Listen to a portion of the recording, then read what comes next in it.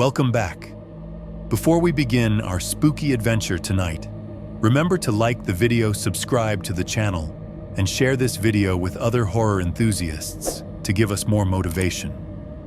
I'd love to know where you're watching from and what time it is, so leave a comment below and cheer me on YouTube. Chapter 1. Clean Start. Part 1.1. I wasn't the kind of guy who disappeared into the woods because he was searching for himself. I disappeared because I was tired of hearing the same sounds every day.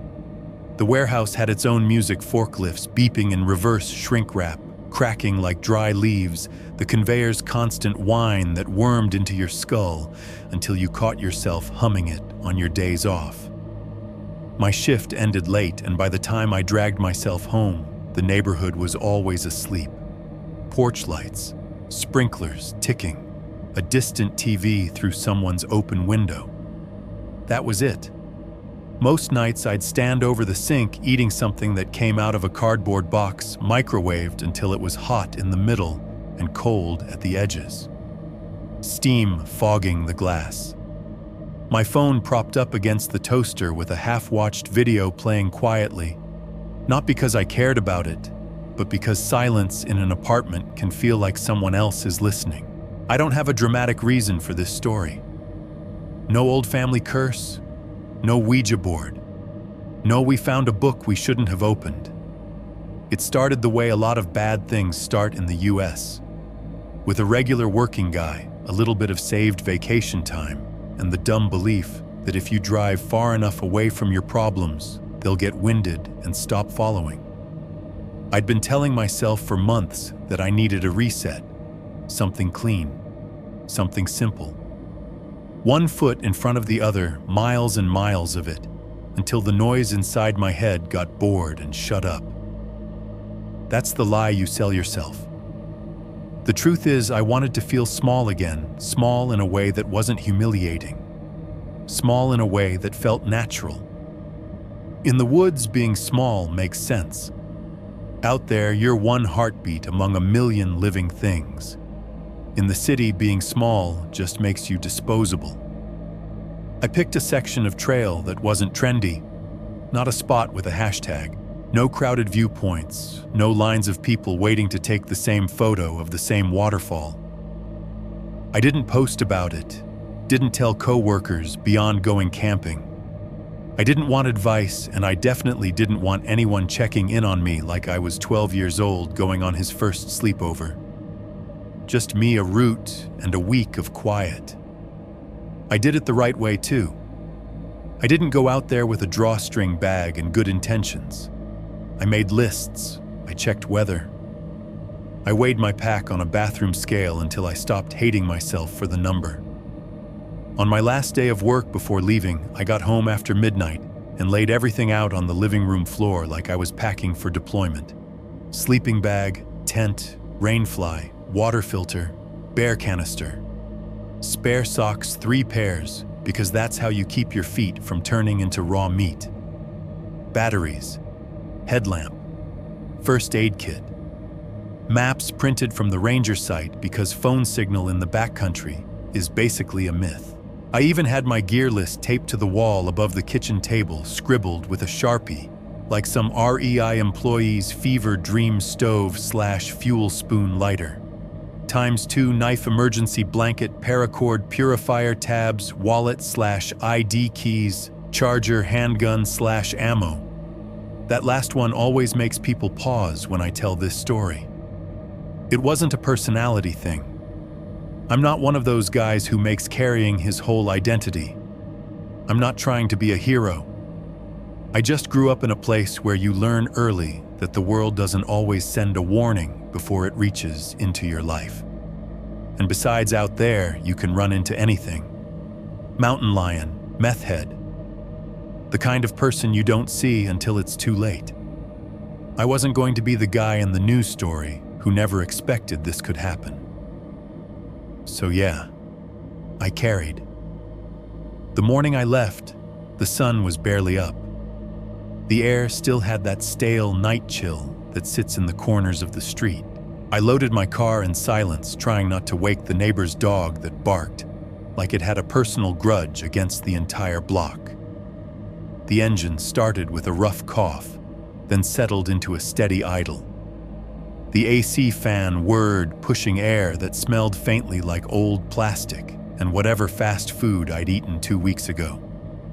I put a cheap coffee in the cup holder gas station, kind too hot and too sweet, and pointed myself north.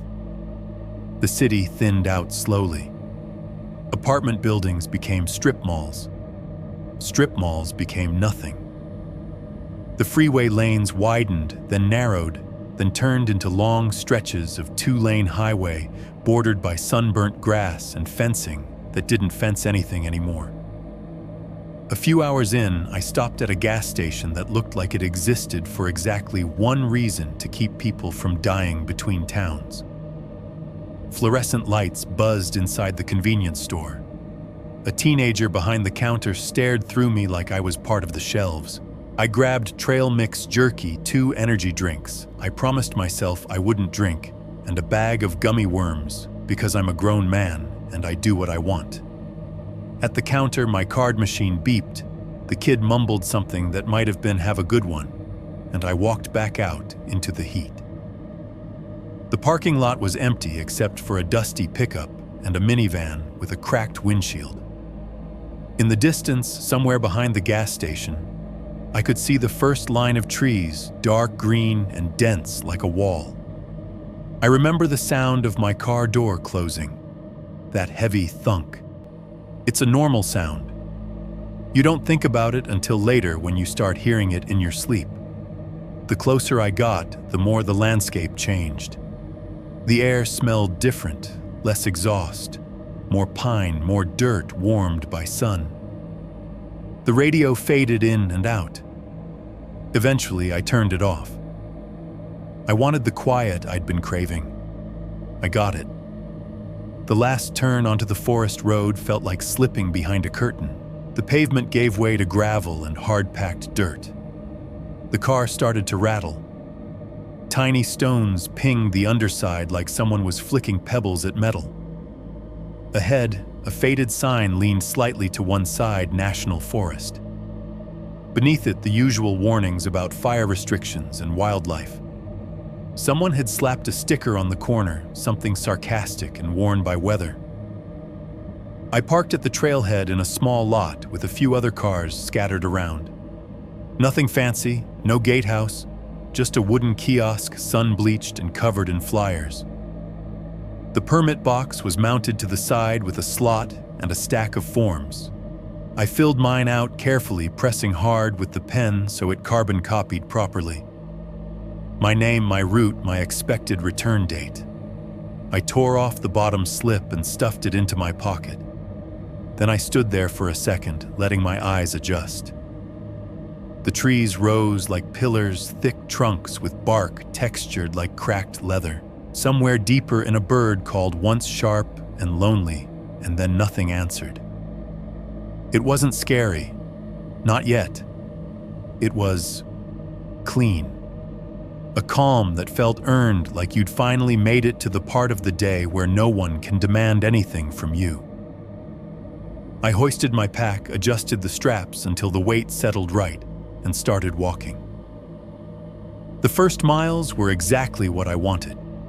The trail cut through shaded stretches, then opened into patches of sun where the heat hit your face like a warm hand. My boots crunched over dry needles. My breath fell into a steady rhythm. In the distance, the wind moved through the pine tops with a soft, rushing sound that reminded me of waves even though I was hours from any ocean. Every once in a while, I passed someone coming the other way. We did the normal little hiker nod, the quick exchange of "how's it ahead?" and "not bad," like we were all pretending this was a casual stroll and not an intentional act of being uncomfortable. By late afternoon, I found a spot to camp. It was a small clearing, a little off the trail, just enough distance that I couldn't see other tents, just enough cover that I felt like I had my own corner of the woods. The ground was soft with needles, and the air smelled like sap. I could hear a faint trickle of water somewhere down slope, the kind of sound that makes you thirsty even if you've just drank. I set up my tent slowly, methodical. Poles snapped into place. Fabric stretched tight. Stakes sank into the earth with a satisfying give. The whole thing felt like muscle memory. Then I did what I always do. I made camp boring. Food went into the bear canister. Anything scented trash toothpaste wipes into the bear canister. Canister placed a good distance away from the tent, tucked behind a fallen log where it wouldn't roll downhill if something messed with it. I've seen people do stupid things. Hang a bag of food 6 feet off the ground, like that's going to stop anything with claws. Keep snacks in their sleeping bag. Leave wrappers scattered like breadcrumbs. I wasn't going to be that guy. I ate dinner sitting on a flat rock, watching the light fade through the trees. Everything around me turned gold, then orange, then gray. Shadows pooled between trunks. The temperature dropped in that quick way it does in the mountains, like someone opened a door. When the sun was gone, the woods became a different place. The birds shut up. The wind softened. Even the trickle of water seemed quieter, like it was trying not to draw attention. I clicked on my headlamp. The beam cut through darkness in a clean cone, catching floating dust and small insects that looked like sparks. The first night out always feels like that, like you've stepped into a world that doesn't care you exist. And I loved it. Before I went into the tent, I did one last check. Zippers closed, pack covered, shoes placed inside the vestibule, handgun secured in its chest holster, easy to reach, but not lying around like an invitation. Then I did something I'd picked up from a paranoid friend years ago. I took a tiny pebble no bigger than a fingernail and set it on top of the bear canister lid. I placed another small pebble right against the tent zipper seam, just at the base where it would fall if someone messed with it. It was a stupid little ritual, like hanging a bell on a door. I remember laughing quietly to myself, not because it was funny exactly, but because it felt good to be thorough, to feel like I had control over something, even if it was just a pebble in the woods. I crawled into the tent and zipped it closed. The nylon made that familiar rasping sound as the zipper teeth meshed. The inside of the tent smelled like plastic and dust and whatever the last trip had left behind. I lay on my back, staring at the dark ceiling inches above my face. Outside, the wind moved in the pine tops. I could hear it. Not loud, not aggressive, just there. My body relaxed in a way it hadn't in months. My shoulders dropped, my jaw unclenched, and I started to drift. That's when I heard it. A single snap, sharp, close enough that my eyes snapped open. For a second, I didn't breathe. It wasn't the random cracking you sometimes hear when wood cools at night. It was the clean sound of a small branch breaking under weight. I listened, waiting for the follow-up footsteps rustling anything. Nothing came. The woods held its breath. The silence that followed wasn't peaceful. It wasn't empty. It felt arranged, like something had paused on purpose. I lay there, eyes wide, straining to hear. The tent fabric barely moved with my breathing. My heartbeat felt loud enough to be obvious. Still nothing. After a long minute, the wind started again, gentle in the trees, like it was trying to cover for the silence that had just happened. I told myself it was an animal, a deer, a raccoon, something small. I told myself again that I wasn't an idiot. Eventually, exhaustion won. My eyelids got heavy. The sounds blended together, wind, distant water, the soft creak of trees. Sometime later, I woke up. Not with a jolt, not with a nightmare, just awake. The way you sometimes wake up at 3 a.m. for no reason at all. My headlamp was off and the darkness inside the tent was complete. I could barely make out the pale shape of my hands in front of my face. I held still, listening. Nothing. No wind now, no water, no insects. Just a dead, flat quiet that made my ears ring.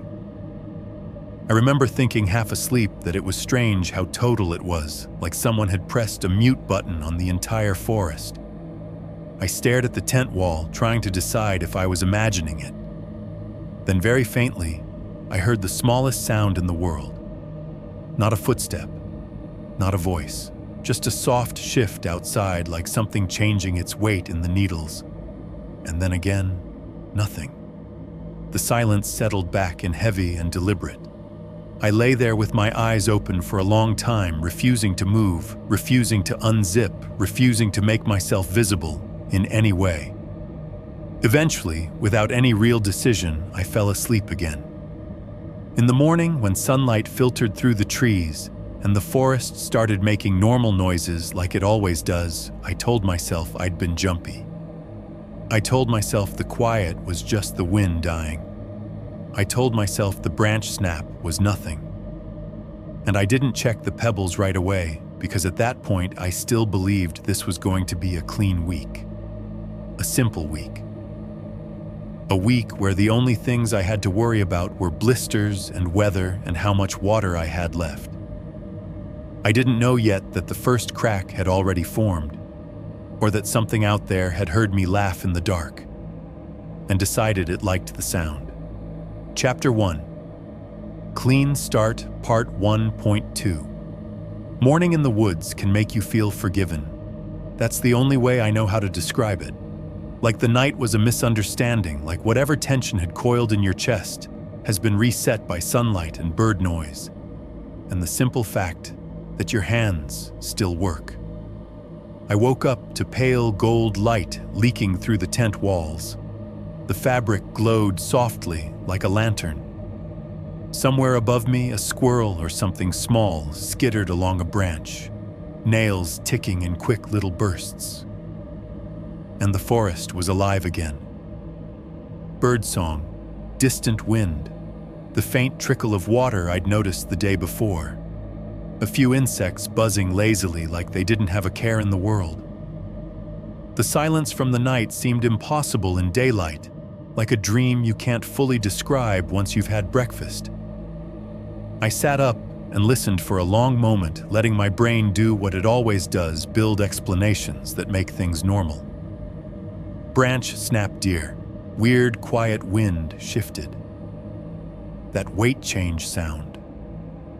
Probably my imagination. Maybe a pine cone dropping. Maybe the trees settling. I unzipped the tent and the zipper teeth rasped open with that familiar zip, a sound that in a normal life means nothing at all. Outside, everything looked the same. Needles, trunks, ferns, sunlight making the dust in the air look like glitter.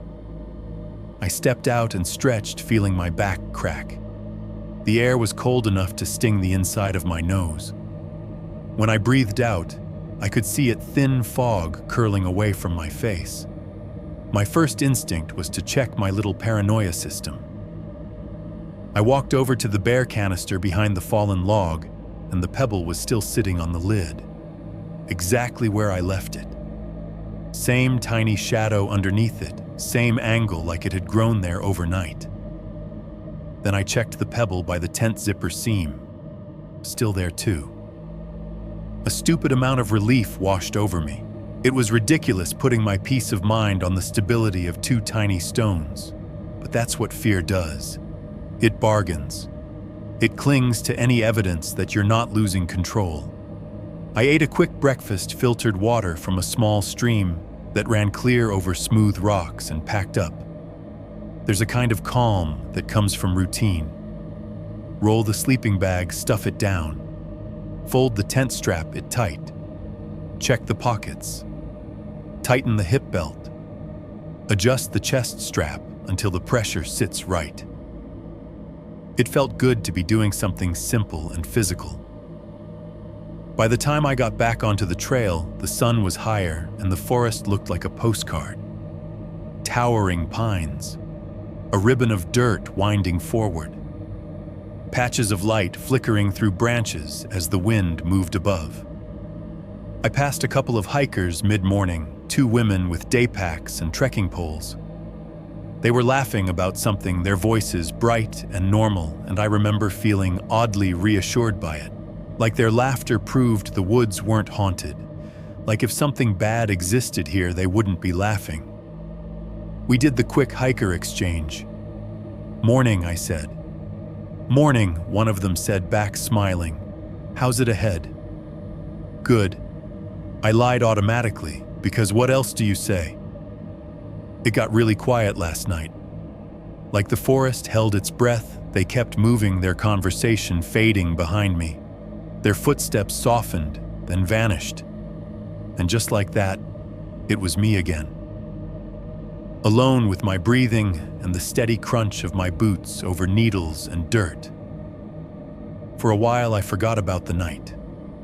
I let my thoughts drift. I watched sunlight ripple across leaves. I enjoyed the simple satisfaction of covering distance. The feeling of my body working the way it was supposed to, each muscle doing its job, each step landing where I wanted it.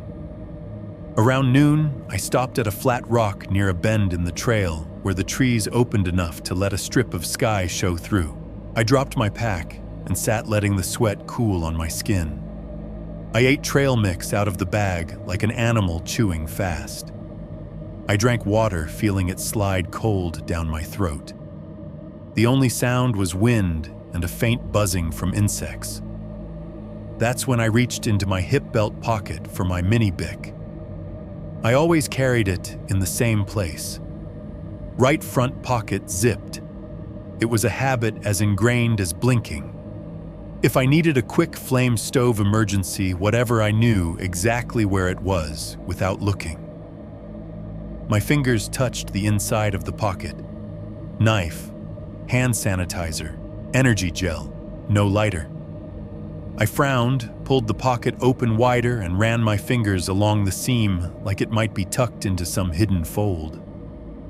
Nothing. I took everything out and lined it up on the rock. Knife, sanitizer, energy gel. It wasn't there. A small, stupid annoyance sparked in my chest. Losing something like that is the kind of thing that makes you feel sloppy. Like you're the kind of guy who drops his keys into a storm drain. I patted my pants pockets, checked the cargo pocket on my thigh, checked the side pocket on my pack. Nothing. I stared at the little lineup on the rock, and my brain did what it always does when it doesn't want to be scared.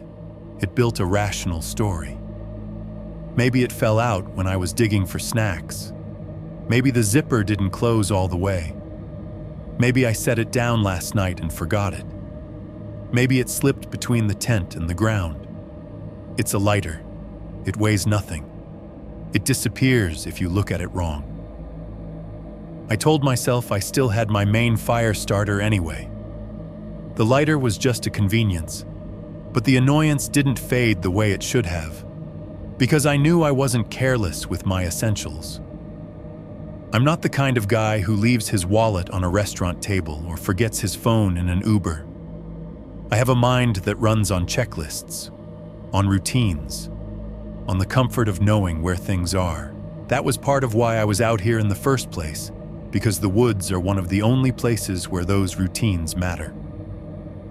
I repacked my pocket and stood up, shouldering my pack with a grunt.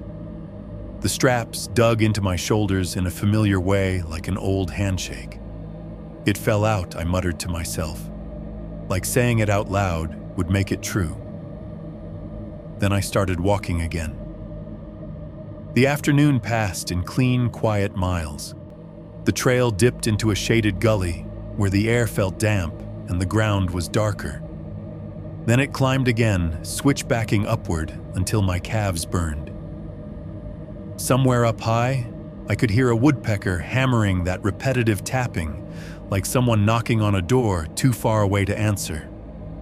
I kept waiting for the fear to return. It didn't. Not fully. Just little flashes, moments where a shadow seemed to move wrong or where my ears strained for footsteps that weren't there. but every time it resolved into normal. Wind, bird, my own imagination. By late afternoon, I picked a campsite near a small ridge. It wasn't perfect, but it was sheltered with a natural dip in the ground that blocked some of the wind. I went through the same routine: set up tent filter, water, put food and scented items in the bear canister, place it away from camp. And again, because now it mattered more, the pebble test. I found 2 small stones, set one on the canister lid, set another by the tent zipper seam. This time I didn't laugh. I told myself it was just a habit. But I could feel something in me tightening. That night after dinner, I sat on a log and watched the light go out of the world. The trees became silhouettes. The sky faded from blue to bruised purple to black. A thin crescent of moon hung between branches like someone's fingernail. The temperature dropped quickly. My fingers went numb around my water bottle. I clicked my headlamp on and felt that small comfort of having a controlled cone of light in the darkness. I crawled into my tent and zipped it closed. The zipper teeth made a slow, deliberate sound as I pulled them up. Zip. It was louder than it had been the night before. Or maybe it just felt louder now that my nerves were primed. I laid back listening. The wind in the pine tops was stronger tonight, a steady hush that reminded me of surf. Every once in a while, a gust pushed lower and made the tent fabric flutter softly. Nylon creaked as it shifted. Stakes held. I tried to focus on normal things: my sore feet, the ache in my shoulders, how good my sleeping bag felt. At some point, I reached for my little notebook. I kept it in a Ziploc bag tucked into the top pocket of my pack. It wasn't anything special, just a cheap spiral notebook with a few pages filled. I wrote down mile markers, water sources, small notes like good campsite near ridge or steep climb watch footing. It was more for my mind than anything. A way to make the trail feel orderly. I unzipped the pack pocket and felt around. Ziploc, map, a spare battery, no notebook. I sat up, heart picking up speed. I pulled the pocket open wider and shined my headlamp inside. The beam lit the interior like a little stage. No notebook. I went through the pack carefully at first, then more urgently. I checked every compartment, every mesh pocket, every spot I could possibly have shoved it without thinking. Nothing. I froze for a second, headlamp beam steady on the inside of my pack, as if the notebook might materialize if I stared hard enough. Then I started checking other things. Handgun.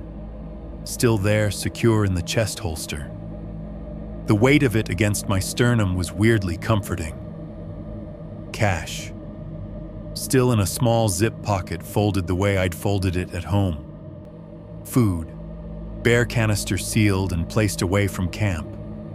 Still where I'd put it, at least as far as I could tell in the darkness. I sat there in the tent with my pack open, my headlamp shining on scattered items like evidence on a table. 2 missing things in 2 days. A lighter and a notebook. One could be an accident. 2 started to feel like a pattern, and patterns are what make your brain start reaching for explanations you don't want. I forced myself to slow down. I took a breath and held it. The air inside the tent smelled like nylon and my own sweat. "You dropped it," I whispered. "You probably dropped it." I tried to picture myself pulling the notebook out at lunch.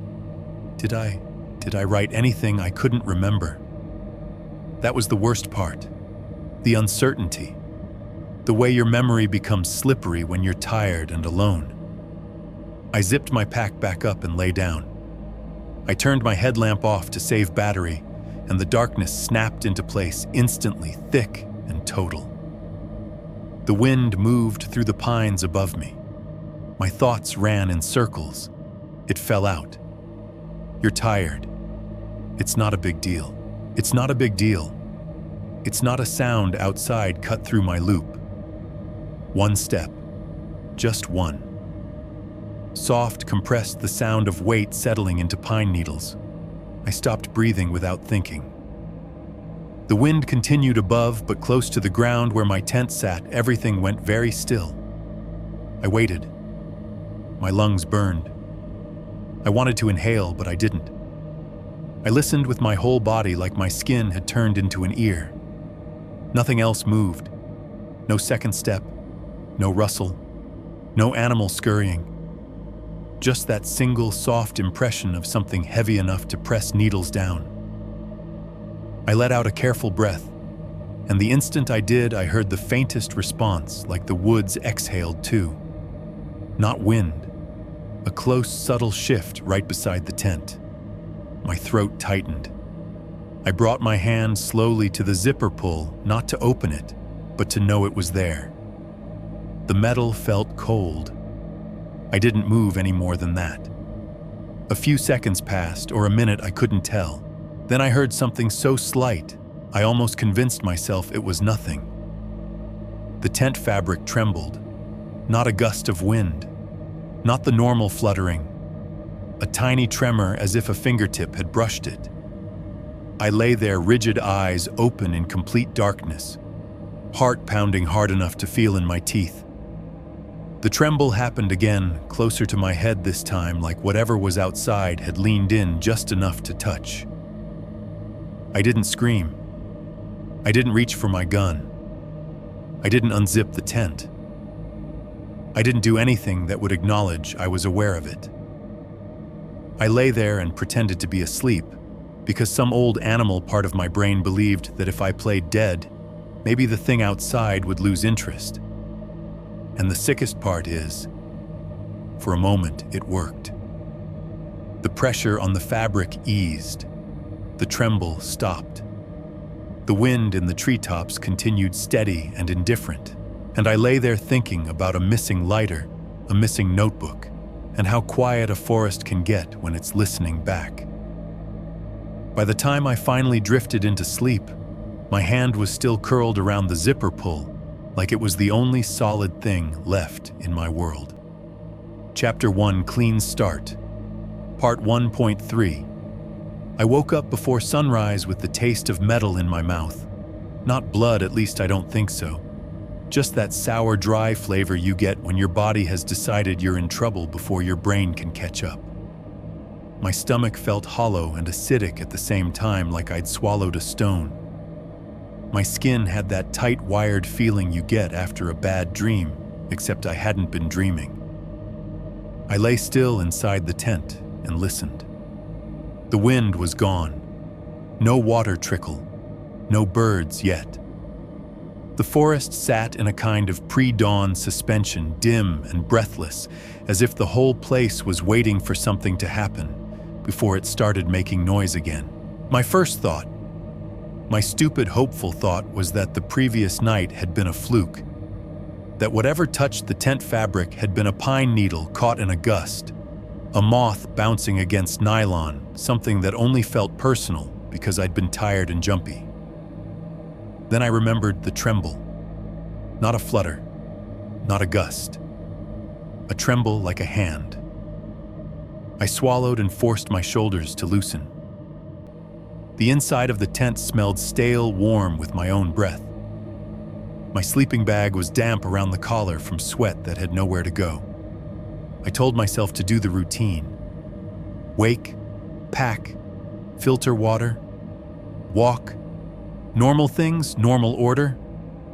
I rolled onto my side, reached into the small inner pocket of my pack where I kept my essentials wallet keys, ID, because those were the things you don't leave in outer pockets where they can fall out. That pocket was my never-lose spot. It was as close to sacred as I get. My fingers touched fabric, then empty air. I frowned, reached deeper. Nothing. My stomach dropped so hard, it made me dizzy. For a second, I held perfectly still, like movement might make the wallet appear. Like if I didn't react, my brain would correct itself, and I'd feel the familiar rectangle of leather under my fingertips. I reached again. slower this time, tracing every seam, checking if it had slid behind the lining. Nothing. A cold heat spread across my chest. My heart started beating too fast, too hard, like it was trying to punch its way out and run without me. "No," I whispered, and the words sounded small in the dark tent. I sat up and turned my headlamp on. The sudden light made my eyes ache. I ripped open the pocket and dumped its contents into my lap. Chapstick, a folded receipt from the gas station, my car key fob, no wallet. My hands went numb. I dug through the pack like an animal. I pulled out my clothes bag, shook it, slapped it flat. I dumped my food bag on the tent floor, scattering packets and bars like colorful debris. I unrolled my sleeping bag, halfway checking between folds. I checked my pants pockets, even though I knew I hadn't worn them to bed. It wasn't there. My breathing got shallow. My fingers trembled. I couldn't stop shaking, even though I wasn't cold. Wallet wasn't just money. It was everything. Driver's license, credit card. My name, my face, my address, the part of me that exists in the normal world. Out here, losing it meant being stuck in a limbo where you could still walk, but you couldn't prove you were you. And the worst part was this: I hadn't been careless. Not with that. I crawled out of the tent, half-dressed, headlamp beams sweeping the ground like a searchlight. The pre-dawn air hit me sharp and damp. The world outside was gray, the trees just shapes. My breath came out in fast, white bursts. I looked around the campsite, scanning for anything out of place, anything dropped, anything disturbed. That's when I saw the bear canister. It sat where I'd placed it, behind the fallen log. But the pebble on top. The pebble wasn't on top anymore. It lay in the pine needles beside the canister, as if someone had flicked it off with a lazy finger. I stared at it for too long, my brain refusing to accept the simple meaning of what I was seeing. Then I forced myself to look closer. The canister lid wasn't open. It was still locked down. But the tiny smear of dirt around the latch looked different, like someone's thumb had pressed there. I felt my mouth go dry. I tried to swallow and realized I couldn't. My eyes flicked back to my tent. The second pebble, the one I'd placed against the zipper seam, was gone from where it should have been. I took one slow step toward the tent, then another, and then I froze. Because the pebble wasn't missing. It was there, just not where I'd put it. It sat 2 feet away from the tent door, placed neatly on the ground like a punctuation mark.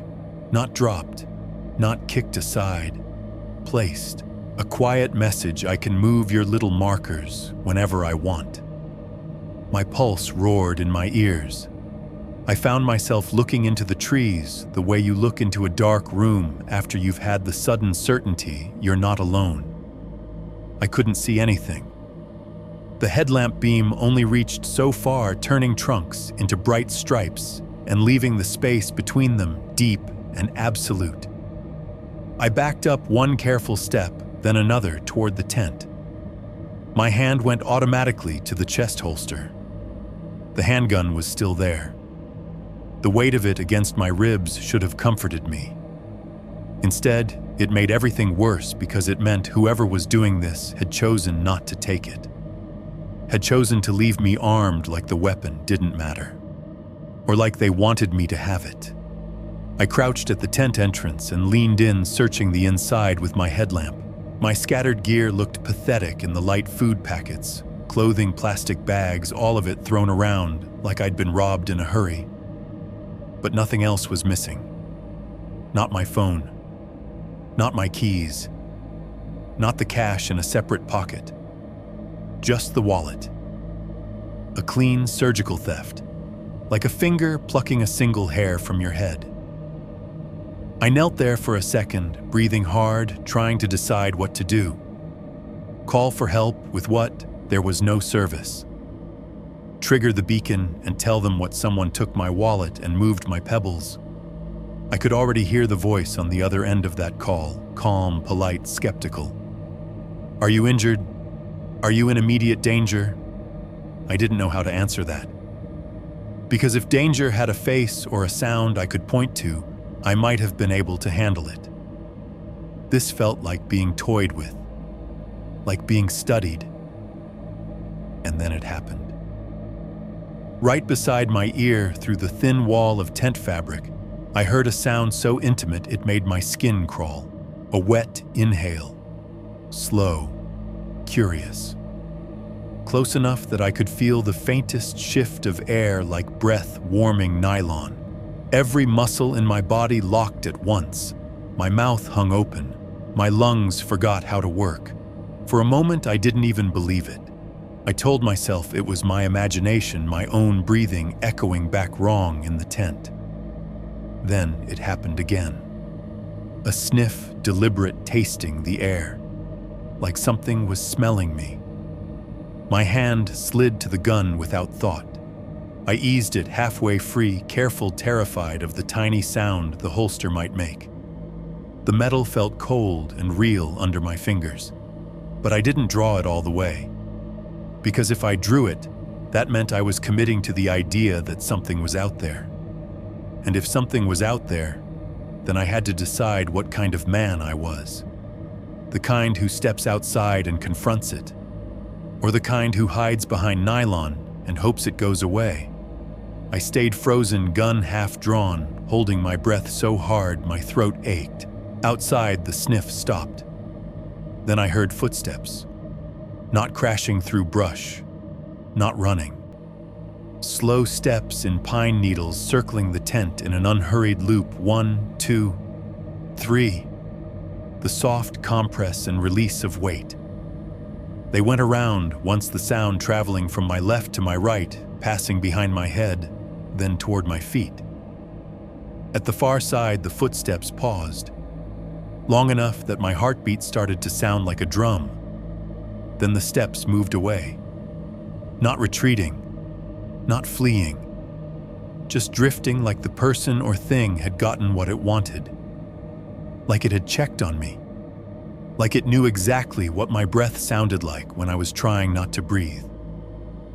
I didn't move for a full minute after the last sound faded. I didn't blink. I didn't swallow. When I finally let air back into my lungs, it came in a shaking gasp that sounded too loud, too human. The forest was beginning to wake up. I could hear the first birds' soft chirps at a distance, tentative, as if they were checking whether it was safe to be alive again. I shoved my gear into my pack without order.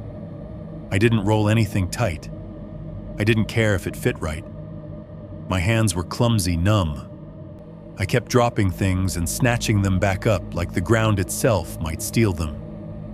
I packed fast because I could feel it, whether it was real or imagined. I couldn't tell, that the moment I acted normal, I was playing into the rules of whatever was watching. And I wanted no part of its game. By the time the sun finally pushed above the tree line, I was already hiking. My steps were too quick, my breathing shallow. Every few seconds, I looked over my shoulder, half expecting to see someone walking the trail behind me. I never did. But that didn't make me feel better. It made me feel like I was being followed from somewhere I couldn't see. That night, I didn't camp in the same spot. I didn't even go off trail to hide the way I normally would. I stayed closer to the path, close enough that if another hiker passed, I'd hear them. I set up my tent in fading light, with hands that still wouldn't stop shaking. I ate without tasting. I checked my gun too many times, and when darkness finally settled in, I curled up inside the tent with my phone charged and my headlamp beside me like a talisman. I didn't take any photos, not that I remember. I didn't have the mood for pictures. I didn't want souvenirs. At some point, I fell asleep anyway, because your body always betrays you eventually. Sometime after midnight, my phone buzzed softly, a dull vibration against the tent floor. I woke just enough to see the screen glow, then fade again. The next morning, when I had a weak signal and my phone finally connected to the world for a moment, it did what it always does without asking. It backed up my photos. I wasn't thinking about that. I was thinking about my missing wallet and the sound of breathing through nylon. So I didn't notice until later when I stopped for water and opened my gallery out of habit, scrolling mindlessly like a person trying to pretend he wasn't scared. There was a new image, a night shot. Black trees and headlamp glare washed across the frame. The kind of accidental photo you take when the phone slips in your hand. Except it wasn't accidental. The angle was too steady, the composition too intentional.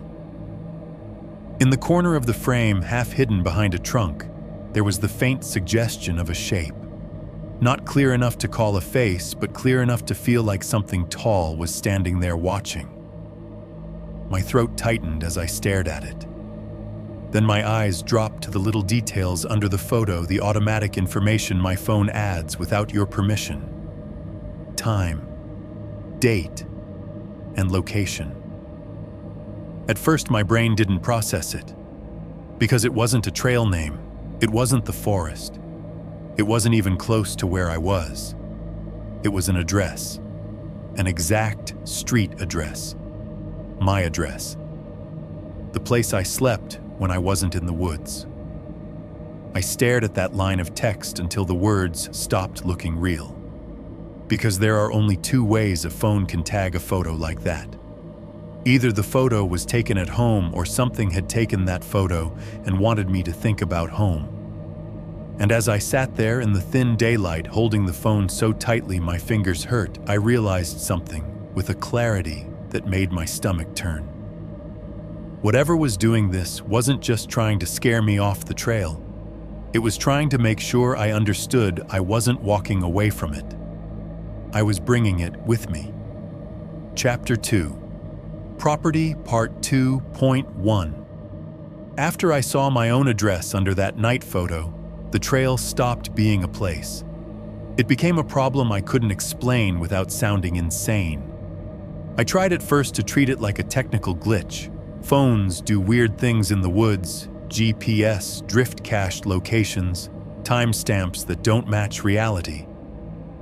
I told myself maybe the camera app had saved the last known location from home. Maybe my phone had tagged it wrong because the signal was weak. That was the rational explanation. And it would have held if the rest of the week hadn't started rearranging itself around me like a trap tightening. I remember standing near a creek that morning, filtering water through my Sawyer and watching the clear stream run over stones. The sun was up bright enough to make the wet rocks sparkle.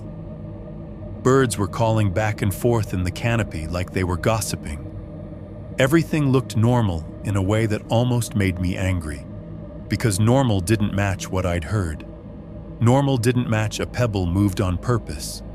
Normal didn't match breath on nylon. Normal definitely didn't match a photo that claimed it was taken in my apartment, when I was miles away from my car, miles away from any road, miles away from anything but trees. So I did what people do when they're afraid and they don't want to admit it. I compartmentalized. I told myself, finish the day. Don't spiral. Don't do anything dramatic. Keep moving. I did not hit the SOS on my beacon. I thought about it though. The little device sat in my chest strap pocket square and innocent looking like a toy. All you had to do was flip the cover and press the button. Help would come eventually. Rangers, a helicopter, if it was serious, a rescue team. But what would I tell them? Hi, I'm not hurt. I'm just being messed with. Even in my own head, it sounded pathetic. And I felt a shame about it that made me clench my jaw. A grown man calling for rescue because he couldn't handle a little fear. Because he lost his wallet. Because he heard someone breathe outside his tent. The part of me that had worked late shifts and paid rent and handled his own problems didn't want to become a story someone else told with a laugh. So I kept hiking. That's the mistake most people make in these stories, thinking stubbornness is the same thing as strength. The trail that day was beautiful in a way that felt almost cruel. It climbed gently, winding between tall pines and patches of fern. The air smelled clean and sharp like crushed needles and sun-warmed bark. Every now and then, the wind would move through the upper branches and make a soft, rushing sound, like the forest whispering to itself.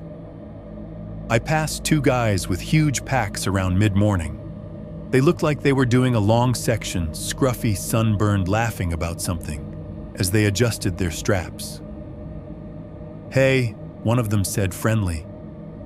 "Morning," I answered, and my voice came out too normal, like I hadn't spent part of the night staring at a photo that claimed to be taken at my home. They asked where I'd camped. I gave a vague answer. They told me about a nice viewpoint ahead. We chatted for maybe 30 seconds, and then they were gone. The sound of their footsteps faded until it was just me again, and the absence they left behind felt bigger than their presence had been. By lunchtime, I could feel my mind starting to do math. Not miles, not elevation, inventory. It started as a casual check. The kind you do without thinking: phone, headlamp, knife, fire starter. Then it became compulsive. I stopped at a flat spot by the trail where sunlight warmed a rock like a stovetop. I shrugged off my pack and sat down hard, feeling the weight leave my shoulders. My hands went automatically to my pockets. Right hip belt, pocket knife, sanitizer, energy gel, still no mini lighter. Left hip belt, pocket, trail mix, empty wrapper, small trash bag. I ate without appetite, chewing, because my body needed fuel, and because chewing gave me something to do besides listen. Halfway through my food, I decided to take a purifier tab out and drop it into my bottle just to simplify things for later. The strip of tablets was in the top compartment of my pack, inside a small zip pouch with my water stuff. I unzipped it and pulled the strip out. The foil was open. That was the first thing I noticed. I had sealed strips because I'm the type that buys sealed strips. I don't like loose tablets rattling around where moisture can ruin them. The foil on this strip had been peeled back clean and deliberate. I stared at it for a second, confused, then counted the remaining tablets with my thumb. 1, 2, 3. 2 were missing. Not 1, 2. And I knew I hadn't used any since that morning. I'd filtered water. I hadn't needed tabs. My mouth went dry. I looked around, head turning slowly, scanning the trees, the trail, the bright strip of sky above. There was no one. No sound except wind. I told myself the foil might have snagged on something. I told myself maybe I'd used 2 the day before and forgotten. I told myself I was tired and stressed and memory gets slippery when you're in the woods. But there was an ugly little thought underneath all of it. Someone is going through your stuff, not stealing everything, not taking what's valuable, taking what's yours. 2 purifier tabs. Who steals 2 purifier tabs? That isn't theft. That's communication. I packed up fast and started walking again, my pace quicker than it needed to be.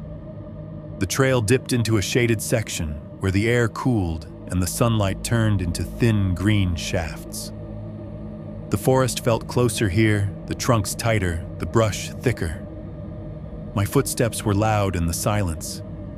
Then I heard it, not behind me. Off to my left, a faint crunch like a boot compressing dry needles. I stopped immediately. The sound stopped.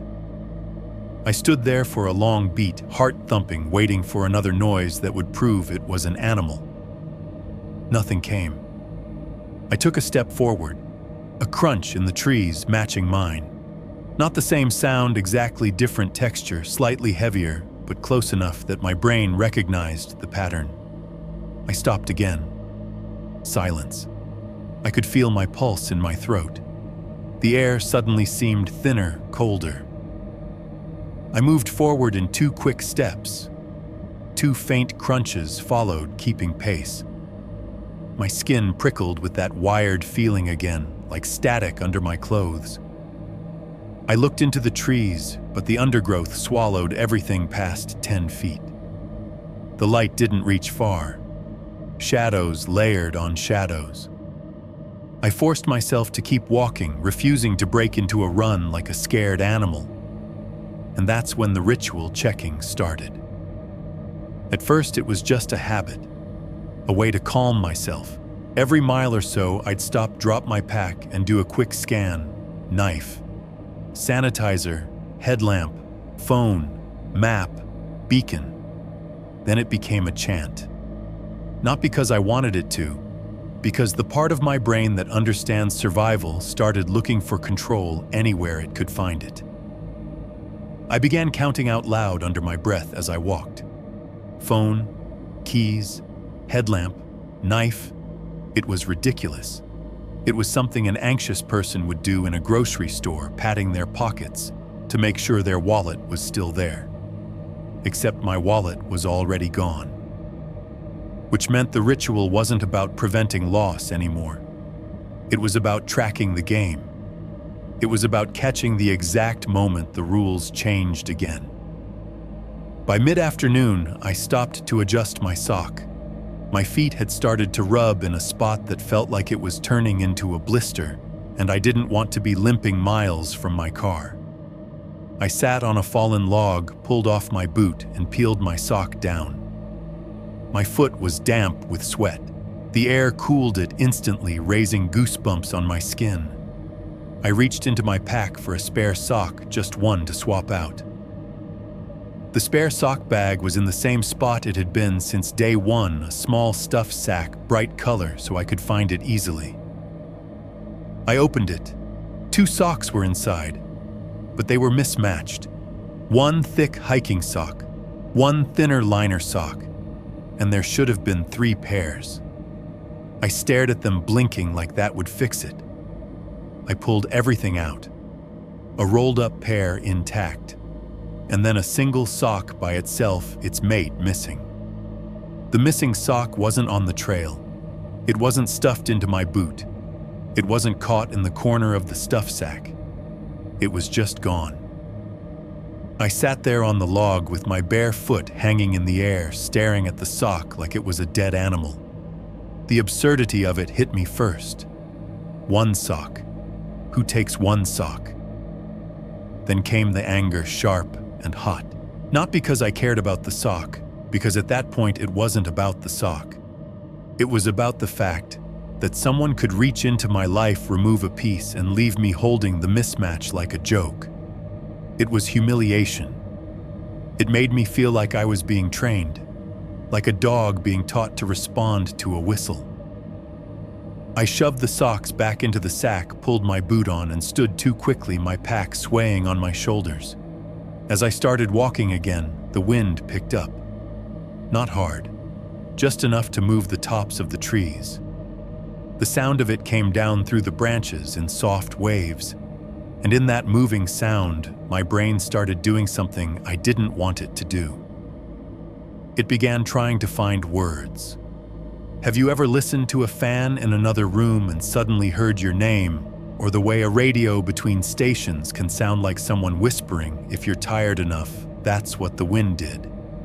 It wasn't actual speech, not in a way you could record and play back as proof, but my mind kept catching little shapes inside it, syllables that almost formed.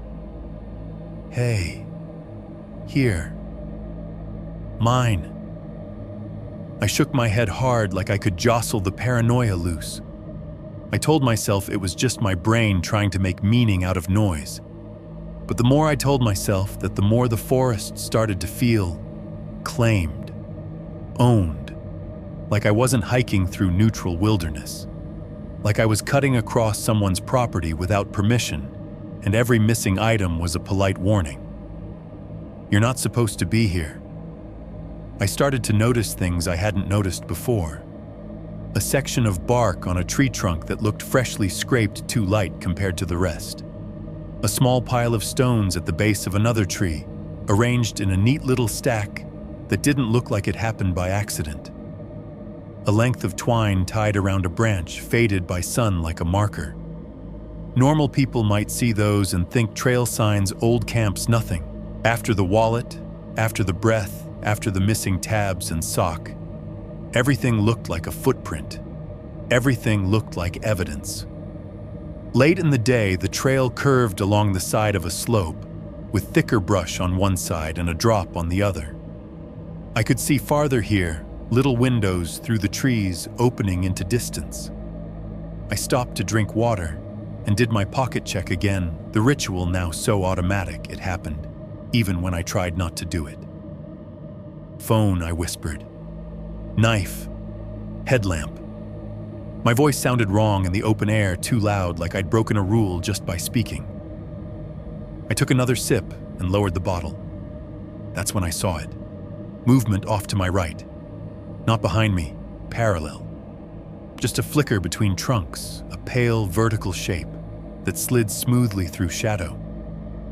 For half a second, it looked like a person stepping from one tree to the next. Then it vanished. I turned my head fast enough that my neck popped, scanning the brush, the trunks, the empty spaces between. Nothing. No footsteps, no rustling. No animal crashing away. Just stillness. The kind of stillness that makes you feel like you're the only loud thing in the world. My mouth went dry again. I could feel the adrenaline trying to lift me onto my toes. I forced myself to stand there and listen. Far away, somewhere deep in the woods, a branch cracked. Not close, not immediate, but clean enough to make my stomach tighten. And then faintly, so faintly, I could have convinced myself it was imagination, I heard a single crunch in the trees to my left, matching the rhythm of my breathing, waiting for me to move first. I tightened my grip on my water bottle until it creaked, and I realized with a clarity that made my skin prickle that whatever was out there had changed tactics. It wasn't stalking me from behind like a predator. It was walking with me, keeping pace, guiding me down the trail like I'd already agreed to follow. Chapter 2. Property, Part 2.2. The first time the trail lied to me, it wasn't with a sound. It was with water. It happened late afternoon in a stretch where the trees thinned and the light turned hard and white. The trail was packed dirt with scattered stones, dust rising in little puffs every time my boots hit. My mouth tasted like salt. My shoulders ached under the straps. I kept telling myself to focus on the simple things, breathing, footing the next bend. That's when I stepped into the puddle. I felt it immediately, cold water flooding over my boot, soaking into my sock. I heard the splash too, that soft, ugly sound of your foot displacing water you didn't see. I flinched and nearly stumbled, throwing my weight forward to keep from falling. Damn it, I muttered, already imagining the blister risk, already feeling that wet chill creeping toward my toes. I yanked my foot back and shined my headlamp down out of instinct, even though it was still daylight. The ground was dry, not damp, not darkened. Dry, pale dirt with a thin crust of dust on top, undisturbed except for my fresh boot print. I stared at it confused and lifted my foot again. I rotated my ankle, expecting to see mud, water, anything. My boot was dusty. My sock, when I pulled the cuff up and checked, was dry. I could still feel the water for a second, phantom cold against my skin, like my body was arguing with reality. I stood there with my mouth open, breathing too fast, looking between the ground and my foot, as if one of them would admit it was lying. There are certain experiences that don't scare you in the moment so much as they fracture something fundamental. If I see a bear, I know what to do. If I hear footsteps, I can draw a line between cause and effect. But if I can feel a splash and hear a splash and then look down and see dust, What am I supposed to do with that? What am I supposed to trust? A laugh tried to bubble up in my throat, thin and ugly, not amused, just desperate. I swallowed it down. I looked up into the trees, half expecting to see someone watching. Nothing moved. The forest stood there like it always does, indifferent, ancient, too big to care. And yet I felt in that moment like I was being handled.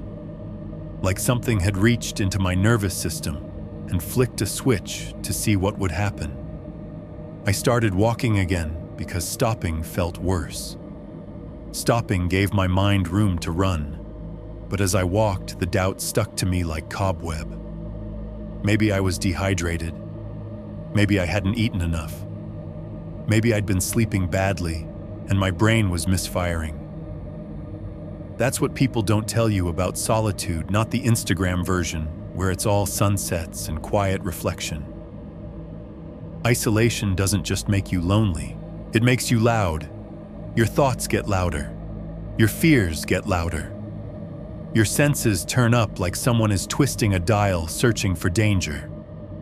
You start seeing patterns in randomness. You start hearing things inside other things. Your brain is a machine built for social feedback, for small calibrations. Voices, traffic clocks, normal little anchors. Take those away, and your mind starts filling the silence with guesses. And after the missing items, after the wallet, my mind had a lot of guesses. By the time I chose a campsite that evening, I was running on a thin, bitter kind of focus. The trail had dipped into a valley where the air was cooler, and the shadows came early.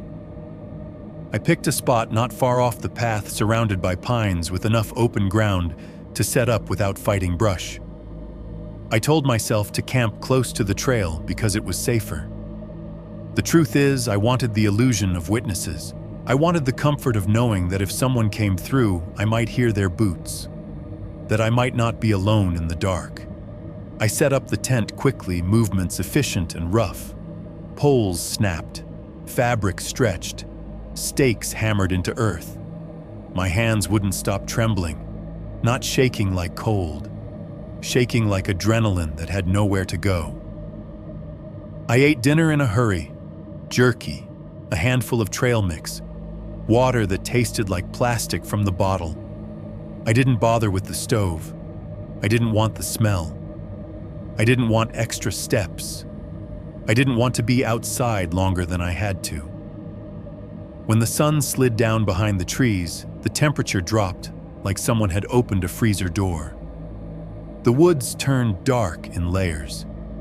The air became heavy damp with the promise of night. I did my routine again, but now it wasn't calming. It was a compulsion, like checking locks on a door after you've already checked them. Everything scented into the bare canister placed away from camp. The pebble test. This time I didn't just place the pebble on top of the canister lid. I pressed it slightly into a small indentation in the plastic so it wouldn't roll easily. I wanted certainty. Then I went to my tent and placed the second pebble against the zipper seam. And after that, I tied knots. Small, tight knots in the zipper, pulls one on the inside, one on the outside, so if someone opened it, they'd have to untie it or break it. It was ridiculous. Anyone determined enough could slice through fabric with a pocket knife. But the knots weren't about physical security. They were about evidence. They were about having something concrete to look at in the morning, so I didn't have to argue with my own memory. I crawled into the tent and sat there for a long minute, headlamp on, looking at my scattered gear like it was a crime scene. Then, because I didn't know what else to do, I turned my headlamp off and let the darkness settle. Outside, the wind moved softly through the trees, that steady hush like ocean surf far away. It almost soothed me. Almost. I lay on my back, listening to it, forcing my breath to slow. I counted inhales. I counted exhales. I tried to think about my apartment, my couch, my cheap coffee maker, anything that wasn't black trees and missing items. At some point, exhaustion pulled at me. My eyes grew heavy despite my fear. I started to drift. A sound snapped me awake. Footsteps, not far, not faint. Close enough that my body reacted before my mind did. I rolled onto my side and held my breath. The footsteps moved through the pine needles in slow circles around my camp, the same pattern as the night before. The sound was deliberate, careful enough not to crash, heavy enough that it wasn't a raccoon. 1, 2, 3. Then a pause. Then more steps continuing the loop. My heart hammered. I could feel it in my fingertips. My throat tightened until swallowing felt impossible. The steps stopped directly outside the tent entrance. So close that I could hear the faint compression of needles under weight, the smallest shift as whoever it was adjusted their stance. I stared into the darkness, eyes open wide, seeing nothing but the faint outline of the tent wall. I reached for the handgun with slow, trembling fingers. The holster made the tiniest whisper of sound as I moved. Outside, the person didn't move. They didn't leave. They didn't retreat like an animal startled by noise. They stood there, patient, as if they knew exactly how far they could push before I broke. I held the gun halfway out, just like that morning, half-committed, terrified of making the final choice. I waited for a breath against the nylon. I waited for the wet sniff. It didn't come right away. Instead, there was silence. A long, stretched silence that made my ears ring. Then very softly, I heard something that was worse than a sniff. A smile. I know how that sounds. I know you can't hear a smile the way you hear footsteps. But there are certain tiny human sounds, air moving through teeth, the faintest wet click that your brain recognizes without your permission. A subtle exhale. A whisper of breath shaped by lips. Like someone was standing inches from my tent wall, grinning to themselves in the dark. My skin went cold. I pressed my free hand against the sleeping bag to keep myself from shaking the tent fabric. I didn't want to betray how scared I was. I didn't want to give them the satisfaction. The footsteps moved again. Slowly at first, circling away from the entrance, passing along the side of the tent, where my head lay close to the fabric. I could feel the vibration of movement through the ground, tiny and intimate. Then the steps faded, drifting away into the trees. No rush, no panic. Just leaving like they'd checked on me and decided that was enough for tonight. I didn't sleep after that. I lay in the dark with the gun in my hand, waiting for the return. Every time the wind gusted and brushed the tent, my muscles locked. Every creak of nylon sounded like fingers. When the sky began to pale with dawn, I realized something with a kind of numb clarity. This wasn't going to stop. Not on its own. Not while I kept sleeping out here like a sitting target wrapped in fabric zipped into place. I sat up and turned my headlamp on. The light made the inside of the tent look small and pathetic. My gear looked like a child's belongings in a fort. I stared at the zipper knots I'd tied. They were still intact. The pebble by the zipper seam was still there. For a second, that relief tried to rise again. Then I realized how wrong that relief was, because it meant whoever was doing this didn't need to get inside anymore. They didn't need to take things to prove they could. They were already controlling my nervous system from the outside. They could come close enough to breathe on the fabric and then walk away, and I would spend the whole night unraveling. They could steal my sleep, which was more valuable than my wallet. I packed up in silence, moving like a machine. Food into canister, canister into pack, tent down, stakes out, everything stuffed and strapped and cinched. As I worked, I forced myself not to look into the trees. I didn't want to see anything. I didn't want to confirm whatever my mind was already convinced of. By mid-morning, I was back on the trail, moving fast. Too fast for comfort. My legs protested. My breath came in short bursts. Sweat cooled on my back and left me chilled. But I didn't slow. Every mile I did the ritual check. Every mile I counted out loud, barely above a whisper. Phone, headlamp, knife, tabs. My voice sounded thin in the open air, like it didn't belong. I tried not to look at the woods beside me, but my eyes kept sliding there anyway, checking for movement. All day I kept telling myself I would camp again at night, that I was just being dramatic, that it was dangerous to hike in darkness, that I'd never hiked through night before.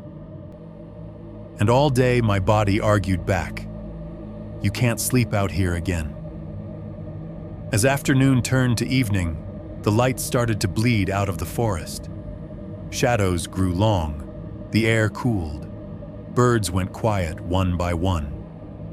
I reached a point where the trail widened briefly before narrowing into a corridor of trees. A wooden post marked a junction, and I recognized the name of a nearby trailhead scribbled on the sign, one I knew was only a handful of miles away. That knowledge hit me like a jolt. Close. Not close like safe. Close like possible. I stopped and stood there in the fading light, listening.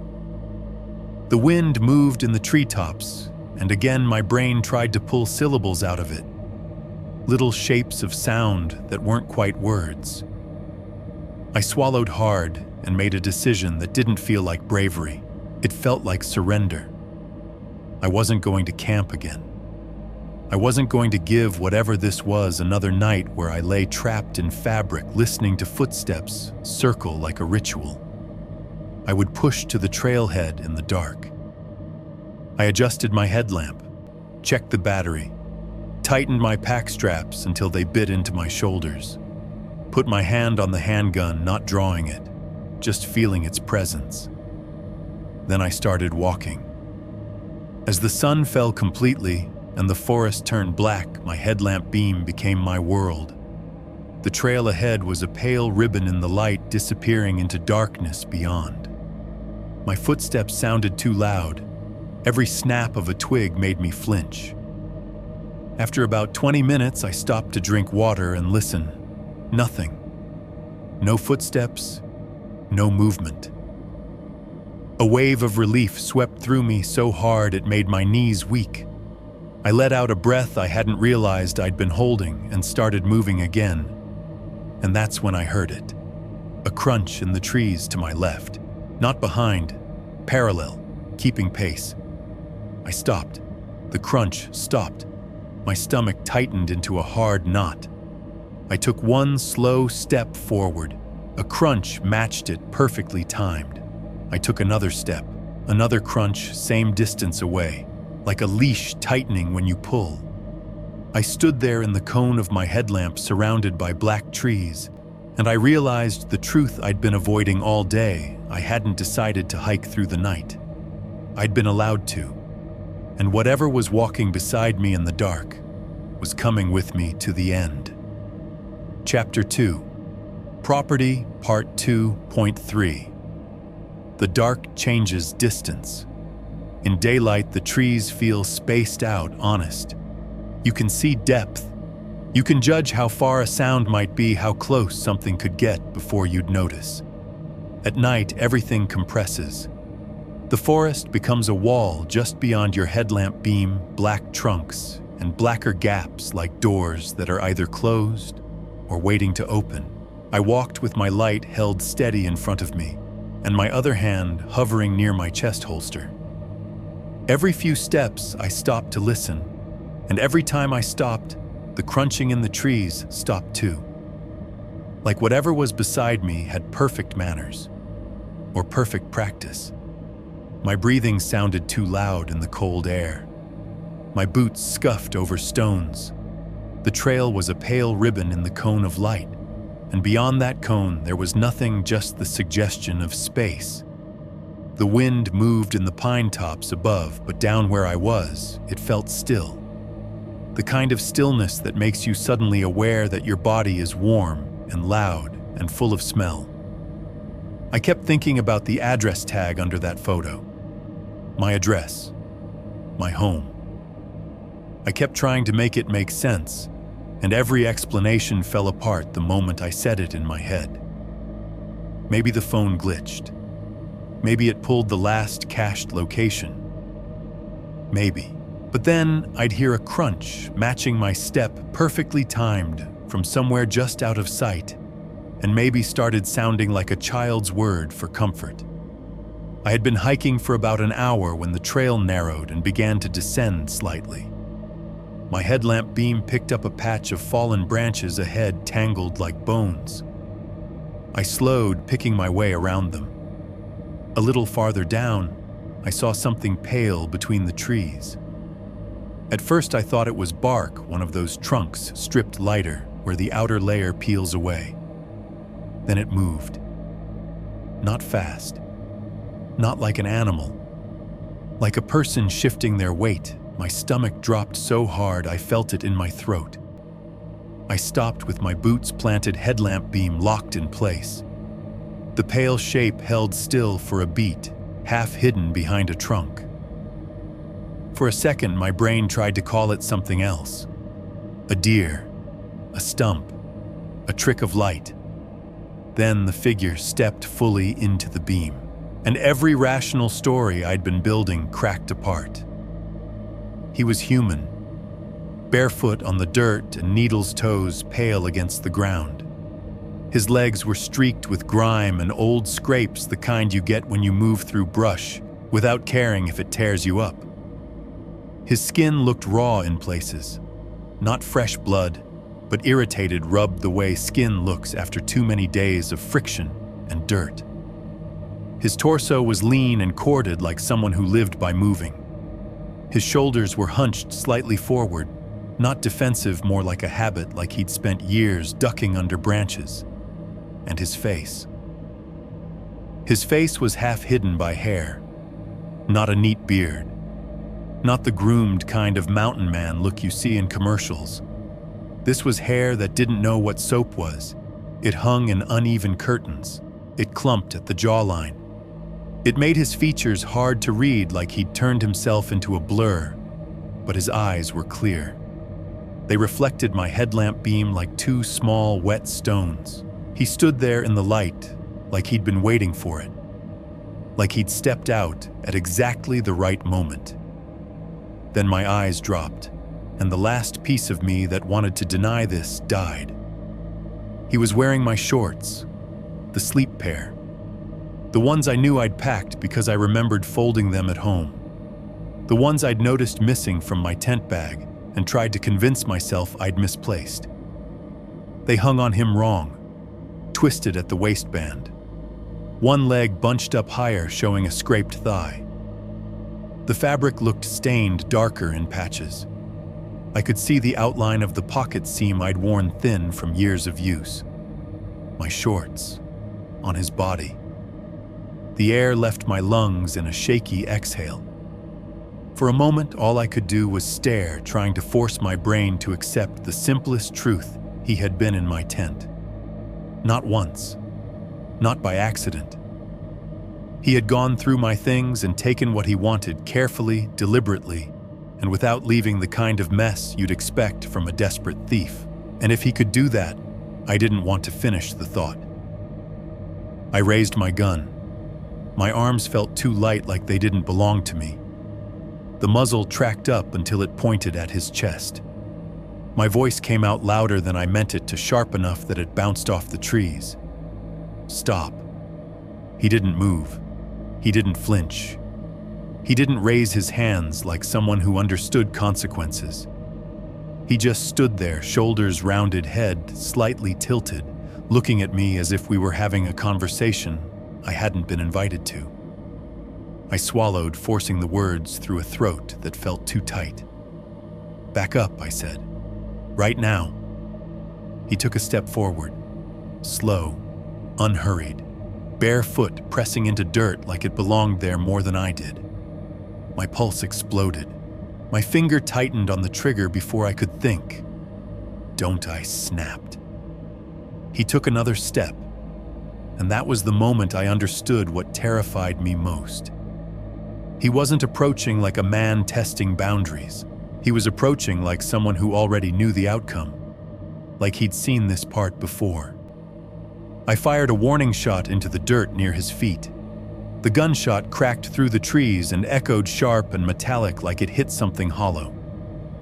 The recoil kicked into my palm.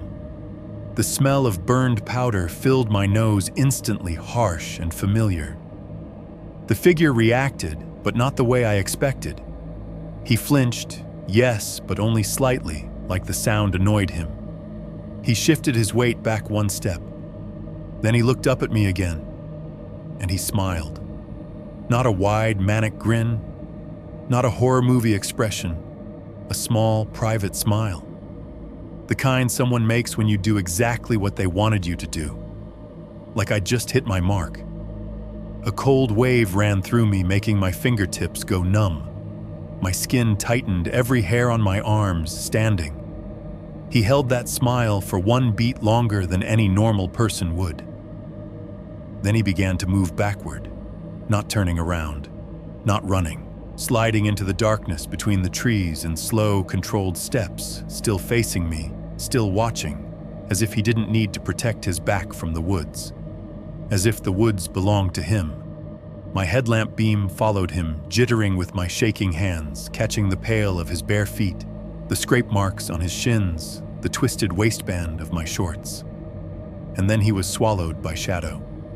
Just gone. No crashing, no branch snaps, no frantic movement. Like he dissolved into the black. I stood there with my gun raised, breathing hard, listening. My ears strained for footsteps fleeing through brush. Nothing. The silence after the gunshot was worse than the gunshot, because it felt like the forest had absorbed the sound and decided not to give anything back. My headlamp beam shook as I swept it across the trees, searching for any sign of him. That's when I saw it. Not him. Something behind him. Farther back between the trunks, just at the edge of where my light could reach, there was another shape. Taller. Thinner. So still, it didn't look alive at first, more like a narrow trunk, a trick of the beam. But it wasn't a trunk. Because trunks don't stand in spaces where there were no trees a second ago. The shape didn't step forward. It didn't run. It didn't do anything dramatic. It simply stood there upright and patient, as if watching me was its only job. The headlamp beam caught a hint of its outline, too straight, too vertical, like a person trying to look like a tree. And then, in a movement so subtle it was almost polite, it shifted behind a trunk and vanished. No sound, no crunch of needles, nothing. My stomach turned over. I realized I'd been holding my breath again. I forced myself to inhale, and the cold air burned my lungs. That was all I needed. I didn't chase. I didn't call out. I didn't fire again. I turned and ran. Not the heroic kind of sprint you imagine in movies. A desperate stumbling run, boots slipping on loose dirt pack, bouncing hard enough to bruise my spine. My headlamp beam jerked wildly, lighting up the trail in frantic flashes, stones, roots, fallen branches. I almost ate it twice, catching myself at the last second, because breaking an ankle out there would have been the cleanest way to die. The worst part of running was the sound of my own movement. It made me feel exposed, loud, predictable. I kept expecting to hear other footsteps join mine, bare feet in needles, close and fast. But I didn't. All I heard was my own panting, my own boots, the rattle of gear in my pack, and the steady slap of my heartbeat in my ears. Eventually, the trees began to thin in a way I recognized. The air smelled different, more open, less damp. Then my headlamp beam caught something that didn't belong in the forest. A reflective strip. A sign. And beyond that, gravel. the trailhead parking lot. I stumbled out of the trees like I'd been spit out, breath tearing in my chest. The lot was empty dark except for the faint spill of moonlight and the dull outline of parked cars. My car sat where I'd left it. For a second, seeing it made me feel like I'd surfaced from deep water. I fumbled my keys out with numb fingers, hit the button, and heard the familiar chirp of the lock. The headlights blinked once, briefly lighting the empty lot. I yanked the driver's door open and practically fell into the seat. My hands shook so badly I dropped the keys in my lap. I slammed the door, locked it manually, and sat there with my gun still in my hand, pointed down, trying to breathe. The car smelled like old coffee and cheap air freshener. It smelled like normal life. My chest hurt.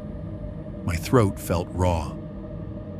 I stared out at the tree line through the windshield, half expecting to see a pale figure standing at the edge of the lot watching. There was nothing, just the black wall of forest. I let out a shaky laugh that sounded like it belonged to someone else. Then I looked to my right, and my entire body went cold. On the passenger seat, perfectly centered as if someone had taken the time to place it, just so was my wallet. The same worn leather, the same scuffed corner. My ID visible through the little clear window. On top of it sat my missing mini lighter. Neat, clean, dry, like they'd never been in the woods at all. For a long moment, I couldn't move. My mind refused to process what my eyes were showing me, because my car doors had been locked when I left. I remembered the beep, the flash of lights, the moment of satisfaction, the tiny comfort of knowing my world was sealed behind metal and glass. And yet my wallet was sitting there like a gift, like a reward, like a joke. My hand tightened around the gun until my knuckles hurt. My eyes flicked to the back seat, empty, to the floorboards, empty, to the passenger footwell, empty. But the air in the car suddenly felt wrong, too close, too warm.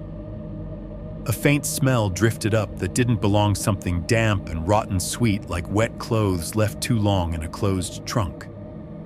I sat perfectly still, afraid that if I moved, I would hear something move with me. Afraid that if I turned my head too fast, I'd see someone sitting behind me in the darkness. My breath came shallow. The windows fogged slightly at the edges, and in the quiet of that locked car with my missing things displayed on the seat like trophies, I realized the worst possibility wasn't that someone had access to my car. It was that they'd been inside it and had simply chosen not to be seen until the moment that would break me. I didn't touch the wallet. I didn't touch the lighter. I started the engine with shaking hands and drove out of that lot as fast as I could without hitting the trees.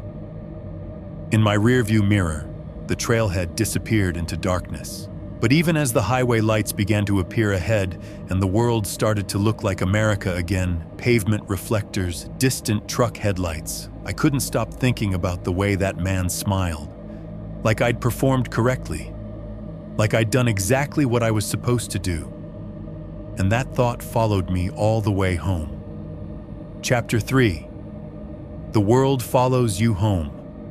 Part 3.1. The first thing that hit me when I left the forest wasn't relief. It was light. Headlights, reflective lane markers overhead, signs glowing green, the steady strobe of passing cars. Everything was so bright, it felt obscene. Like the world had no right to look this normal after what I'd just seen. I drove with both hands locked on the wheel knuckles, white, my jaw clenched so hard my teeth ached. I kept glancing at the passenger seat without meaning to, like I expected the wallet and lighter to move on their own. I didn't pick them up. I didn't open the wallet. I didn't check what was inside. Not because I was being cautious, because touching them felt like accepting something. Like shaking a hand you knew you shouldn't. The highway rolled under my tires in a steady hum. The air coming from the vents smelled like dust and old plastic, the same as always. Outside, the world was full of civilization, truck taillights, red as coals, billboards washed in white light, the faint glow of towns ahead. And I couldn't stop thinking about the smell in my car. That damp, rotten, sweet scent that hadn't been there when I left. It was faint enough that a normal person might not have noticed. A normal person might have blamed a forgotten coffee cup, a wet jacket, something mundane. But I couldn't attach it to anything in my life. So my mind attached it to the only thing that made sense, someone else. About 40 minutes into the drive, I pulled into a 24-hour gas station, the kind that sits beside the freeway like a life raft. The canopy lights were brutally bright. The pumps made everything look flat and colorless, like a crime scene photo. I parked directly under the lights. I didn't even realize I was doing it until I cut the engine and sat there breathing hard, staring at my reflection in the windshield. My face looked wrong, pale, eyes too wide.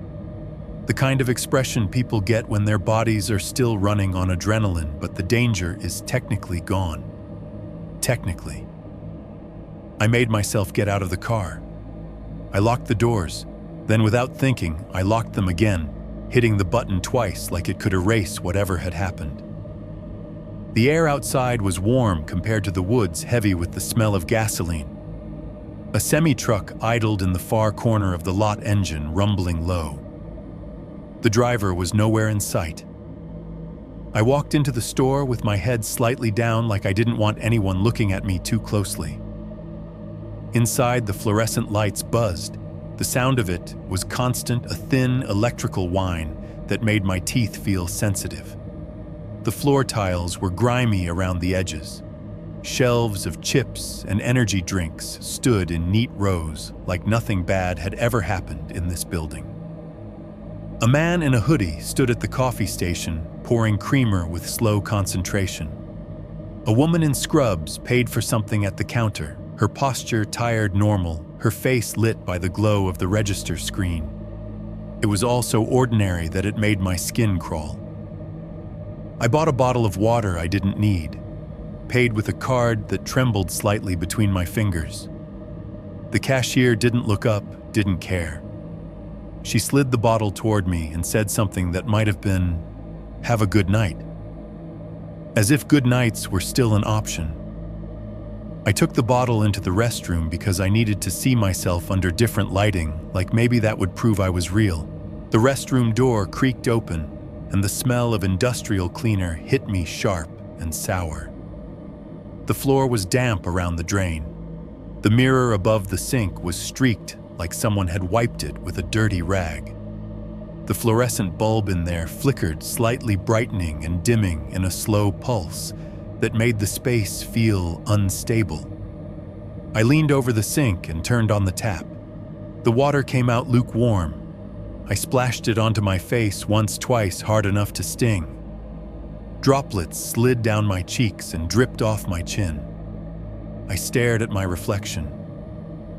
And for a second, my mind tried to do something cruel. It tried to put the man in the woods behind me in the mirror, standing over my shoulder. My heart jumped so hard I grabbed the edge of the sink. There was no one. Just me, wet-faced, breathing, too fast, eyes darting like an animal. I drank some of the bottled water, then poured a little over my hands and scrubbed them, even though they weren't dirty. It was a useless gesture, like washing away something that wasn't on my skin. When I walked back out to the car, I paused under the canopy lights and looked around the lot. Nothing moved except the semi's exhaust haze shimmering in the light. I unlocked my car, got in quickly, locked it again, and only then did I allow myself to touch the wallet. It was warm, not hot, not sun-warmed, just warm like it had been against a body. I told myself it had been sitting in my car heating under the seat heater or something. Except I hadn't turned the seat heater on. I opened it with stiff fingers and checked the contents. Cash still there. Cards still there. My driver's license, my photo, my stupid, tired face staring back up at me like it didn't belong to someone who'd just fired a gun into the dirt to keep a barefoot stranger away. Everything intact. It wasn't theft. It was theater. I set it back on the passenger seat and didn't look at it again. I drove until I reached a rest stop, not because I needed to, because the idea of driving the whole way home without a break felt like it might make me hallucinate again, and I couldn't tell which was worse, stopping or trusting my brain for another hour. The rest stop was lit like a stadium. White lights, pale concrete vending machines glowing in the distance. A few cars sat scattered around people sleeping inside them, faces turned away. The bathroom there was even brighter than the gas stations, the fluorescent lights turning everything hard-edged and sterile. The stalls were empty. The echo of my footsteps made the room sound too big. I stood at a urinal and stared at the wall, listening to the hum of the lights, trying to convince myself that nothing followed me. That whatever had been in the woods belonged to the woods. But my body didn't believe that. My body kept waiting for the wet sniff, kept waiting for the soft crunch of needles that could never happen on concrete. When I left the rest stop and got back on the road, the sky had started to pale at the edges. I didn't remember driving the last stretch home. The world outside my windshield became a smear of exits and streetlights and early morning haze. By the time I pulled into my apartment complex, the sun was up. The parking lot was half full. People were leaving for work, carrying lunch bags and gym duffels, talking on phones like everything was fine. I parked under a light pole even though it was daytime. Old habit, I told myself. I stood beside my car for a moment listening. There was nothing unusual.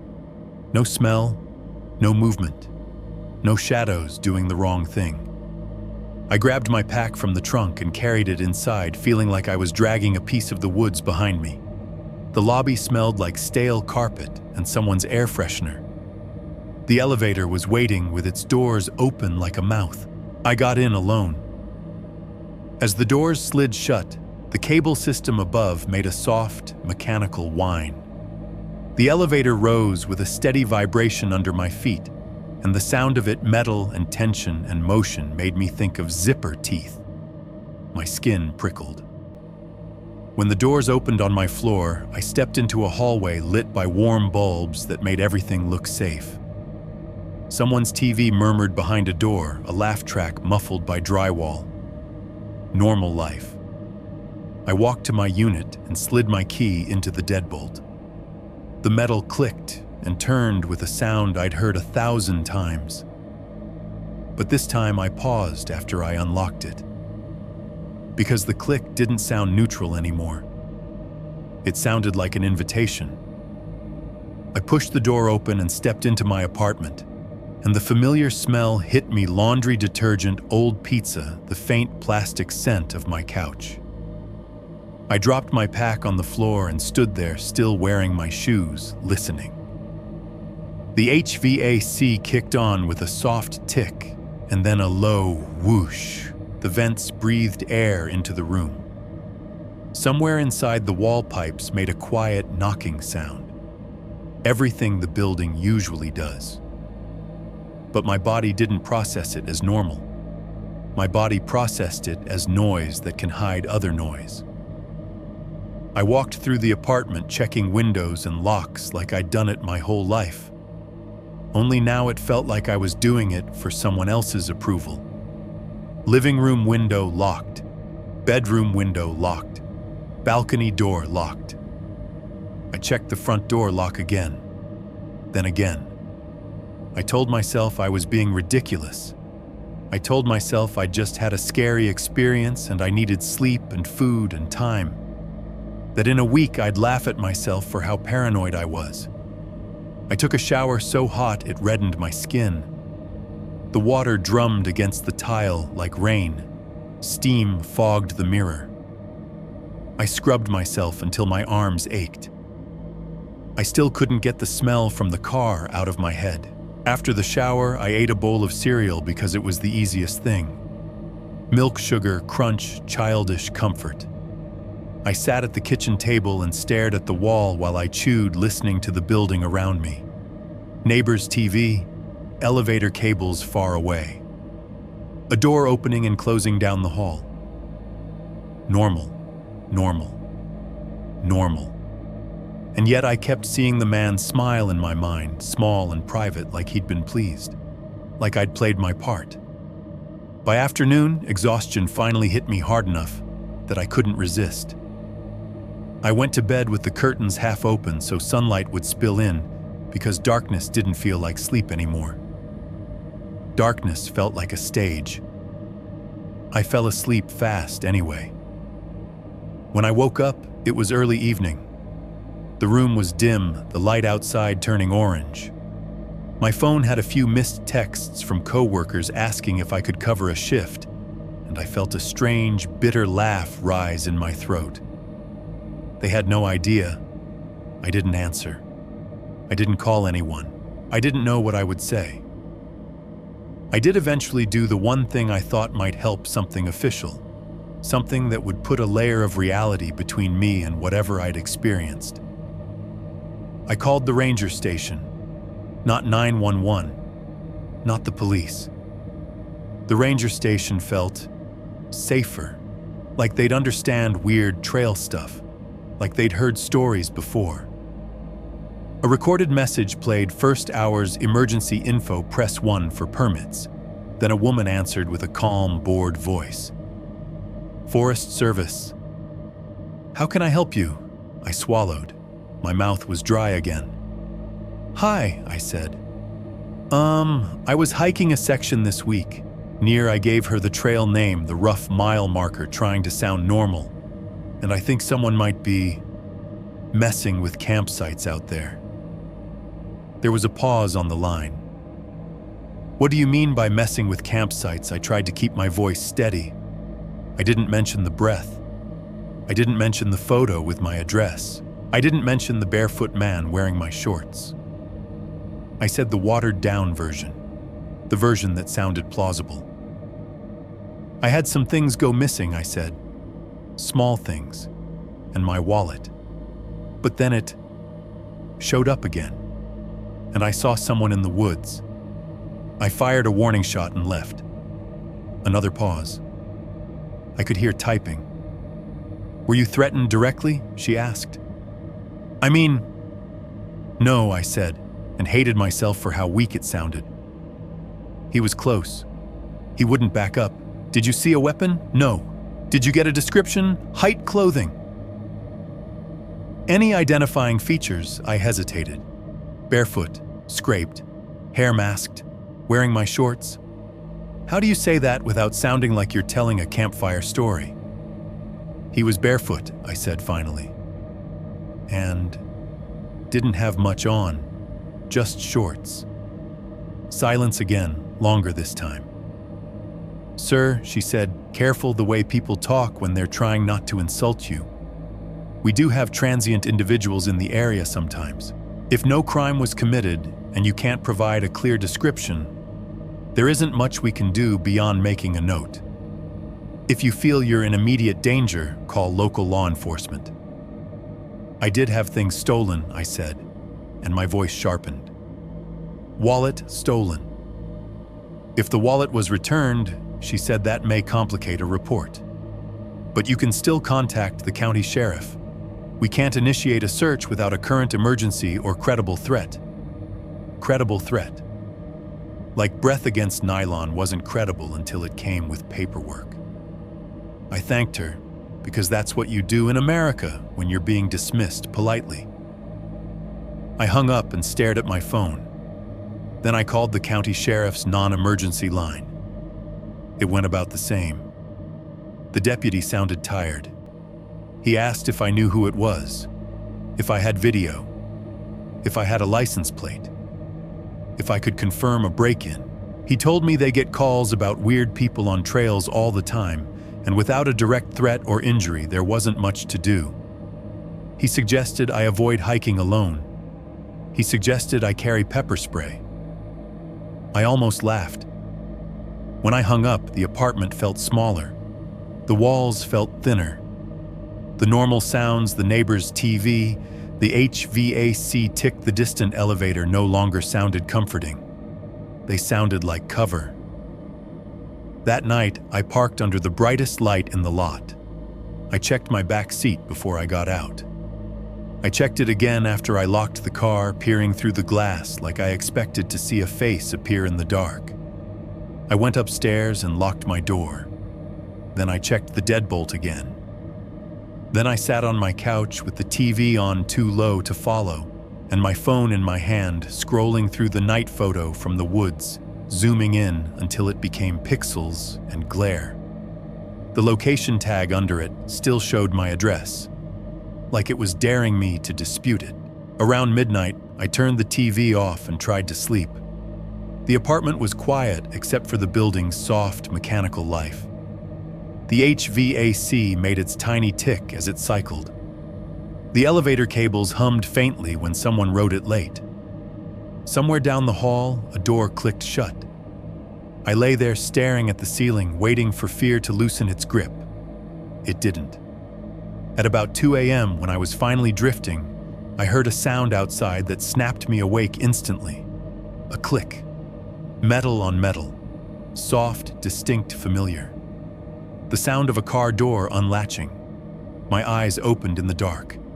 My whole body went tight, every muscle waking at once. Another click followed, slightly louder.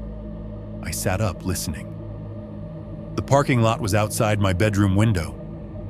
I could see it if I moved the curtain. I didn't move right away, because the click was the same sound I'd heard 1,000 times. The same sound I'd heard at the trailhead, and in the black stillness of my apartment, the meaning of it hit me like a punch. It wasn't the forest anymore. It was here, right outside, in the most ordinary place in my life. And something was opening a car door in the dark like it had every right to. Chapter 3. The World Follows You Home. Part 3.2. I didn't go outside when I heard the car door click. That's the detail I'm most embarrassed about even now. I lay in bed in my own apartment in my own city with other people sleeping behind other doors 10 feet away, and I stayed perfectly still, like I was back in that tent, like fabric was the only thing between me and whatever was breathing in the dark. The click happened once, then again, then nothing. No footsteps on gravel, no voices, no alarm, just silence so clean it felt staged. After a while, my heartbeat slowed enough that I could breathe normally. I told myself it had been a neighbor, someone forgetting something in their car, a late-night smoke run, something boring. But I didn't believe it. When morning came, I got dressed too fast, threw on shoes, and went down to the parking lot like a man walking toward his own punishment. The air outside was cool and damp. The lot smelled faintly of wet asphalt and stale exhaust. A few cars were gone, people leaving early shifts, normal life moving on.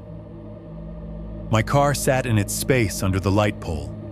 From a distance, it looked normal, solid, harmless. Up close, I could see nothing out of place. No broken glass, no door ajar, no visible scratches, no mud, no footprints. I walked around it slowly anyway, scanning the seams and handles, looking for any sign that it had been touched. I opened the driver's door and leaned inside, sniffing like I was trying to catch the scent of something that didn't belong. Nothing. Just old coffee and cheap air freshener. I checked the passenger seat. The wallet and lighter were gone. Not stolen, gone the way things go in a dream, when you look away and look back and the scene has changed. My stomach tightened. I opened the glove box, checked between seats, checked the cup holders like an idiot, as if I might have put them somewhere without realizing. Nothing. I sat behind the wheel for a long moment with the door open, breathing hard, trying to decide whether that made me feel better or worse. Because if the wallet and lighter had stayed there, At least I could have told myself it was some weird prank with a single message. If they were gone again, that meant the message could change whenever it wanted. I went up to my apartment and stared at the night photo on my phone until my eyes ached. I zoomed in on the corner where I thought I'd seen a shape behind a tree. At a certain level of zoom, the human brain stops recognizing reality and starts inventing it. Pixels become faces, glare becomes eyes, shadow edges become shoulders. I knew that. I still did it, over and over. Zoom, hold, tilt the screen, zoom again. In one moment, I could swear I saw a head, a shoulder, the curve of a spine. In the next moment, it was just a smear of darkness and noise. My mind started to spiral through possibilities like a wheel spinning too fast to catch. Maybe I'd taken the photo at home and my memory was wrong. Maybe I'd lost time. Maybe I was having some kind of breakdown. But then I remembered the pebble moved and placed 2 feet from the tent like a deliberate statement. I remembered the wet inhale through nylon. I remembered the man wearing my shorts. Those things didn't feel like hallucinations. They felt like facts the way bruises feel like facts. The problem was, facts don't help you when you can't prove them to anyone else. So I started collecting proof. Not in some heroic detective movie way. In the way a frightened person tries to build a fence out of cheap materials because they can't afford anything better. That same afternoon, I went to a big box store, one of those places where you can buy a TV, a lawnmower, and a frozen pizza in a single trip. The lighting was bright and dead. The air smelled like plastic packaging and floor polish. I wandered through the electronics aisle like I belonged there, like I wasn't a man who'd fired a gun in the woods and then slept in his clothes on his couch for 2 nights straight. I grabbed 2 cheap indoor cameras, the kind with a phone app and a promise on the box, peace of mind. I grabbed window sensors, little white plastic pieces that chirp when a window opens. I grabbed a motion light for my balcony. Then I went to the outdoors section and found what I really came for. A trail audio recorder. It was marketed for wildlife. The packaging showed a deer and a field ears perked like this little device would help you capture the magic of nature. It had a big red record button and a tiny mic.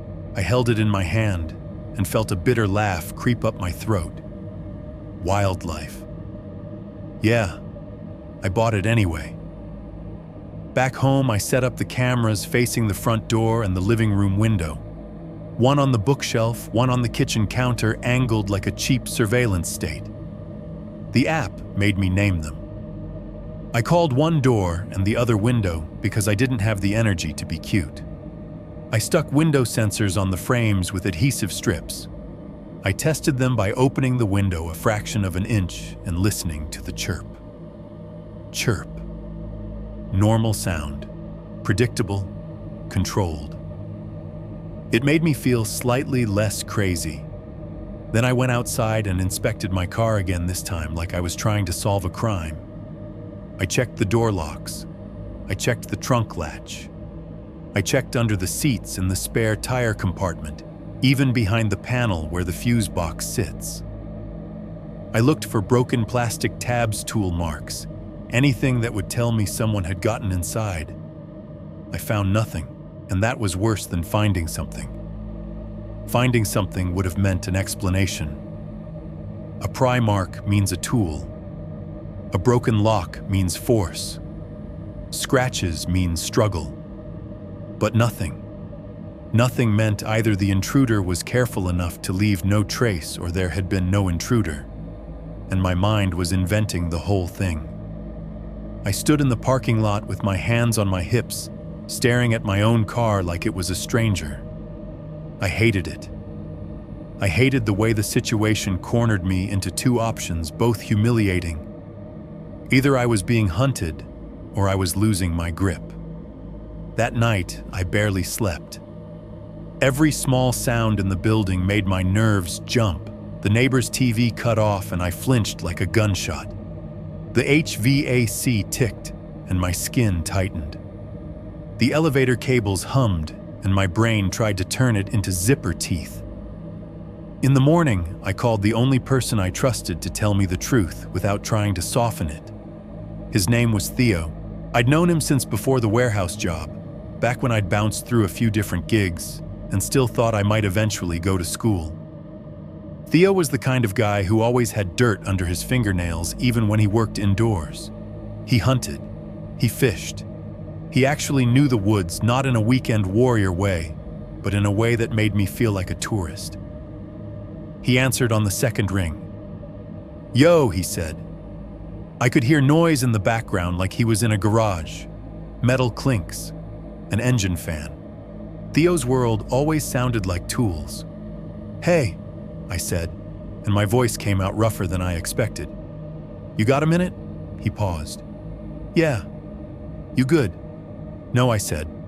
Then I tried to laugh and it came out wrong. Not really. There was a longer pause, the kind that means the other person is suddenly paying attention. "Okay," he said. "What's going on?" I told him the story, but I told it in a way that made it sound less insane than it felt. I described the missing item's lighter notebook wallet. I described waking to footsteps, the breath through the tent. I described the man wearing my shorts. I described the wallet and lighter appearing on my passenger seat. I did not mention the address tag on the photo until the end, because that was the detail that made my own stomach turn every time I said it in my head. When I finally did mention it, Theo went quiet. "You sure it didn't just glitch?" he asked. "That's what I thought," I said, "but I didn't take that photo at home." "You might have," he said carefully, like not remembering. "You were tired." I remember where I was. I snapped sharper than I meant to. Then I took a breath. "Sorry, I know what I saw." Theo sighed, the sound of it crackling through the phone like static. "All right," he said. "Let's say you're right. Let's say someone messed with you." "That's what it feels like," I said. "Not like a robbery, like a game." "Okay," he said. He didn't laugh. He didn't tell me I was being dramatic. That alone made my eyes sting with relief I didn't deserve. "What do you want me to do?" "I don't know," I admitted. "I need another set of eyes. Someone who isn't inside my head. If I go back out there alone, I feel like I'm going to..." I stopped because I didn't want to say, "break." Theo was quiet for a moment. "Then, you want to go back? Not to hike," I said quickly. "Just verify. Trailhead. The spot I camped. See if there's signs. See if it happens again." Theo made a small sound. Half amusement, half disbelief. "Man, you're stubborn." "Yeah," I said. "It's either that or I sit here staring at my own photos until I start seeing faces in my toaster." That got a short laugh out of him, but it faded quickly. "All right," he said. "When weekend," I said. "I'll take off work." Theo hesitated. "I got an AR," he said, "and I can bring my thermal scope. The good one. If someone's out there, we'll see heat." Hearing that sent a little shiver through me. Comfort and dread at the same time. "Okay," I said. "Okay, listen." Theo added, voice lower now. "We go out there, we do it smart. Daylight recon first. We don't play Rambo, we don't chase deep. We get eyes on the area, maybe set up a camera or two, and if it's weird, we leave. You hear me? I hear you," I said. "And if you're lying to yourself," he said, gentle but firm, "then at least I'll tell you. I won't let you spiral alone." My throat tightened around that last word, alone. "Thanks," I managed. After I hung up, I sat on my couch with my hands clasped so tight my fingers hurt. The cameras in my apartment blinked their little blue lights like tiny eyes. For the first time in days, I felt something close to direction. Not safety, just direction. That night, I took the trail recorder out of its packaging and tested it. The little red light blinked when I pressed the button. The mic was sensitive enough to pick up the refrigerator hum from across the room. I set it on my nightstand just to see what it would record. Then I lay in bed, staring at the ceiling, listening to the building breathe. The HVAC ticked. The elevator cables hummed faintly when someone rode it late. Somewhere down the hall, a neighbor coughed. I watched the camera app on my phone like it was a heartbeat monitor. Nothing moved on the screen except the slight grain of low light. Eventually, exhaustion pulled me under.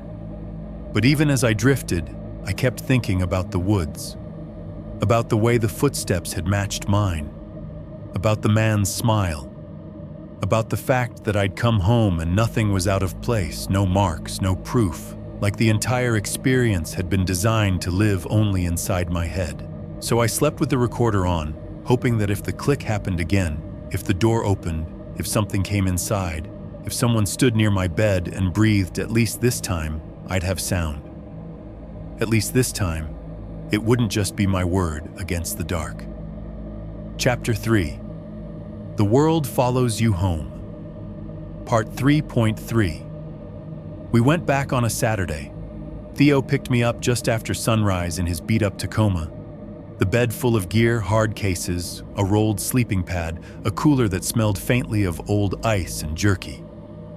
He had the kind of calm that comes from having been uncomfortable on purpose for most of his adult life. He wore a faded hoodie and a ball cap, and he chewed gum like we were headed to a job site, not back into the place that had started crawling into my life. I tried to act normal. I talked about work. I joked about how my apartment cameras had turned me into my own private security guard. I laughed at the right moments, but my hands kept drifting to my pockets, doing the ritual check without permission. Phone, keys, wallet, my wallet, still there. Theo noticed anyway. He didn't comment. He just drove. The further north we got, the quieter the world became. Strip malls turned into gas stations. Gas stations turned into long, empty stretches of road. The sky widened. The trees thickened. The radio faded in and out until Theo turned it off, and we rode in the hum of the engine and the rattle of loose gear in the bed. When the forest sign finally appeared, sun-bleached, leaning familiar, my stomach tightened the way it had on the trail. That sour, wired feeling like my body had memorized the place. The trailhead lot looked almost the same. A couple cars. A wooden kiosk plastered with notices, the permit box, the same faded warnings. The sunlight made it feel harmless. I hated that. I hated how the day tried to make me feel stupid. We didn't hike far, just enough to get to the general area I'd camped before. Theo kept it methodical, like he was doing search patterns. He stopped to look at the ground, checking for signs most people would miss. Scuffed needles, disturbed dirt, the faint outline of an old footprint. People think the woods hide everything, he said quietly at one point. But the woods remember, if you know what to look for. I didn't answer. My mouth was too dry. By late afternoon, we picked a spot for a short recon camp. Not deep, not hidden.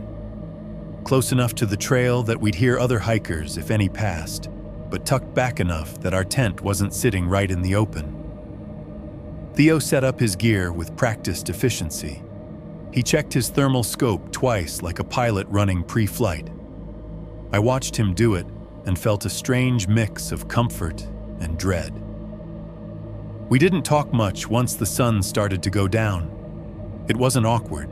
It was the kind of silence that happens when two people are listening for something they hope they won't hear. The wind picked up as night settled in, moving through the pine tops with that soft, rushing sound that had haunted me since the first time. Out here, even the normal noises felt like masks. The wind could hide footsteps. The wind could carry whispers. The wind could make the world feel alive in a way you didn't want. Before we went into the tents, Theo made me show him the recorder. "Where are you putting it?" he asked. "Inside," I said. "Near the zipper seam, close to where I stopped." I didn't want to say where I heard it breathe. Theo nodded like he understood anyway. "Turn it on before you zip," he said. "Don't touch it after." I did what he told me. I clicked the recorder on, watched the little red light blink, and set it on the tent floor near the entrance mic angled toward the seam. Then I zipped the tent closed. The zipper teeth rasped loud in the quiet. Zip. I hated that sound now. I lay back in my sleeping bag with my headlamp off, staring at the dark fabric inches from my face. Outside, Theo's movements were faint, his tent rustling, a muted cough. Then nothing. Just wind. For a while it was almost peaceful, the kind of restless peace where your mind keeps checking the corners, but nothing moves. I started to drift. The moment I fell asleep, my body must have loosened, because when I woke again, it was with that same sudden certainty. Something was close. Not a sound at first, not a branch snap, a pressure. The tent wall near my face had shifted inward slightly, like someone was leaning against it from the outside. Not enough to collapse it, just enough to change the shape. Nylon creaked softly. My eyes snapped open in the dark. My throat tightened. I didn't breathe. I held my breath so hard my chest hurt, afraid the sound of it would give me away. The sleeping bag felt too hot, my skin suddenly damp. I could hear my own heartbeat slow and heavy like footsteps in my ribs. The pressure remained. The fabric didn't flutter like wind. It held, like weight, like a head close to the wall listening. I kept still, every muscle locked. My fingers curled around the edge of my sleeping bag, white-knuckled. Then I heard it. Right beside my ear, through the thin layer of nylon, a wet inhale. Slow, curious, not loud enough to be an animal, not snuffling, not frantic. A deliberate breath drawn in through the nose, tasting the air. My stomach lurched. A hot wave of nausea rose and then settled, leaving me cold. The pressure on the fabric increased slightly, and the tent wall trembled so faintly that anyone not already terrified might have missed it. It felt like someone's nose brushing the tent, like lips almost touching. I stayed frozen. I didn't reach for a weapon. I didn't move my hand toward the zipper. I didn't even blink. I just held my breath and waited for the next sound, the way you wait for the second gunshot after the first one echoes. The sniff happened again. Then the pressure eased. The weight shifted away. I listened for footsteps. I heard nothing. No crunch of needles, no retreat, no movement. Just wind still moving through the pines above, steady and indifferent. I lay there until my lungs burned and I had to breathe. When I finally let air in, it came in a shallow, trembling draw that sounded embarrassingly human in the dark. I didn't sleep again. I stared at the tent wall until it turned gray with dawn light, until the birds started calling and the forest tried to pretend it hadn't held its breath inches from my face. When morning came, I crawled out stiff and nauseous. Theo was already up, moving like he'd slept badly too. His eyes looked red-rimmed. He didn't ask how I slept. He just nodded at the recorder. "You get anything?" he asked. My mouth was dry. "I don't know," I said. "I heard it." Theo's jaw tightened. "Let's listen." We walked a short distance away from camp and sat on a fallen log where sunlight filtered through needles and made dust sparkle. In the daylight, everything looked harmless again. Just trees, just wind, just birds. Theo took the recorder from my hand, like it was fragile. He hit playback. At first, it was exactly what you'd expect. Wind. A steady hush through pine tops. A few night insects. A distant bird calling once in its sleep. the soft creak of nylon as the tent settled. Then about halfway through, there was a sound that made my skin tighten. Zipper teeth. A slow, deliberate rasp. Zip. Theo's eyes flicked up to mine. My stomach dropped. Because I knew I hadn't moved the zipper after turning the recorder on. I hadn't touched it. I hadn't even sat up. And the sound on the recording wasn't the zipper from earlier when I closed the tent. That had been quick, one clean pull. This was slower, careful, like someone closing it quietly. Theo rewound a few seconds and played it again. Wind, nylon creak, then the zipper sound, long and measured. Then silence. Not wind stopping wind, still there faint like a blanket. But a pocket of silence close to the mic, like something had leaned in and blocked it. My hands started to shake. I curled them into fists to hide it. Then right after the silence came a sound that made my blood turn to ice. A voice. Soft. Close. Not outside the tent. Not distant. So close it sounded like it was inside the nylon with me speaking right beside the microphone. Hey. Theo paused the recording instinctively, like his brain couldn't accept it in one pass. I stared at the tiny device in his hand, my mouth slightly open. Theo hit play again. The voice continued casual, as a friend leaning into a conversation. Hey. Ethan. My name. Not screamed. Not distorted. Spoken the way someone says your name when they want your attention gently. Like it belonged to them. My vision tunneled. For a second, the forest around us felt far away, like we were underwater.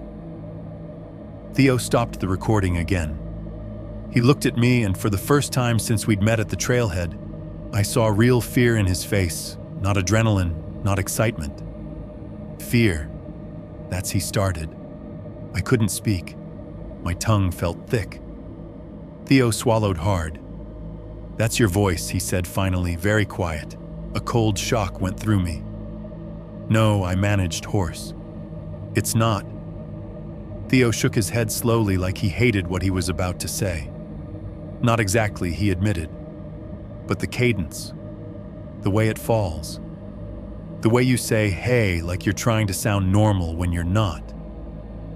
He looked down at the recorder again, as if it might bite him. It's mimicking you, he said. The wind moved through the pines, soft and constant. Birds chirped. The world stayed bright and ordinary. But sitting there with that little device in Theo's hand, hearing my own name spoken from inside the tent wall, I understood something I hadn't wanted to understand since the trailhead. This wasn't a prank. It wasn't a drifter. It wasn't a guy who wanted my wallet. Whatever was following me had learned the most dangerous thing it could learn, how to sound like it belonged close to me. And as Theo rewound the audio again, thumb trembling slightly over the button, I found myself thinking about the night photo that claimed it was taken at my home. About the click in the parking lot. About the way the woods had felt owned. Because if something out there could copy the shape of my voice, then it could copy other things too. Like routine. Like safety. Like home. Chapter 4. Trail Angels, Part 4.1. If you want to convince yourself you're safe, go to a trailhead in the morning. There are always normal people there. Retired couples with trekking poles and matching hats. College kids with brand new packs, still stiff from the store. A guy stretching his calves while sipping a protein shake like he's about to run a 5K. Theo and I stood in the parking lot with our coffee and our gear, listening to car doors open and close, listening to small talk and laughter, and for a few minutes, I almost believed the recorder was a fluke. A weird audio artifact. A trick of wind and nerves and cheap electronics. Then I looked at Theo. His face wasn't relaxed. He kept scanning the tree line like he expected it to move. The recorder sat in my pocket like a small hot secret. I could feel it there even through fabric, like it was burning a hole into my ribs. We agreed to do it right. Daylight recon first. No deep chase. No hero fantasies.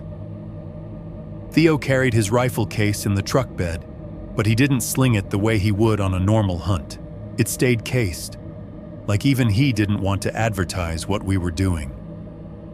The thermal scope was packed away too, because in the bright morning, it looked absurd, an expensive piece of military-looking equipment, in the hands of two guys standing next to a Subaru with a coexist sticker. We walked to the kiosk and pretended to read the posted notices like everyone else. Fire restrictions, trail maintenance, a laminated sign with a blurry photo of a bear and the words, "Do not approach." A clipboard with volunteer hours, and right beside it, a man.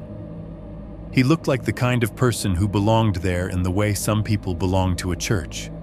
Late 60s maybe, weathered skin, gray beard trimmed short, ball cap faded almost white by sun.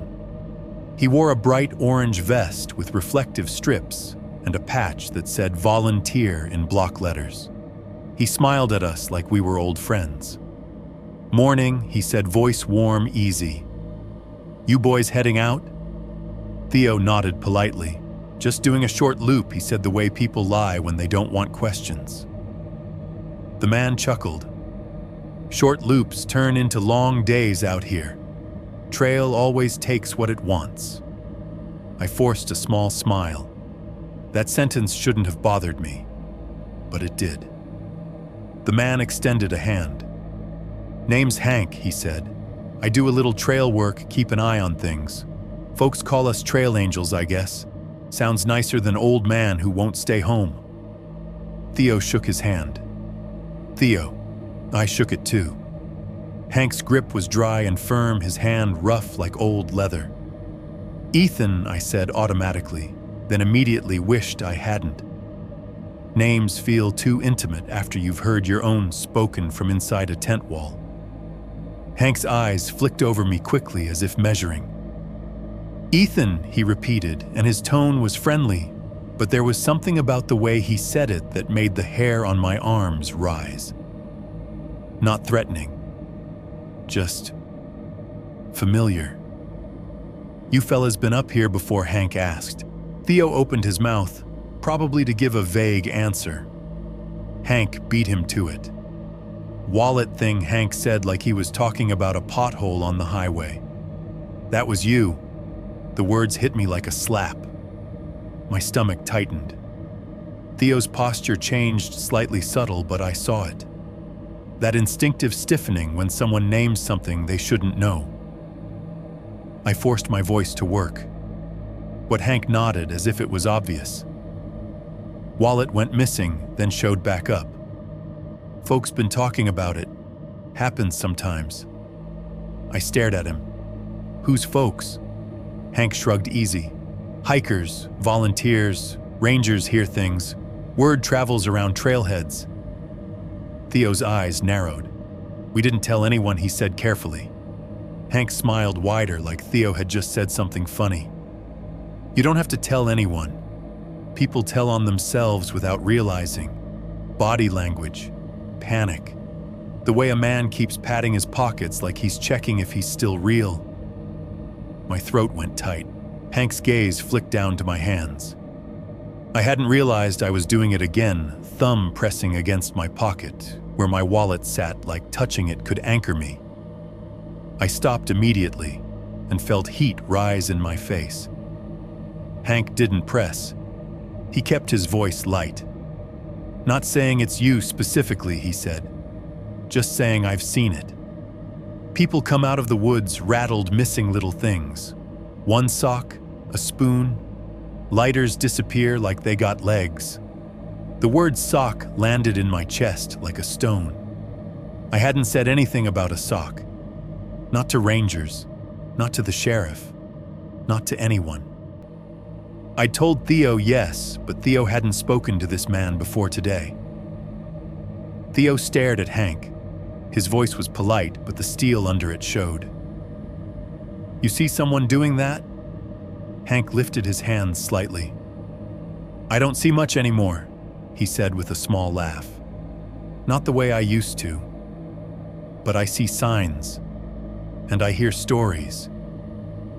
Theo leaned in a fraction, from who Hank's smile softened into something that looked almost sympathetic. "From the ones who make it back," he said.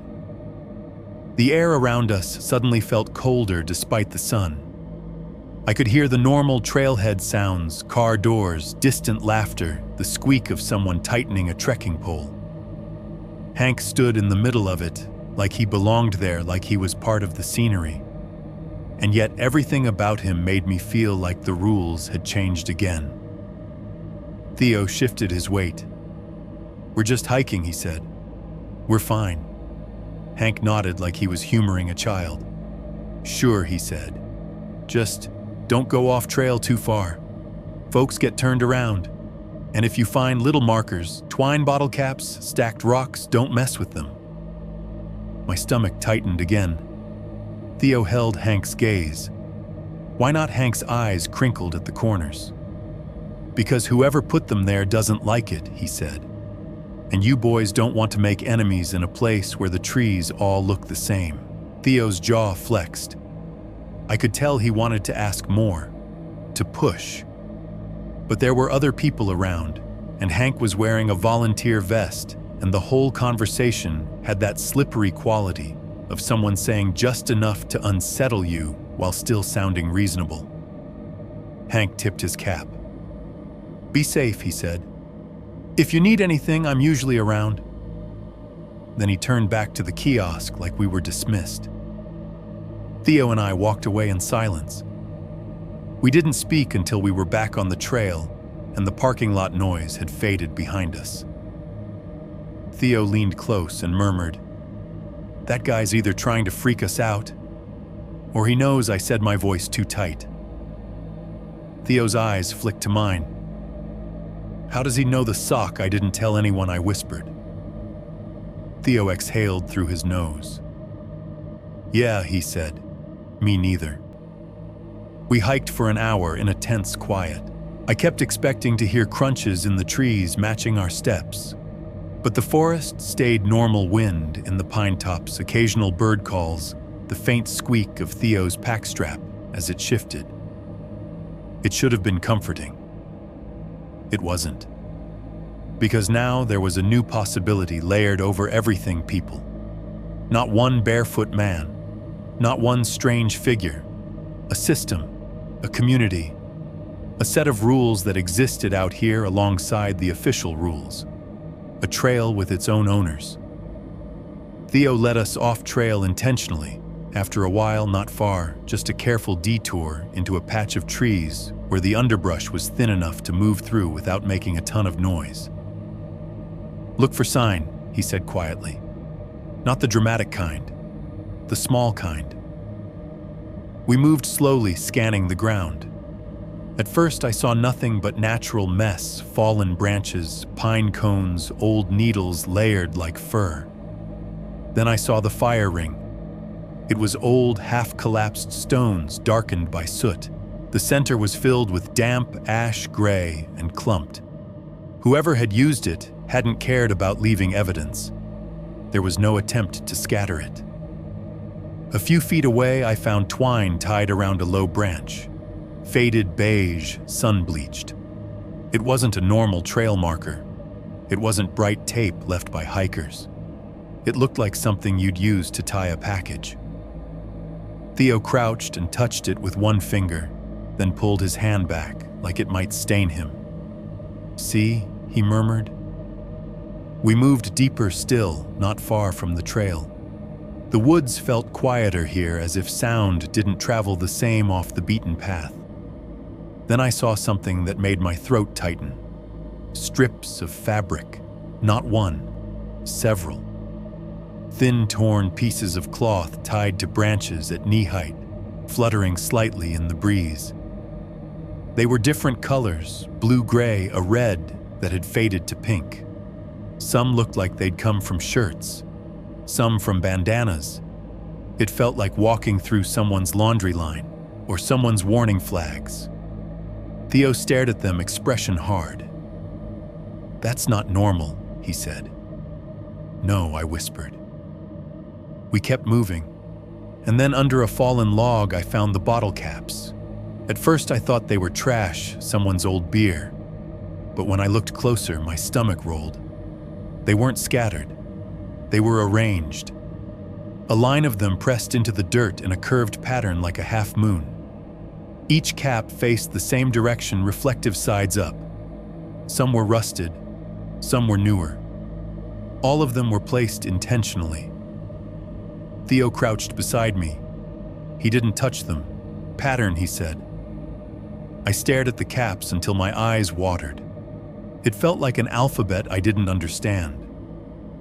I tried to picture Hank's easy smile when he'd mentioned bottle caps. "Don't mess with them."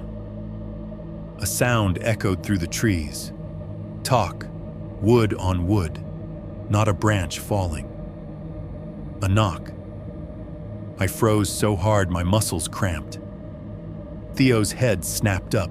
He raised a hand palm out, and we both stood perfectly still. Another knock came farther away. Talk, talk. Slow, deliberate, like someone tapping a tree trunk with a stick. Theo's eyes were wide. He wasn't smiling now. The skeptical outdoors guy mask had slipped. We listened. The knocks continued, not closer, not farther, just there, repeating every few seconds. Talk. Pause. Talk. It wasn't a woodpecker. Woodpeckers drum fast, frantic, like they're angry at the tree. This was patient, measured, human. Theo motioned for us to move back toward the trail, slow and quiet. We stepped carefully, trying not to crunch too loud. My mouth was dry, my ears strained for any sound besides the knocking. Then the knocks stopped. The sudden absence was worse than the sound. It left a pocket of silence that made my skin crawl. We reached the trail again and stood there in the open corridor between trees, suddenly exposed. The sunlight looked harsh, bright, wrong. Theo exhaled through his nose. "All right," he murmured.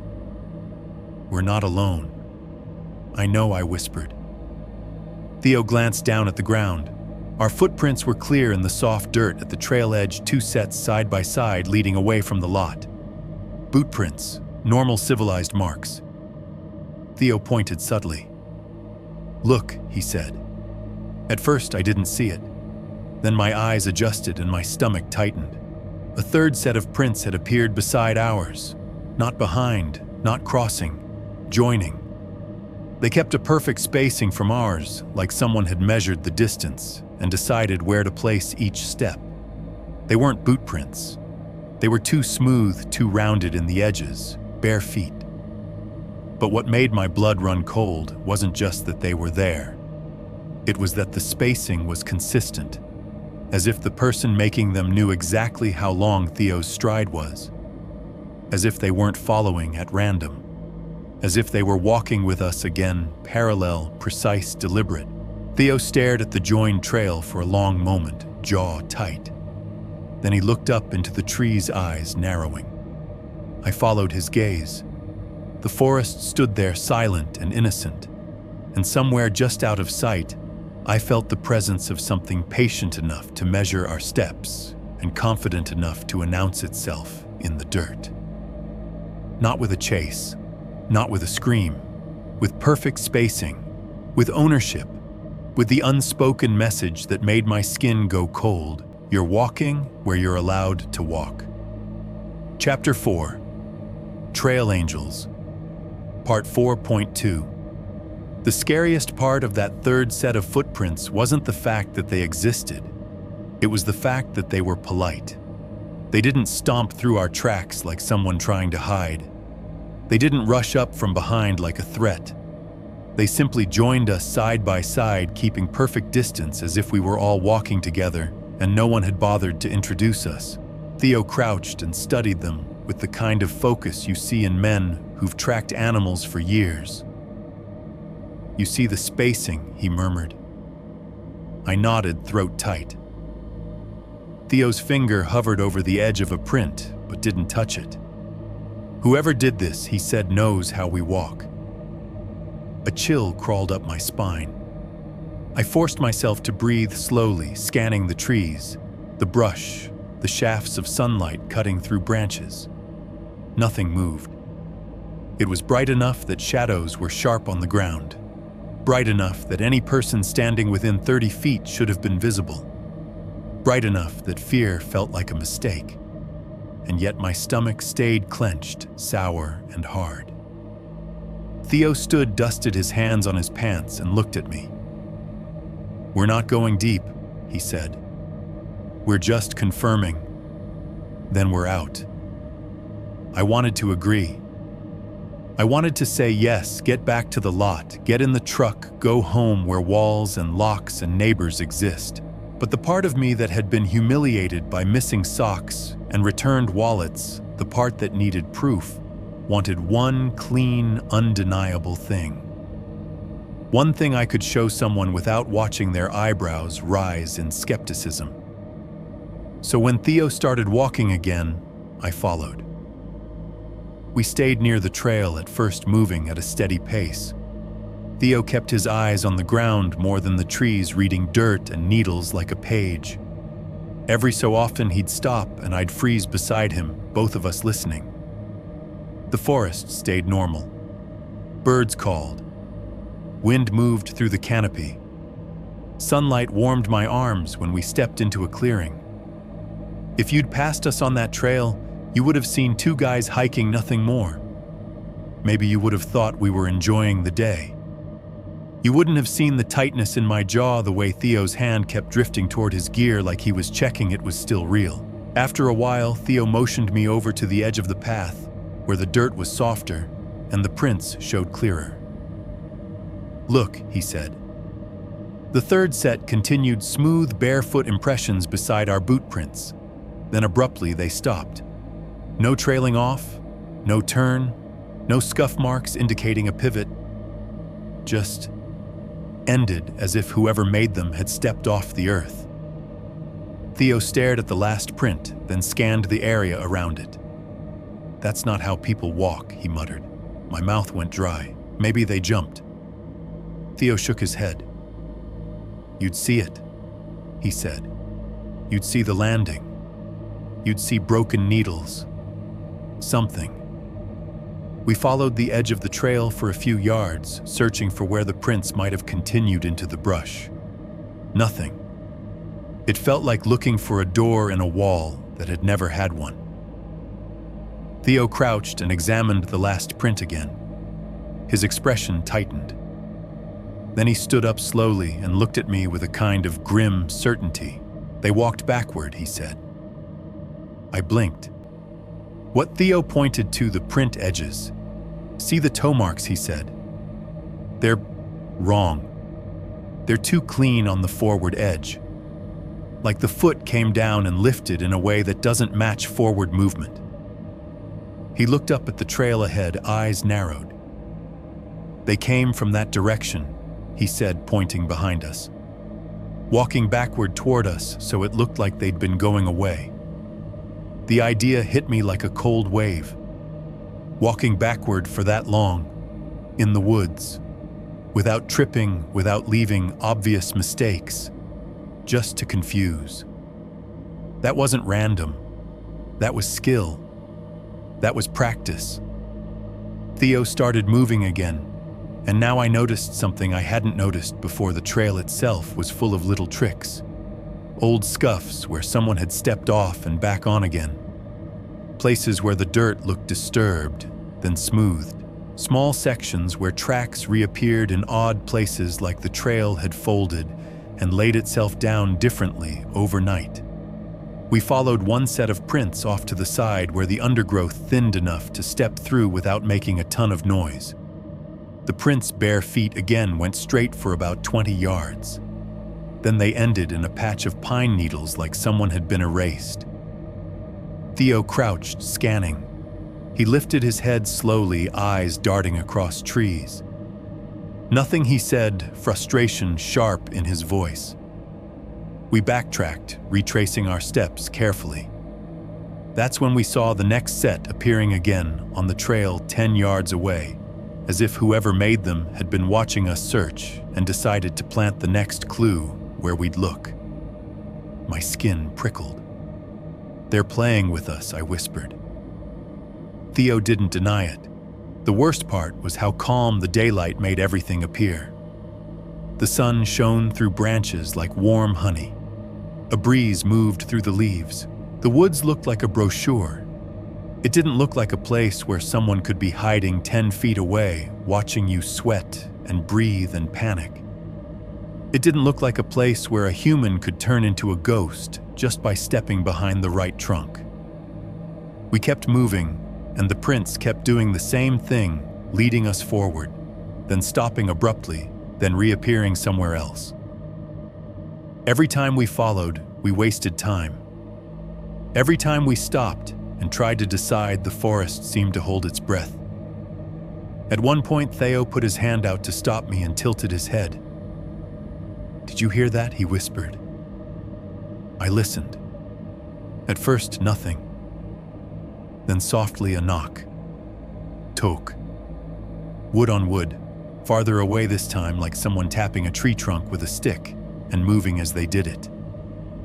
The sound traveled strangely, bouncing through branches in a way that made it hard to pinpoint.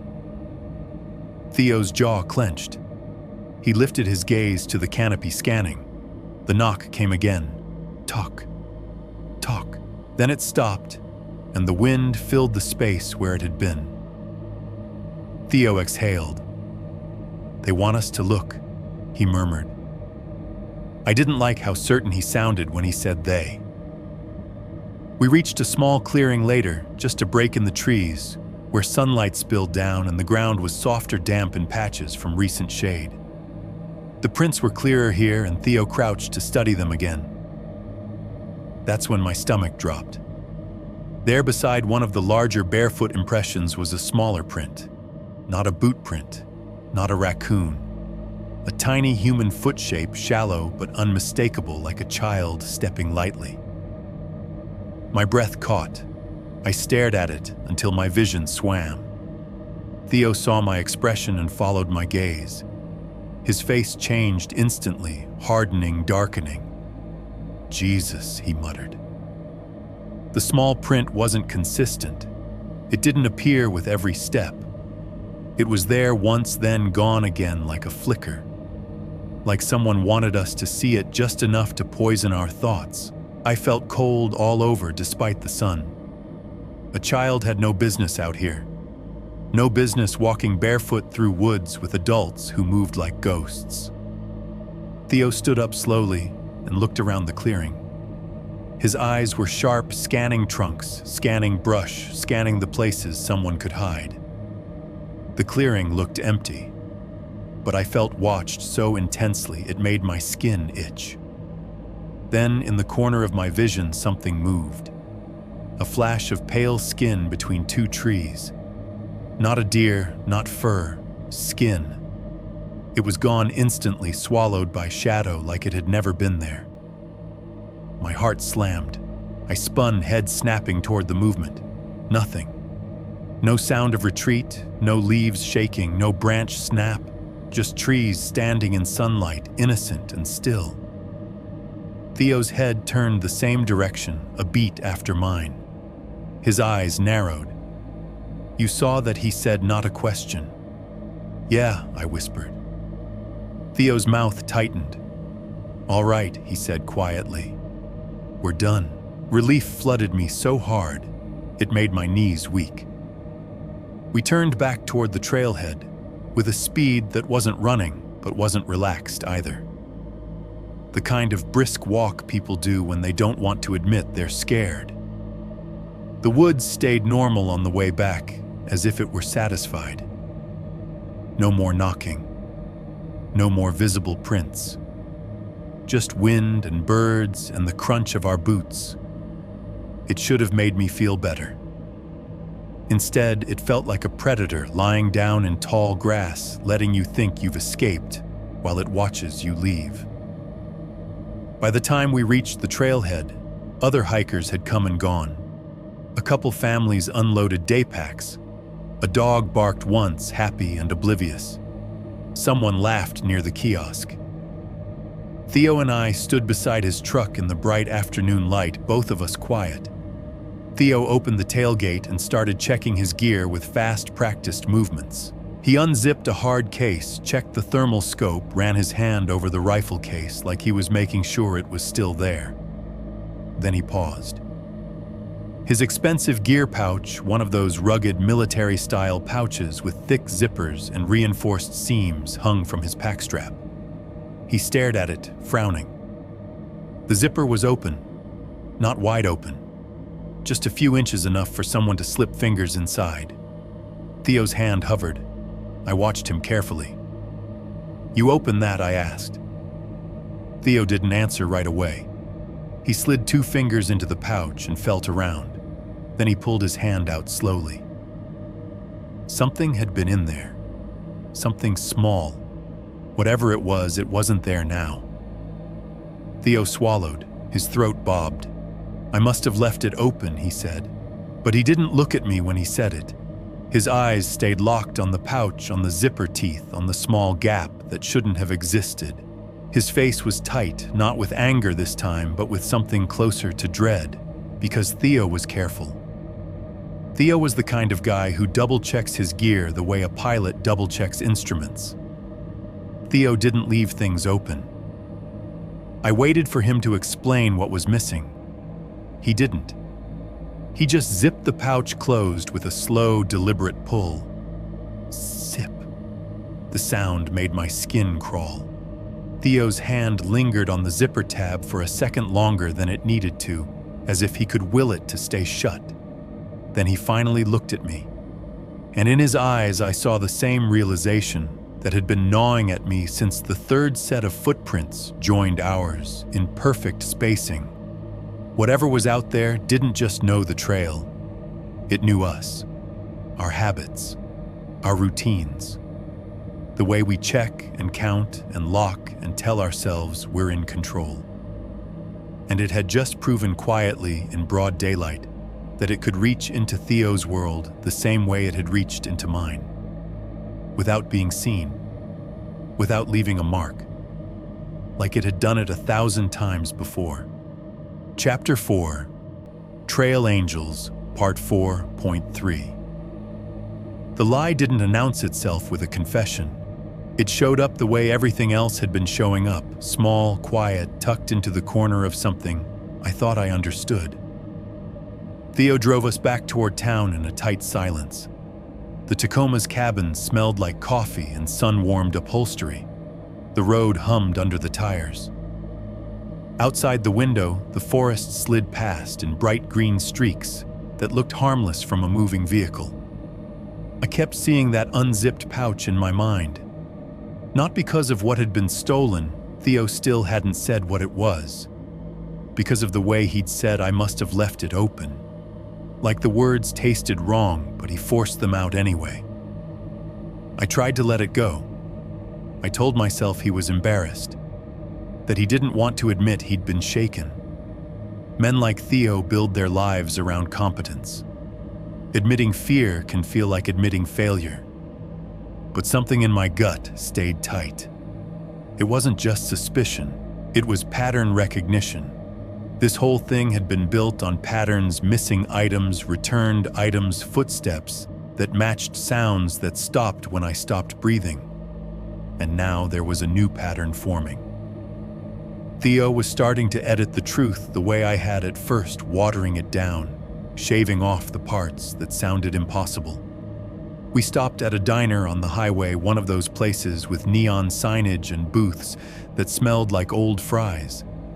The waitress called everyone hon and refilled coffee before you asked.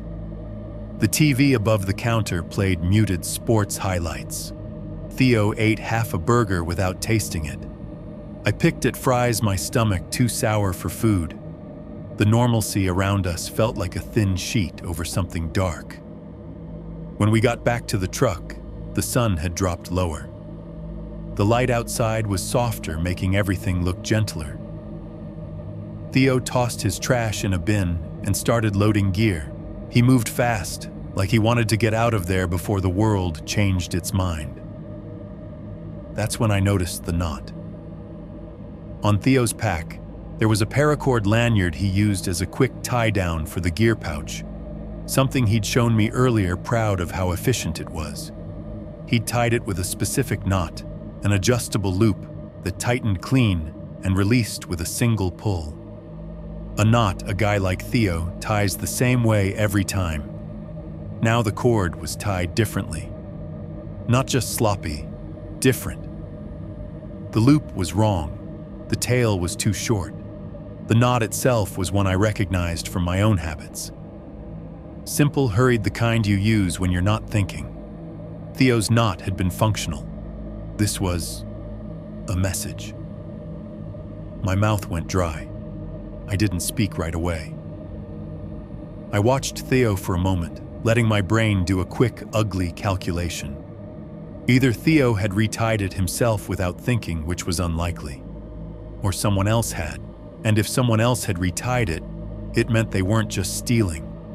They were rearranging, tweaking, leaving subtle fingerprints inside our routines.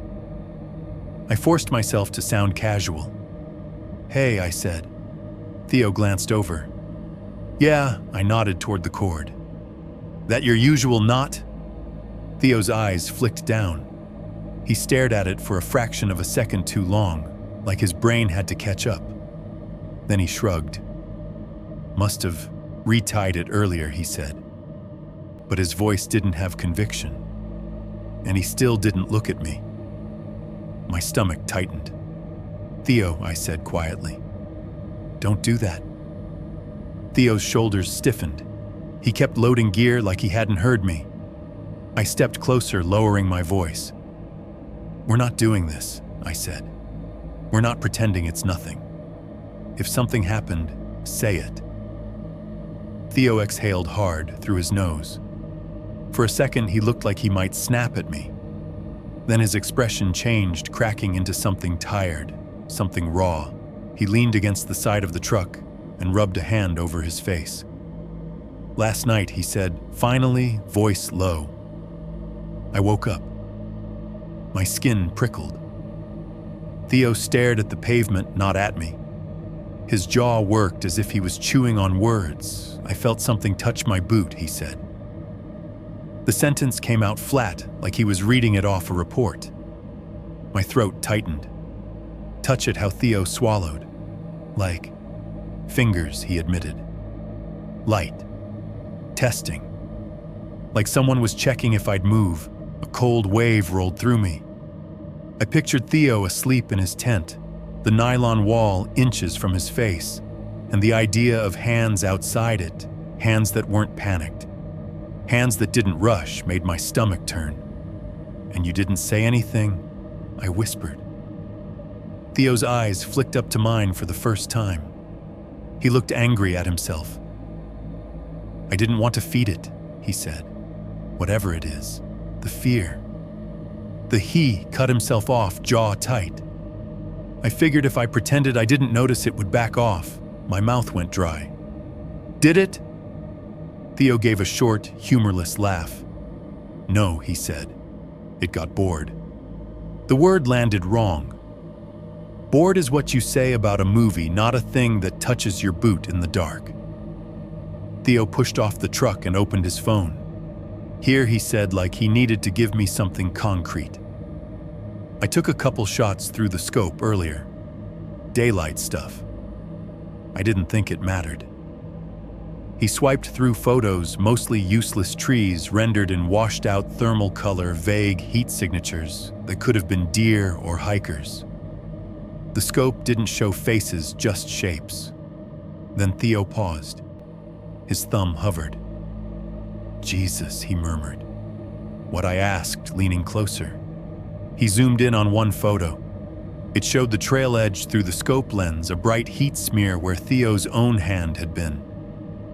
The curved glass of the scope created a slight reflection, a faint mirror of whatever was behind Theo when the shot was taken. At first, I didn't understand what I was looking at. Then my eyes adjusted. In that reflection, barely there but real enough, was a shape behind us. Tall, thin, too straight. It looked like a person standing at the edge of the trees just outside where you'd naturally focus. The head was higher than it should have been, the body too narrow, like it was trying to imitate a trunk. And it wasn't blurred by motion. It was still, watching. My breath caught. "That's behind us," I whispered. Theo nodded once tight. "Yeah." I stared at the screen until my eyes watered. The photo was just pixels and light, but it felt like a hand on my spine. Theo swiped away from it quickly, like he didn't want it on his phone any longer than necessary. We stood there beside the truck in the late daylight, both of us quiet, both of us listening even though the parking lot noise was normal. Cars, distant voices, the clink of metal in a trash bin. I wanted to ask what had been stolen from his pouch. I wanted to ask if he'd heard the wet sniff too, or if it had saved that for me. But the question died in my throat because Theo's face told me he was already at his limit. So we drove. He dropped me off at my apartment just after dark. The building lobby smelled like carpet cleaner and someone's microwave dinner drifting from a cracked door. The elevator cables whined as I rode up that same mechanical sound that had started triggering something in me. When I got inside, my cameras blinked their little blue lights like patient eyes. I locked the deadbolt. Then I locked it again. Then I stood there with my hand on the metal, listening to my own breathing, feeling like I was waiting for a knock that wasn't going to come the normal way. I didn't sleep much that night. I lay in bed scrolling the photo Theo had shown me, zooming in until the reflection dissolved into grain. Every time I zoomed out, the shape reappeared tall and thin and too still. Right behind us, right there in daylight. By morning, my mind felt scraped raw. I went to work anyway because that's what you do when your life is falling apart. In invisible ways, you go to work and stack boxes and pretend the world makes sense. The warehouse felt too bright under fluorescent lights. The beeping forklifts sounded like alarms. Every time a pallet jack clanked against concrete, my shoulders jumped. Around lunchtime, my phone buzzed. A text. Unknown number. For a second, I assumed it was spam.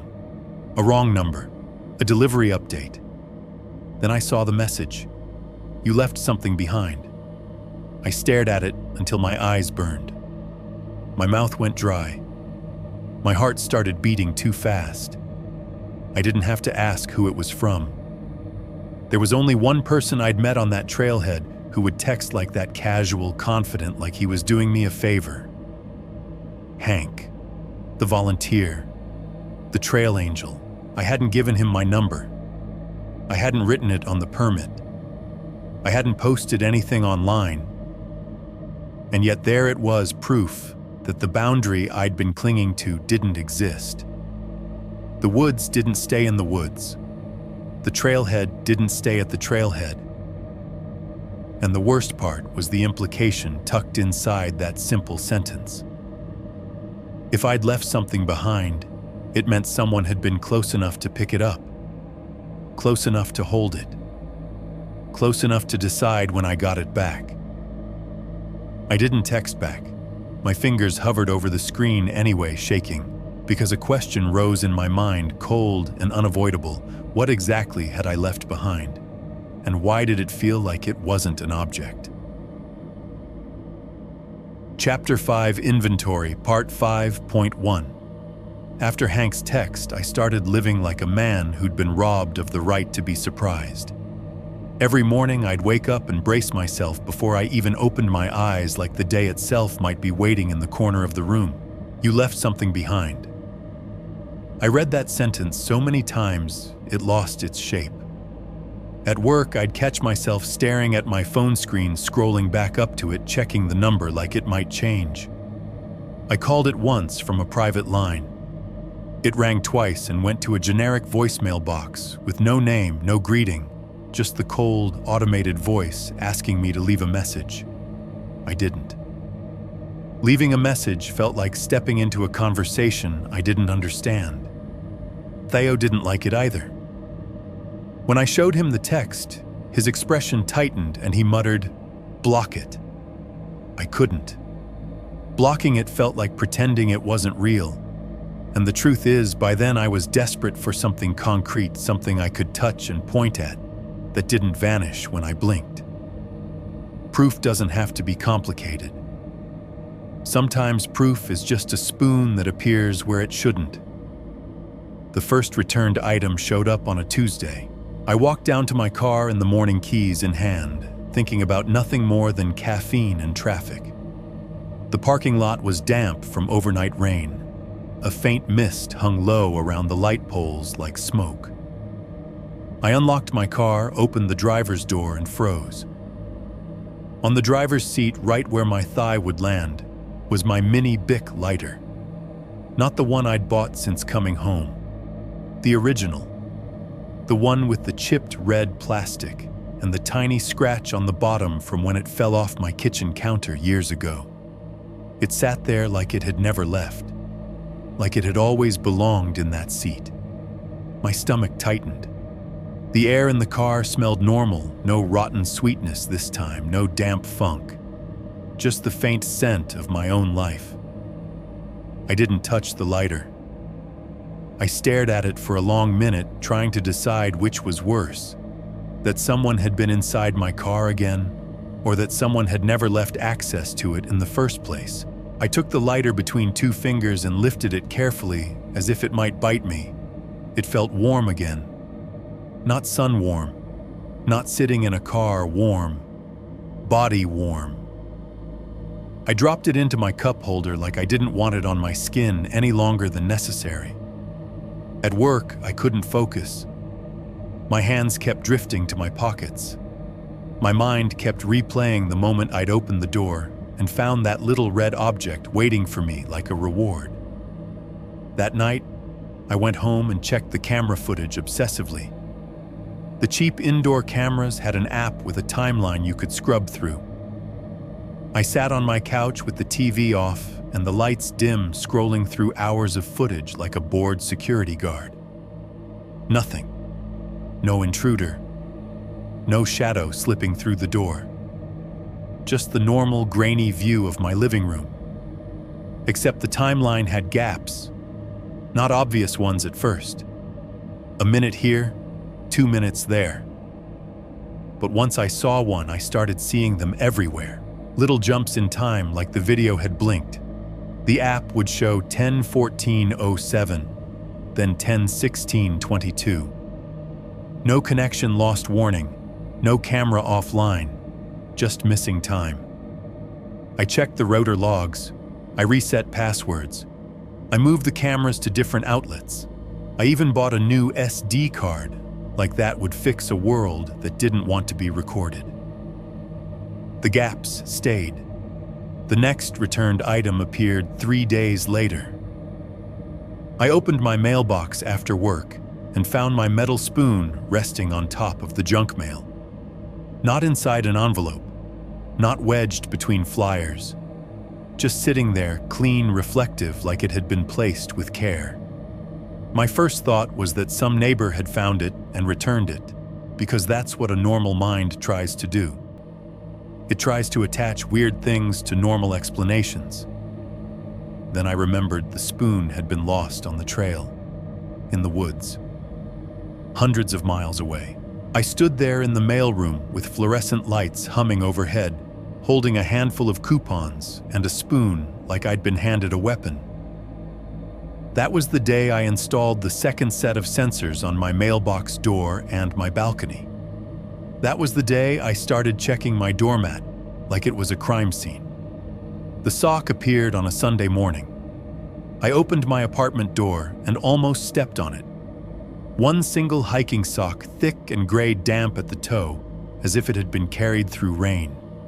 It lay half on the welcome mat, half on the tile, positioned like someone had placed it, and then nudged it slightly with a foot to make sure I couldn't miss it.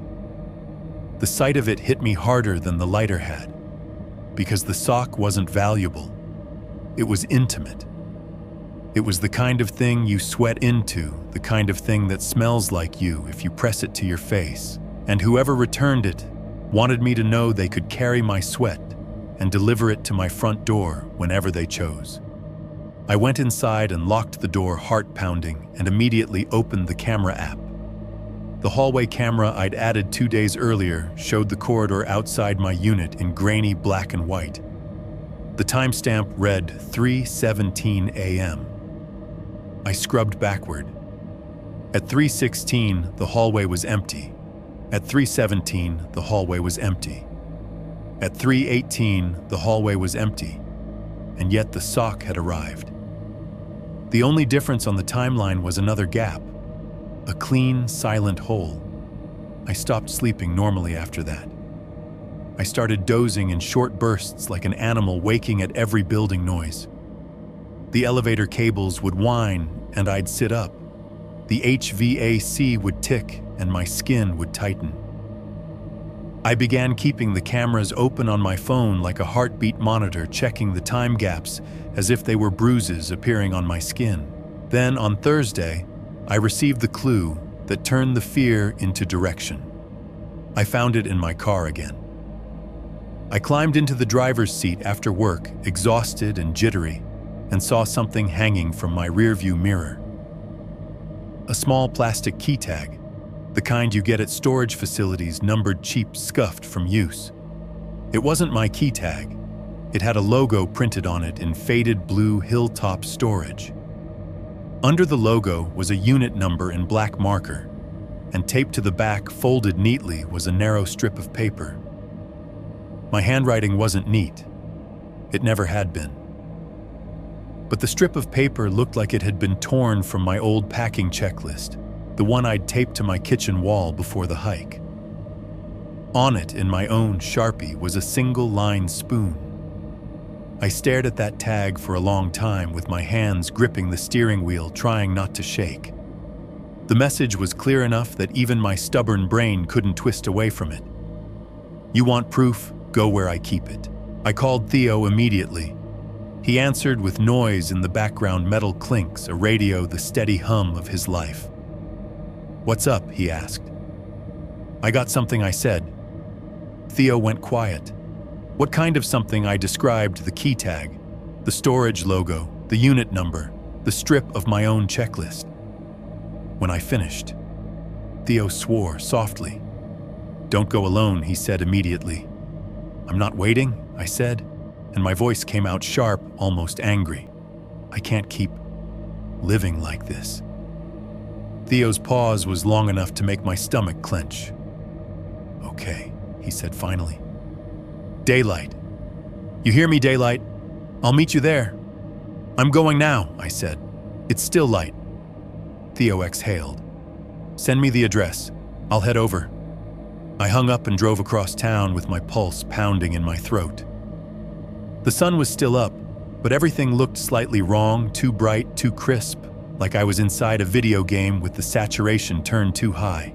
Hilltop Storage sat in an industrial area behind a strip of fast food places and tire shops.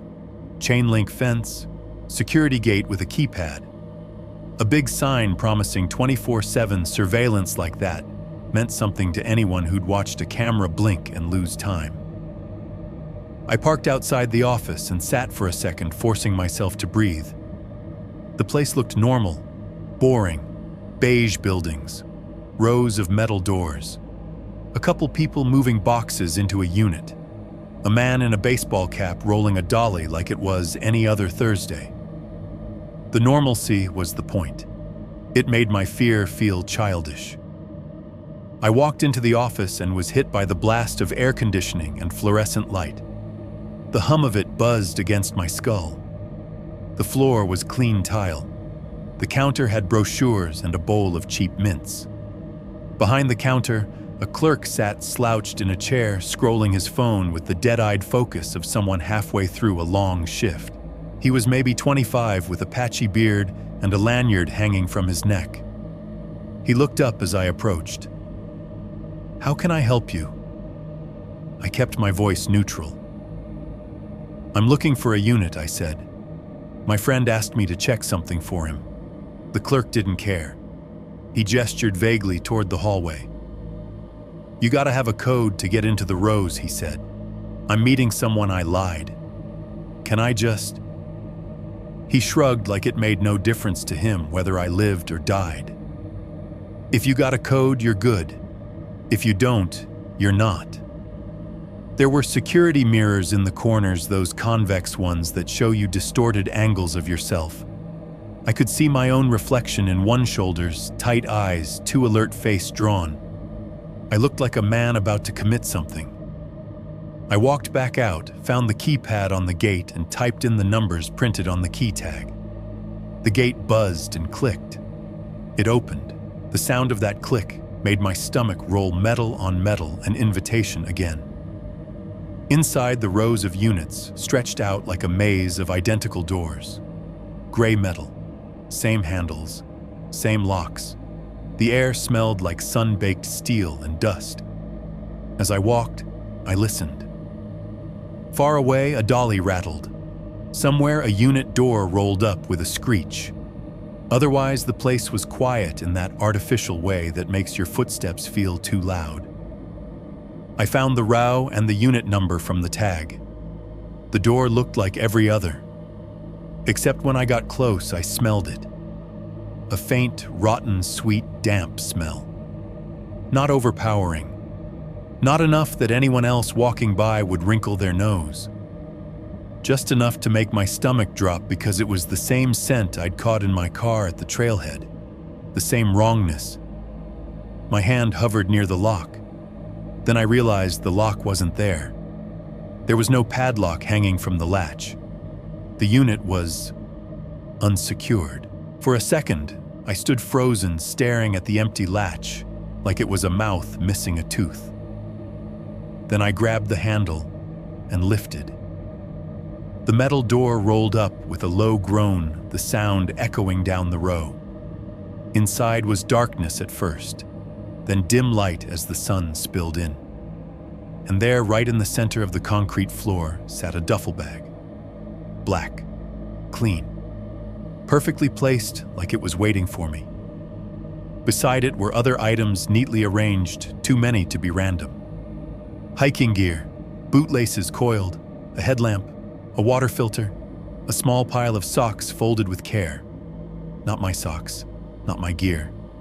Just gear. A collection. An inventory. I stood at the threshold with my heart pounding, the rotten, sweet smell curling faintly out of the unit like breath. And the worst part, the part that made my skin prickle and my throat tighten, wasn't the duffel itself. It was how organized everything was, as if whoever kept it had taken the time to sort and arrange and remember. Like this wasn't storage, it was a shrine. Chapter 5. Inventory Part 5.2. For a long moment, I didn't step inside. I stood at the mouth of that storage unit with my hand still on the roll-up door handle, the metal cold against my palm, the sunlight behind me too bright, too normal.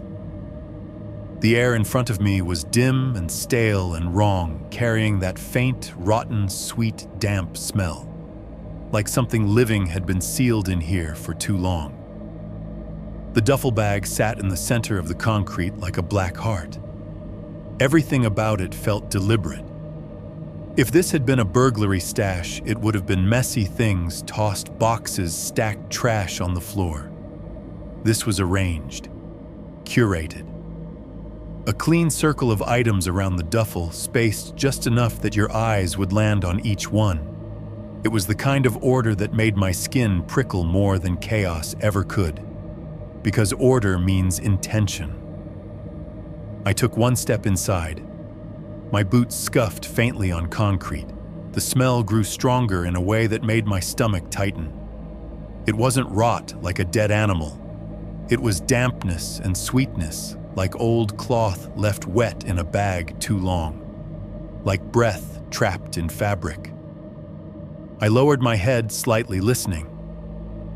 Outside, the storage facility was alive with boring noise, somebody rolling a dolly, a distant car door, the faint hum of an AC unit on the office building. Inside the unit, Those sounds felt far away, muffled, like I'd stepped into a pocket where the world didn't echo correctly. I moved closer to the duffel and forced myself to look at the items around it instead of the bag itself. A headlamp, cheap and scratched. A water filter, the kind hikers use, its plastic cloudy. A pair of bootlaces coiled neatly like rope. A small pile of socks folded with care, different brands, different sizes. Not mine. I realized with a cold drop in my stomach that these weren't random items someone had thrown into storage. They were sorted, grouped by type, like someone had been building a catalog. My eyes adjusted to the dimness, and I saw more. Along the left wall, leaned against a stack of plastic bins, were trail maps, topographical printouts, and official park maps with creases worn into them. Some had bright highlighter marks. Some had sections circled in thick black marker. Routes. Trailheads. A handful of miles here, a loop there. Not just one trail. Many. Pinned above those maps with small pieces of tape were photos, cheap printouts, the kind you get from a drugstore kiosk. Most of them were unrecognizable at first glance. Trees, dirt, a tent corner, a campsite from a distance. Then I noticed what they had in common. Each photo had a person in it. Not always centered, not always obvious. Sometimes it was just a figure mid-stride, a heat smear in the background, a face half hidden behind a trunk. The kind of shots you wouldn't take if you were photographing scenery. The kind of shots you'd take if you were photographing someone without them knowing. My mouth went dry. My tongue felt thick. I turned slowly, scanning the right side of the unit. That's when I saw the IDs. They were scattered across the floor near the back wall, not thrown, but laid out like cards after a game. Driver's licenses, state IDs, a few student cards. Some were face down, some face up. I didn't step closer right away. I couldn't. Seeing those IDs made the situation real in a way my own missing wallet hadn't. My wallet was one story, one incident, a thing you could almost twist into a prank if you worked hard enough. A collection of IDs meant victims. It meant names. It meant lives. I swallowed hard and forced my legs to move. Each step felt heavy, like the concrete was pulling at my boots. I crouched near the closest ID, careful not to touch it. The face was turned down. I could see the corner of a state seal, the edge of a name. My eyes flicked to another one nearby, face up. A woman's picture stared at the ceiling. She had a tired smile, the kind people do for DMV cameras.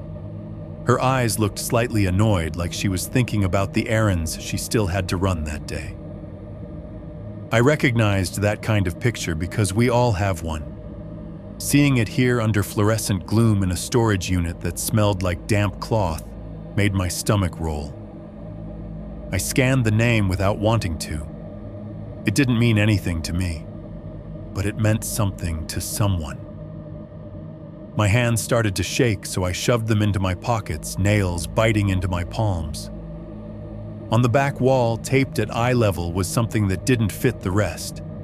A cheap thermal printout. Not a digital file. An actual printed sheet, black and white, grainy, showing pale human silhouettes against a dark background. 4 shapes grouped together, huddled, their outlines blurred and faceless. It looked like something pulled from a low-grade scope, something printed at home. The kind of image that should have been in a law enforcement report.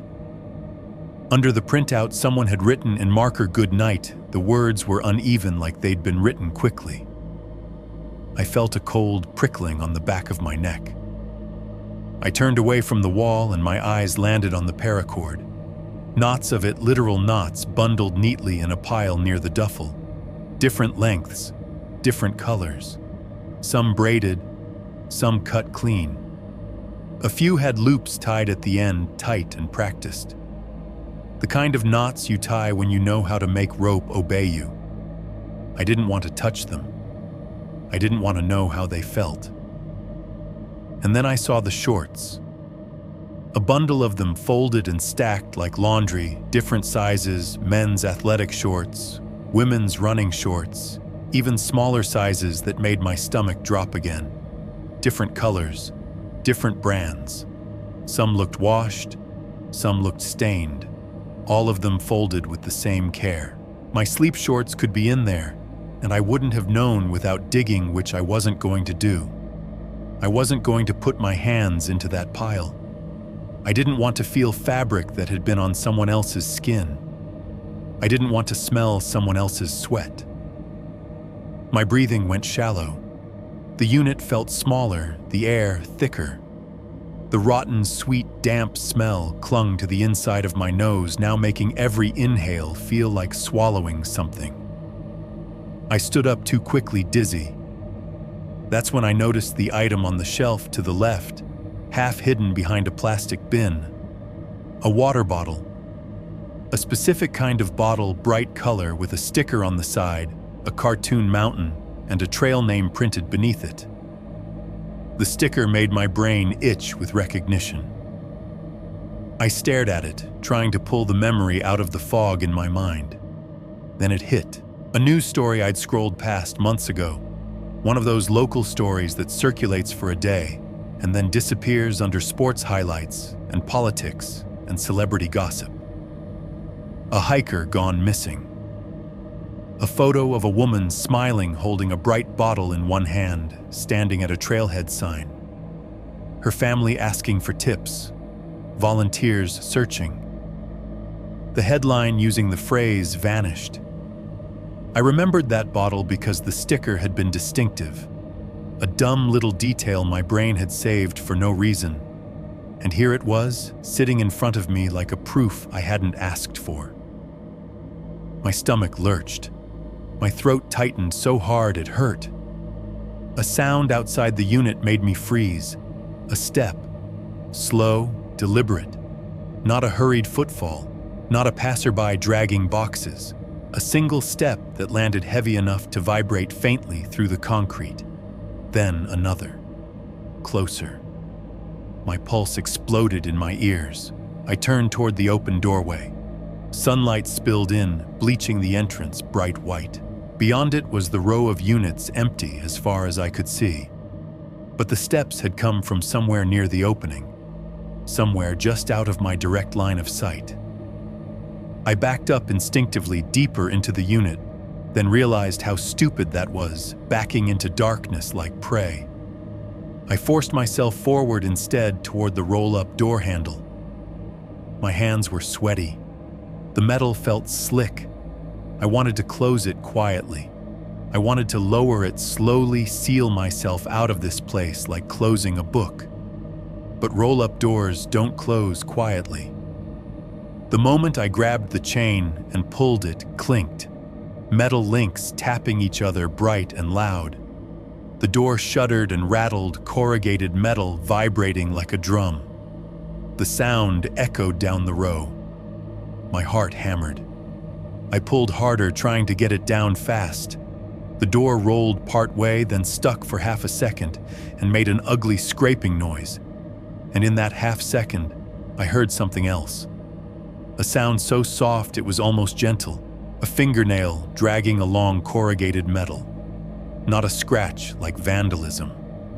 A slow, deliberate trace. Brrr. It traveled along the edge of the door as it lowered, keeping pace with it, like someone's hand was resting on the outside, following it down. My entire body went cold. I stopped pulling frozen chain links still in my grip. The fingernail sound stopped too. Silence. Then so close it felt like it was right at my shoulder, I heard a breath. Not a wet sniff this time. Just a quiet exhale like someone was amused. I yanked the chain down hard in panic. The door clattered lower. Metal rattled. The chain clinked violently. Whatever was outside didn't rush to stop it. That was the worst part. They let it happen. They let me close the door like they hadn't done anything at all. like they were granting me the illusion of control. When the door hit the bottom, it slammed with a dull thud that vibrated through the floor. The unit went dim, the only light coming through the thin gaps around the edges. For a second, I stood there in that dimness, clutching the chain, listening for movement outside. Nothing. No footsteps retreating. No angry response. Just distant storage facility noise somewhere far away. Someone talking a dolly, rattling the world, continuing. My mouth was dry. My hands shook so badly the chain links tapped each other softly. I should have left right then. I know that. But I was trapped in a different kind of logic now. The logic that says if you're already in the nightmare, you might as well look for the monster's face. So I turned back into the unit. I moved quickly, scanning shelves and bins, forcing my eyes to take in details before my courage ran out. That's when I saw it pinned to the side of one plastic bin near the back, half covered by a strip of tape. A printed photo. It wasn't like the blurry night shot from my phone. It wasn't a random campsite snapshot. It was clear. Daylight. A young man standing beside a brick house. A house I recognized instantly, not because it was special, but because it was mine, my childhood home. The old brick place my grandparents had lived in, the one my dad inherited. The photo looked like it had been taken years ago, back when my face was softer, before the warehouse job carved tiredness into it. In the photo, I was smiling slightly, holding a drink in my hand, standing in the front yard like I belonged there. Behind me, the bricks glowed warm in sun, and at the edge of the frame, beyond the fence line, was the dark wall of woods. I stared at that photo until my vision blurred, because I hadn't printed it. I hadn't shared it online. And the realization hit me with a slow, nauseating weight. This wasn't a thing that started on a trail last summer. This wasn't a random encounter with a barefoot man. Whatever had been following me had known where I lived long before the hike, long before the missing wallet, long before the breath against nylon. It had been watching from the woods behind my house, and I'd just walked into its world like I was new there. Chapter 5. Inventory Part 5.3. I don't remember leaving the storage facility. I remember the photo. I remember my own younger face staring back at me from cheap printer paper. I remember the brick behind me, warm red-orange chipped in, places the same pattern of mortar lines I'd traced with my fingers as a kid. I remember the edge of the woods in the background, like a dark stain. And I remember the sudden certainty, heavy and nauseating, that I'd been wrong about when this started. The hike hadn't been the beginning. It had just been the first time I noticed I was being watched. I stood in that dim storage unit with the door closed, listening to the distant noises of normal life outside voices, a dolly rolling a car starting, while my mind rewound itself years at a time. The photo had a timestamp printed on the back in faint ink, the kind drugstores add automatically. 2014. It felt like a punch. 2014 was years before that trail. Years before I owned my own car. Years before I ever thought about solo hiking sections for a reset. Back then, I'd been in my early 20s, still bouncing between jobs, still spending weekends at the old brick house when my parents needed help with repairs. The place wasn't just a childhood memory. It was a family property, a piece of land that had been passed down and patched up and never fully modernized. And it bordered woods. Not the manicured kind of woods behind suburban fences. Real woods, thick, unmanaged, sprawling. The kind that swallow sound and keep it. I stared at the date until the numbers blurred, then forced myself to move like I was in danger, which I was. I left the storage unit without touching anything else. I didn't take the photo. I didn't grab an ID. I didn't collect evidence like a hero in a movie. I just backed out, pulled the roll-up door chain, and raised it enough to slip through. The sunlight outside hit my face like heat. The air smelled like dust and hot metal.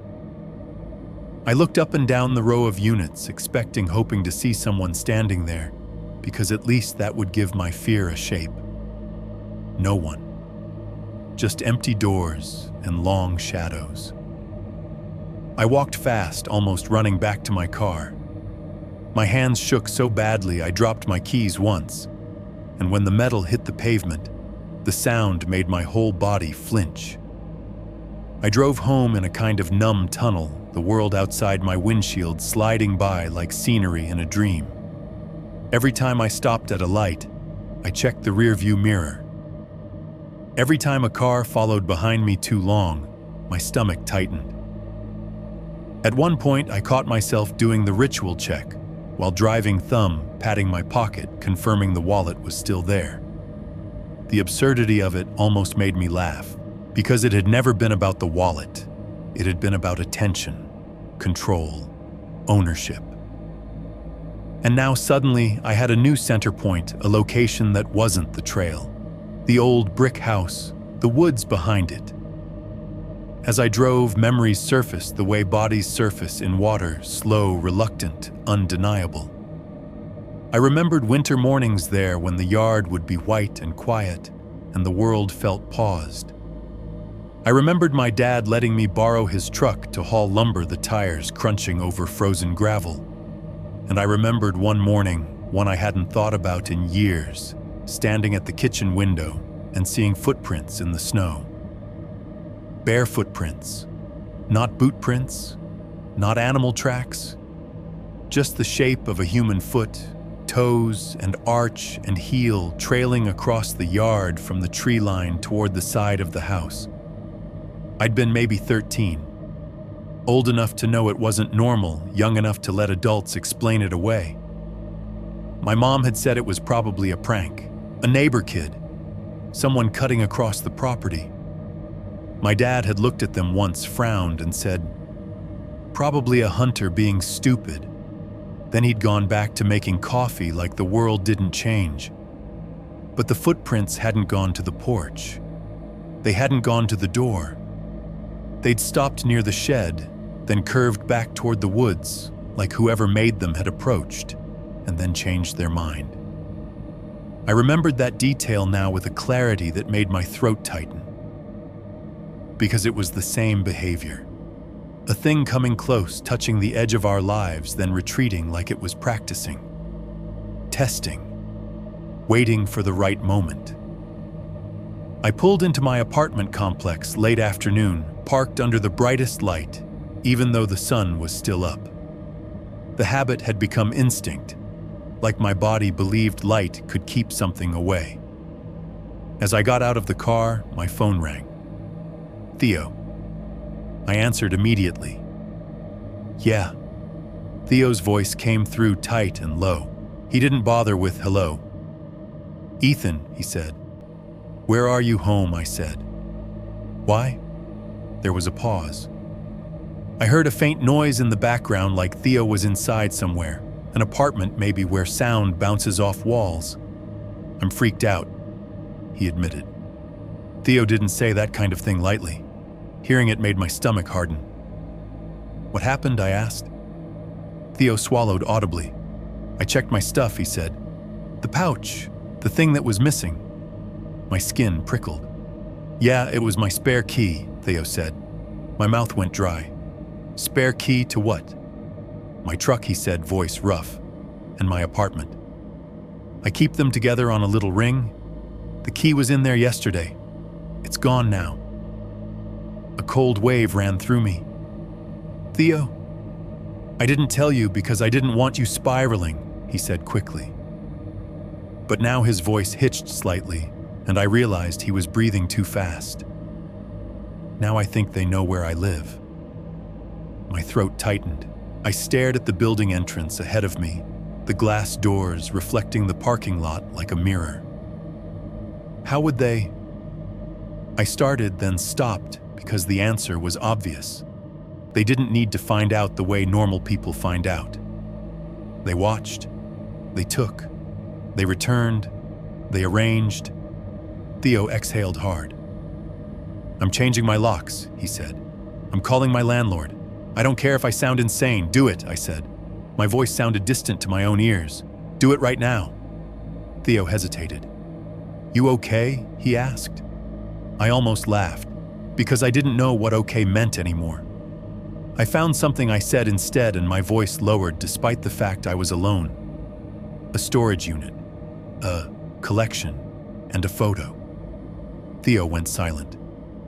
A photo of what he asked, finally. "Me," I said. "Years ago, at my old house." Theo didn't speak for a long moment. Then he said very quietly, "That means this isn't new." "No," I whispered. "It's not." Theo's voice tightened. "Listen to me," he said. "If you think this goes back to your childhood, you need to take it seriously. Like seriously, seriously. Not just cameras, not just checking locks. You need real locks, real reports. You need to tell someone who won't brush you off." I swallowed hard. Who, I asked. Theo didn't have an answer, because that's the cruel part of it. When something lives in the cracks of normal life, nobody wants to be the person who says the cracks are real. Theo inhaled. "Call me tonight," he said. Don't be alone with it." "Okay, I'll call," I said. We hung up.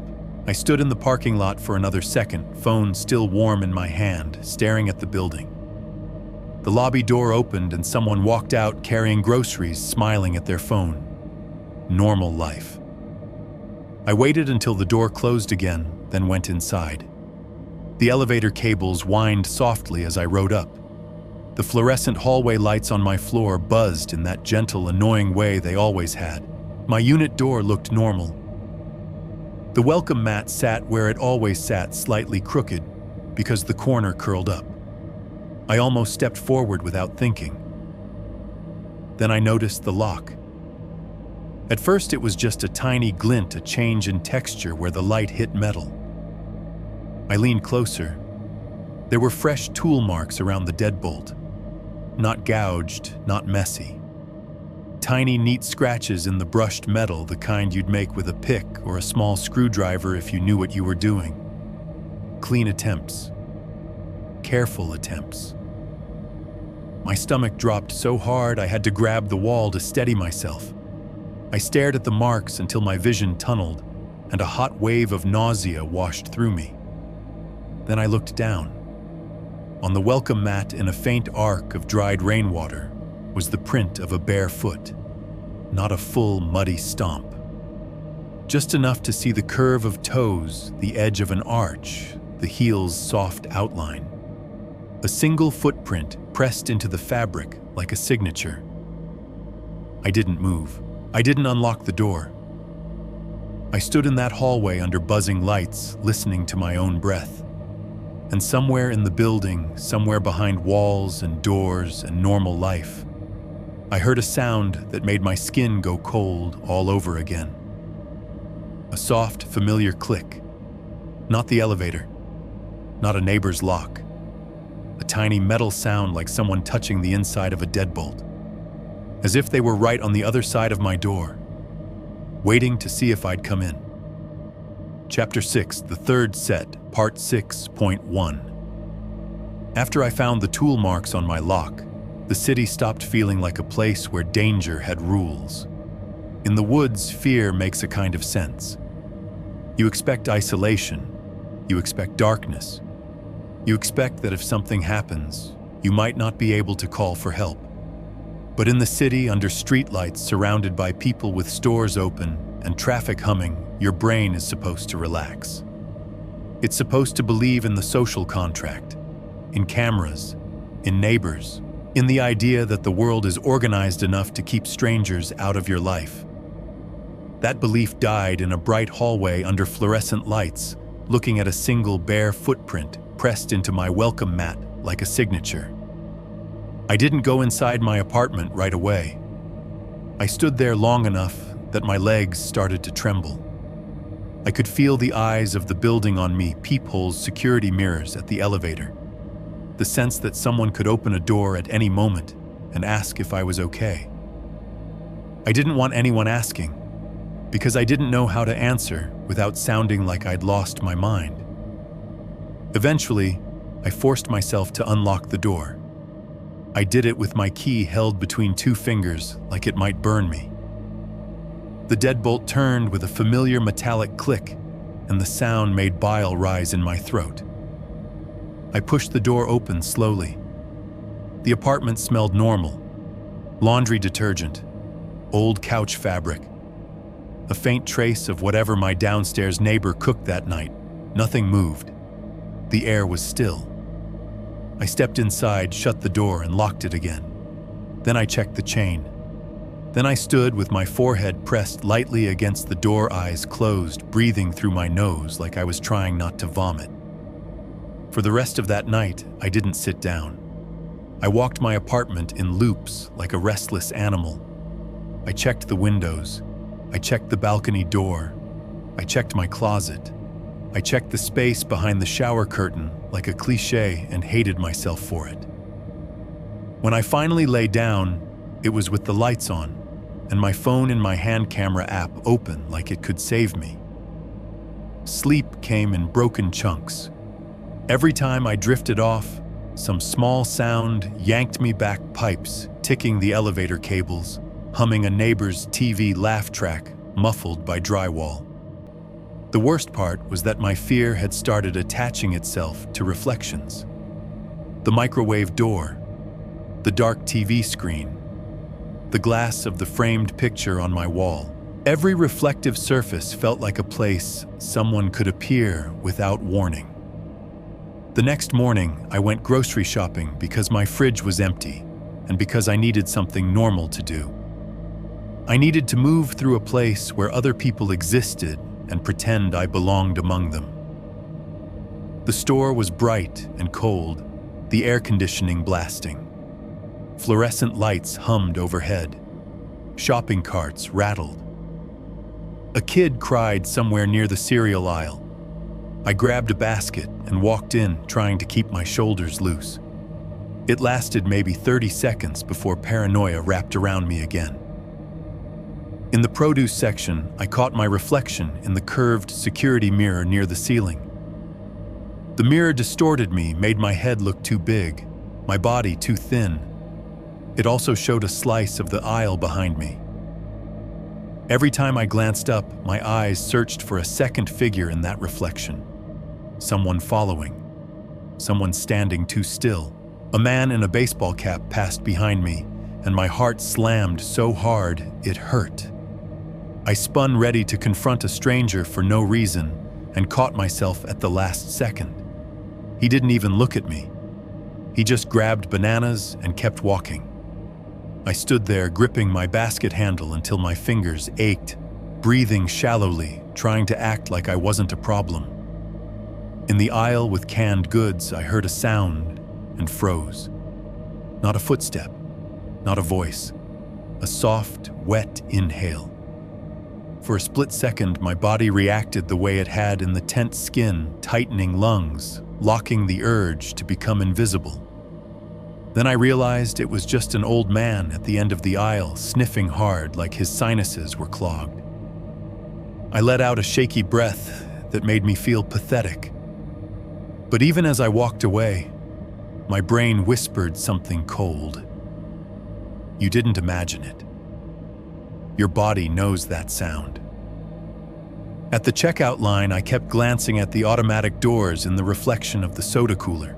Every time the doors slid open with a hiss, my shoulders jumped. Every time a stranger entered my mind, tried to assign them a role. Threat, witness, distraction. I got home with groceries and carried them up the stairs because the elevator mirror made my skin crawl. The stairwell smelled like concrete and old paint. The sound of my footsteps echoed sharp and lonely. Halfway up, I stopped on the landing because I felt irrationally like something was behind me. I turned. Nothing. Just the door to the lower floor painted beige with a metal handle that looked too much like a latch. I kept going. In the hallway outside my apartment, the air felt cooler. The light buzzed faintly. Everything was quiet in that way. Apartment buildings get during mid-morning when most people are at work. I inserted my key and started to turn it and heard it. The wet sniff. Not from in front of me, not from behind. From the stairwell. It came from the gap under the stairwell door at the end of the hall where the darkness leaked out like ink. A slow inhale. Curious, too intimate for a public building. My whole body went rigid.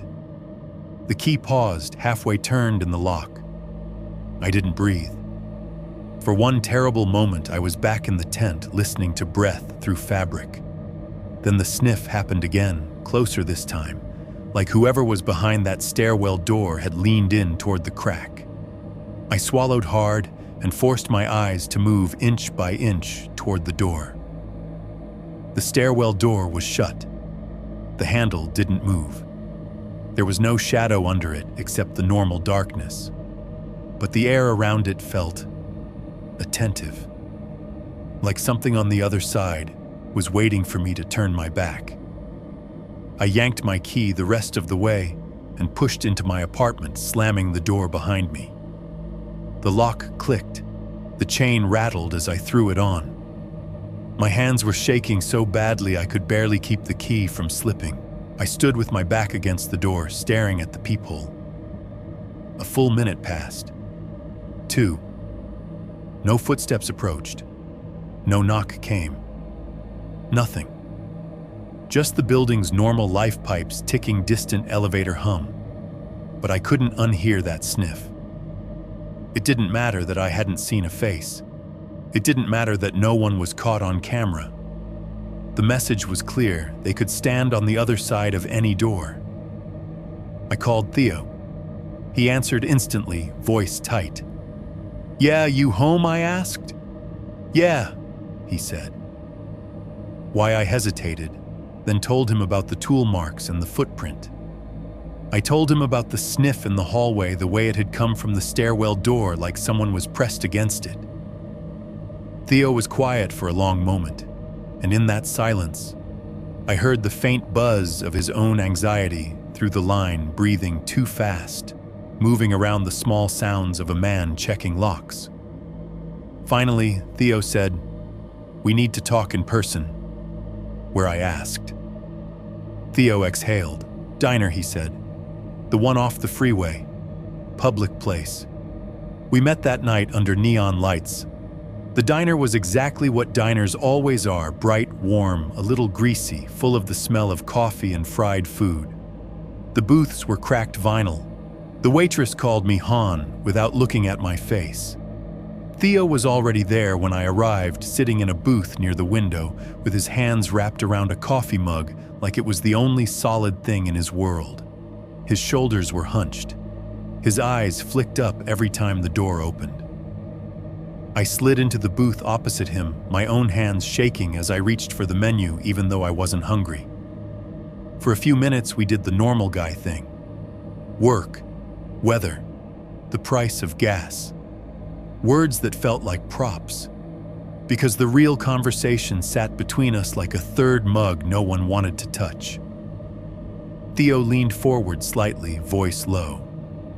"I changed my locks," he said. "Twice." My stomach tightened. And it didn't matter, Theo said. He pulled out his phone and placed it on the table between us, screen facing up. His finger hovered over the gallery. He looked at me once, expression grim. Then he turned the screen toward me. It was a photo of his porch, taken in the early morning, judging by the light. On the wooden boards in front of his door were footprints, 3 sets. 2 sets looked normal shoe prints, maybe his and a neighbor's, scuffed and uneven. The third set was wrong. The impressions were deeper than the others, sunk hard into the damp dust, like whoever made them was heavier than they should have been. The shape was elongated, the heel stretched too long, the toe area too narrow, like a foot that had been pulled. Not a boot. Not a bare human foot. Something in between. Something that looked like a foot trying to imitate a foot. I stared at the photo until my eyes watered. Theo's voice was quiet. That showed up after I changed the locks, he said. Like a response. I swallowed, throat dry. Did you see anyone? Theo shook his head. Camera glitched, he said, and his mouth twisted with bitter disgust. Same as yours. Time gap, just enough to cover it. My heart pounded. The diner noise around us, clinking silverware, a laugh from the counter, the hiss of the coffee pot felt distant. Theo leaned closer, voice barely above a whisper. Ethan, he said, whatever this is, it's not just the woods. He tapped the phone screen once right on that third set of prints. It's here, he said. It's doing it here. I stared at the wrong-shaped footprint, my skin prickling, and a thought crept into my mind so cold it made my stomach lurch. In the woods, it had walked beside me like a leash. In the city, it didn't need a trail. It had hallways. It had stairwells. It had doors. And it knew exactly where to stand to make sure I heard it breathe. Chapter 6. The third set. Part 6.2.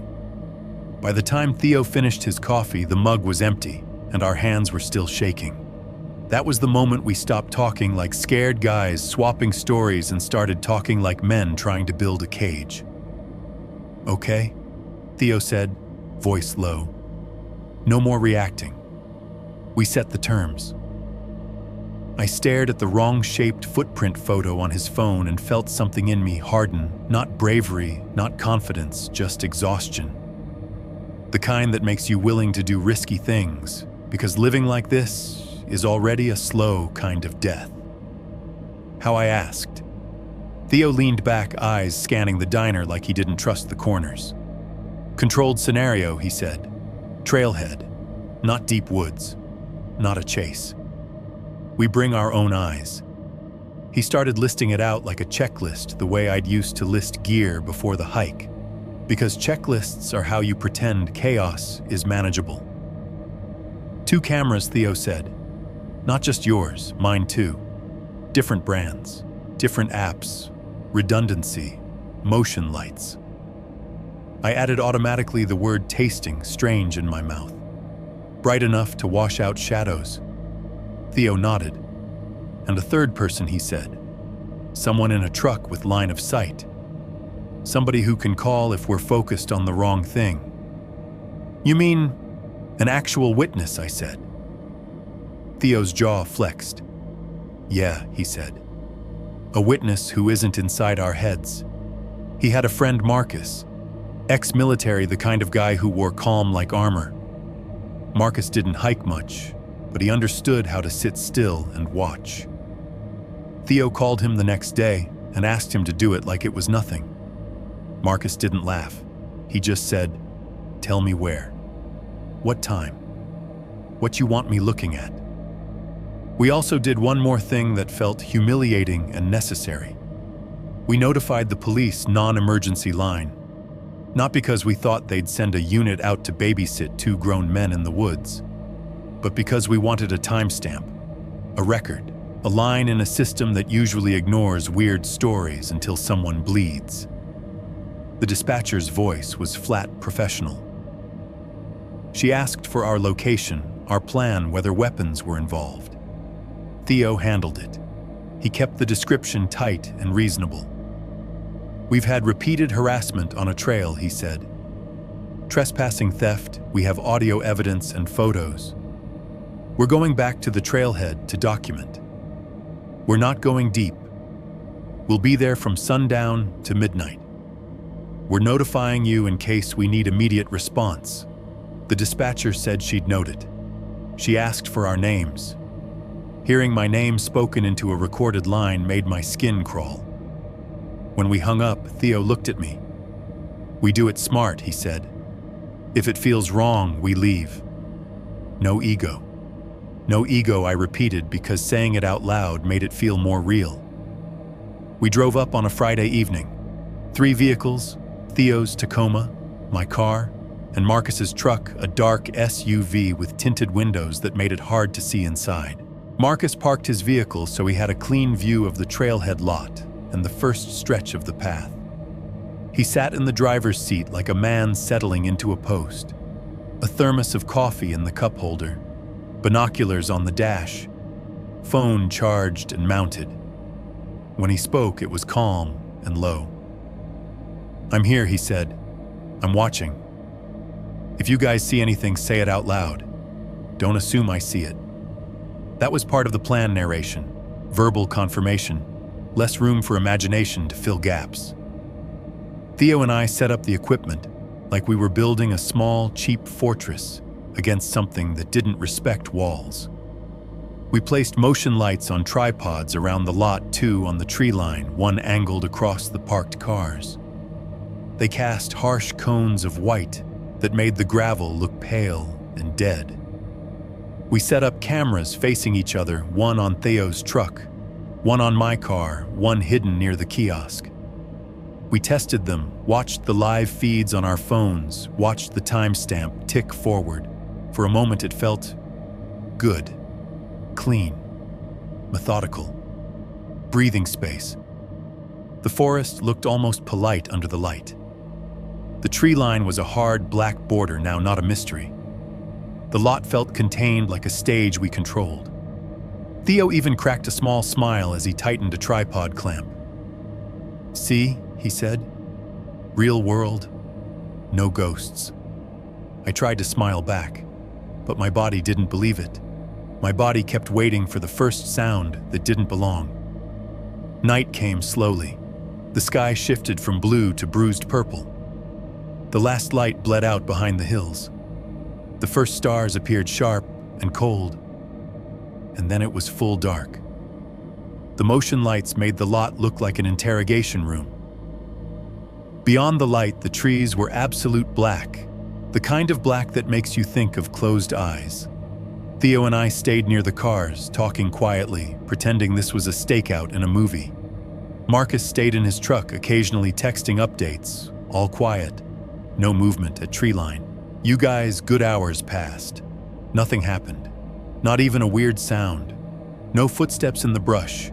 No knocking, no shadows. Just wind in the pine tops and the occasional car passing on a distant road, its sound faint and normal." At around 10, Theo rubbed a hand over his face and let out a breath that sounded almost like a laugh. "This is stupid," he murmured. "We're gonna drive home and feel ridiculous." I nodded slowly. My muscles ached from tension. My eyelids felt gritty. The quiet was starting to feel like relief. Then I hated myself for thinking that, because relief had become a trap, too. At 11, Marcus texted, "Still nothing. A minute later, you want to call it?" Theo looked at me. "We can," he said. "We did the thing. We proved we can set a perimeter and nothing happens. Or we proved it doesn't like perimeters," I whispered. Theo's jaw tightened. He didn't argue. We stood there in the harsh light, listening to the empty lot, listening to the forest beyond it, like it might speak. Then the first sound came. Zipper teeth. Zip. Slow. Careful. Not mine. Not Theo's. The sound floated from the edge of the tree line where the light faded like it was coming from a place just out of range. Theo froze. I froze. My skin went cold, every hair standing. Marcus's truck door opened in the distance with a soft thunk, and I saw his silhouette step out into the light posture alert. Theo whispered, "Did you?" I shook my head, throat too tight for words. The zipper sound came again, not a full open and close. Just a small pull a few inches as if someone was testing it. Theo's eyes went wide. "That's a tent sound," he murmured. "There's no tent." A shape moved at the edge of the light.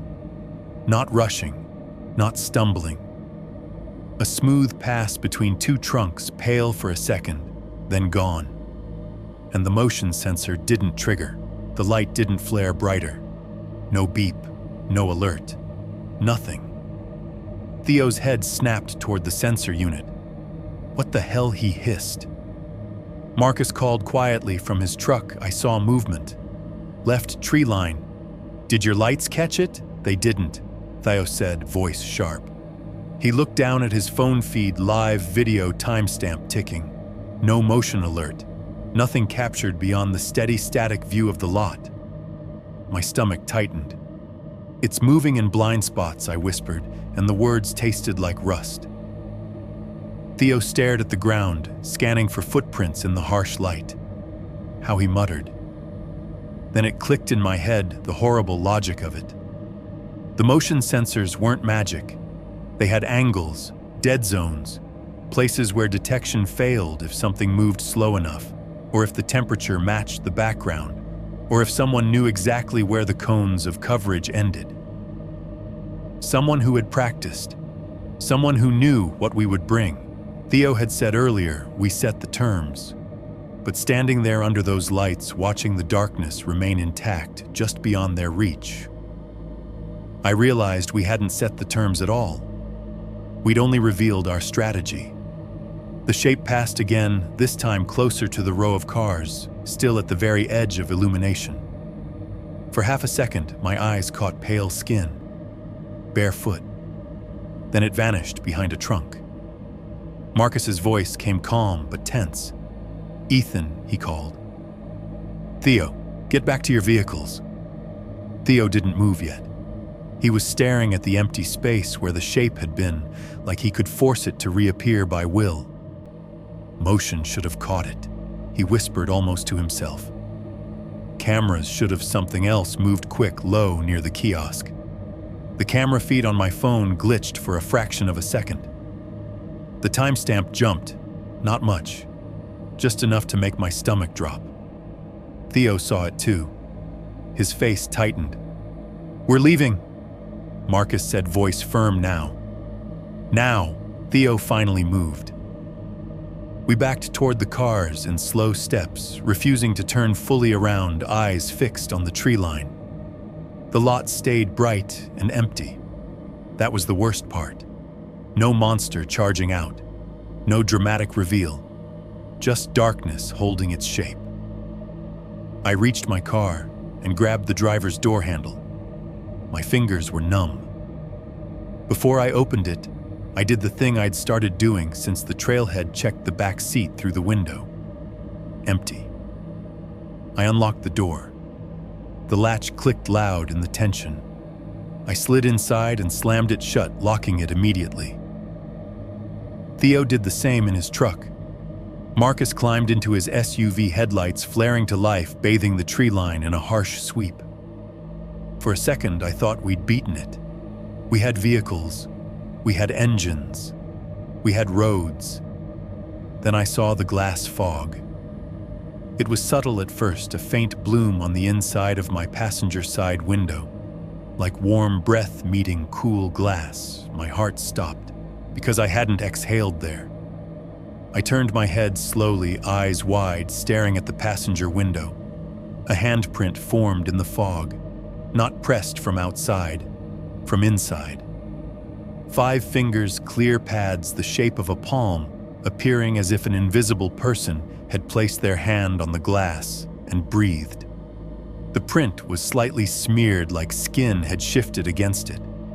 For a moment, the world narrowed to that imprint. I couldn't move. My lungs locked. My mouth went dry. Then just beneath the handprint, a faint curve appeared in the fog, like the impression of lips close to the glass. Not a full face, not a nose, just the suggestion of a mouth near enough to leave warmth. A silent, intimate proof that made my skin crawl. Something was in the car with me, or had been, or could be whenever it wanted. The handprint remained for a second longer, perfect and undeniable. Then the engine vibration, and the airflow from the vents began to clear the fog, wiping it away like it had never existed. Theo's truck peeled out of the lot. Marcus's SUV followed. I drove last, eyes flicking between mirrors and windows, heart pounding so hard it hurt. The motion lights behind us kept shining on empty gravel. The cameras kept recording nothing, and the forest stayed black and silent, as if it hadn't just reached into the only safe place I had left and pressed a hand against the glass. Chapter 6, The Third Set, Part 6.3. We didn't talk much on the drive back from the trailhead. There wasn't anything left to argue about. The handprint on my window, fogged from the inside, had burned through the last layer of denial like acid. It didn't matter whether the cameras caught it. It didn't matter whether a dispatcher believed us. It had touched the one thing that should have been sealed. It had breathed where breath shouldn't exist. Theo drove with his jaw-clenched eyes fixed on the road, like he was afraid to glance at the trees lining the highway. Marcus followed behind us for a while, then peeled off at an exit with a quick flash of his taillights, one silent message of good luck. When Theo finally spoke, it was in a low voice that didn't sound like him. "I need to understand the third set," he said. My fingers tightened around the steering wheel. "What, the tall one?" Theo said. "The thing in the scope reflection. The prints outside my place." The he swallowed. Is it real, or is it a trick? I didn't answer because I didn't know. Part of me wanted it to be supernatural in a twisted way, because at least then it would follow rules I didn't understand, instead of rules a person could learn. Theo continued almost to himself. "If it's a person, it's got to be equipment. Stilts. Lifted boots.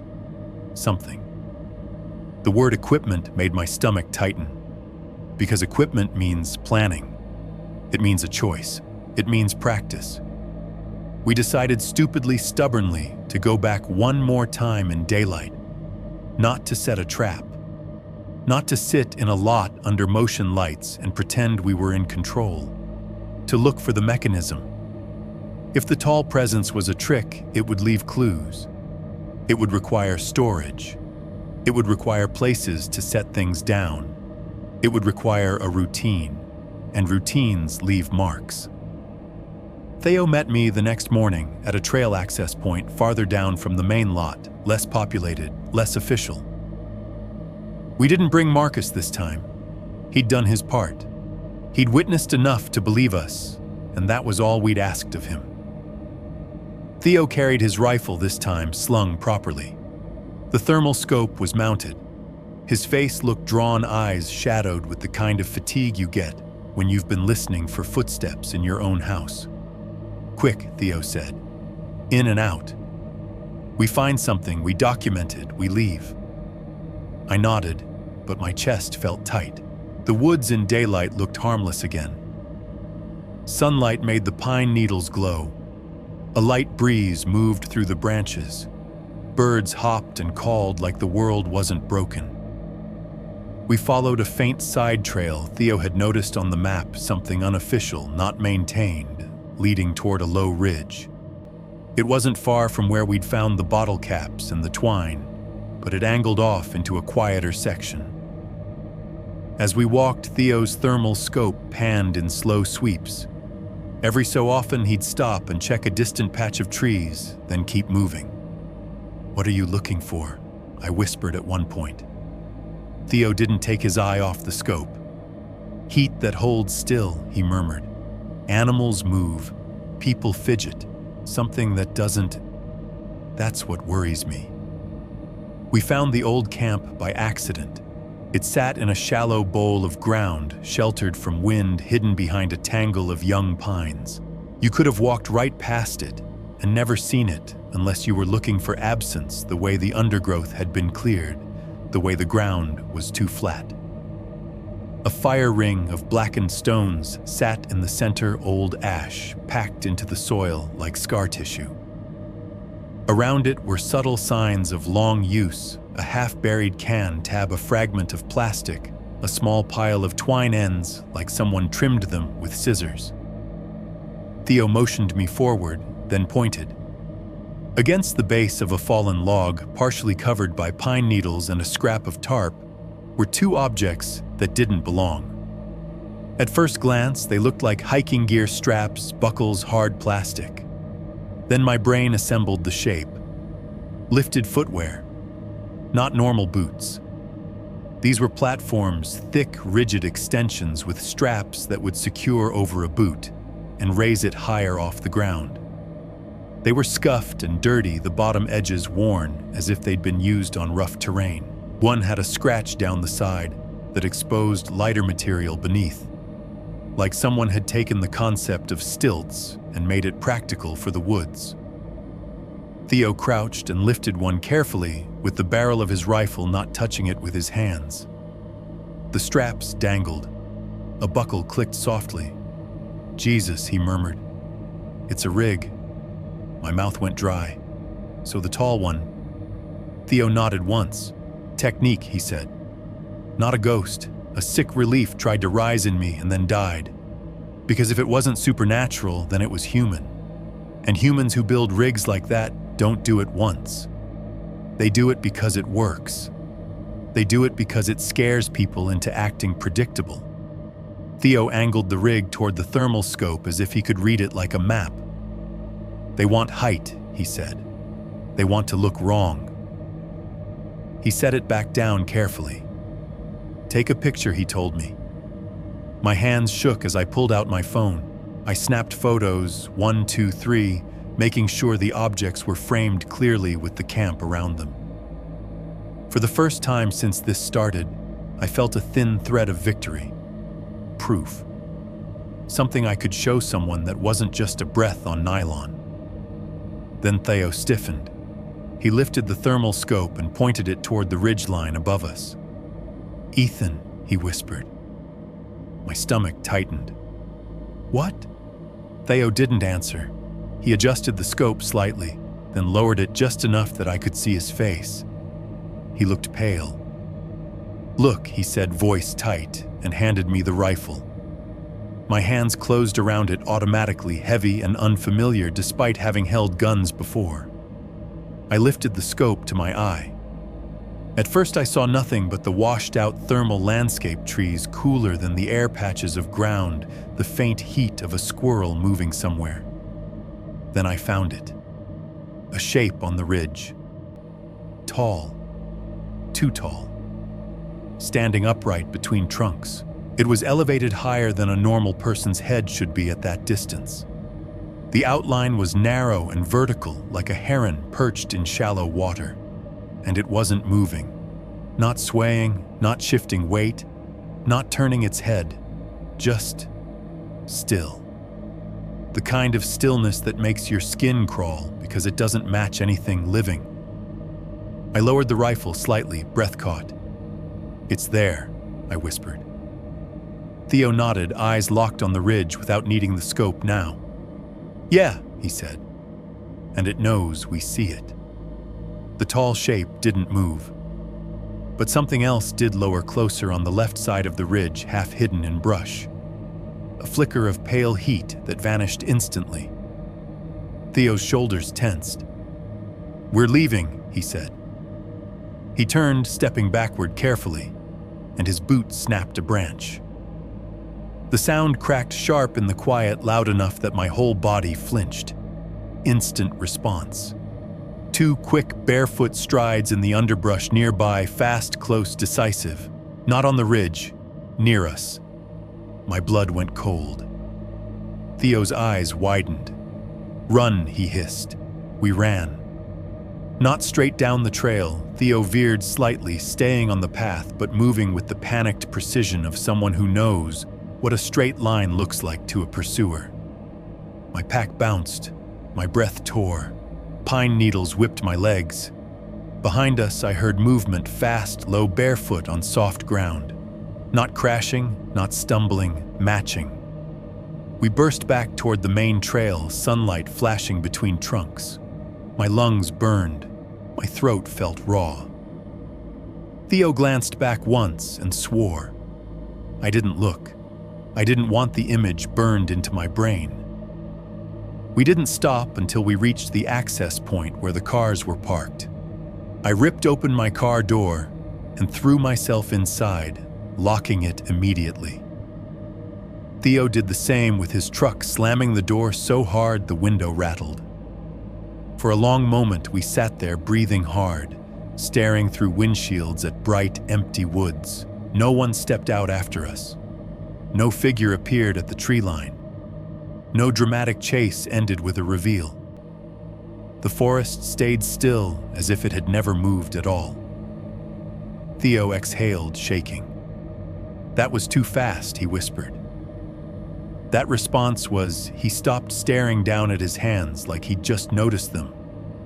What I asked, voice hoarse. Theo lifted his left hand.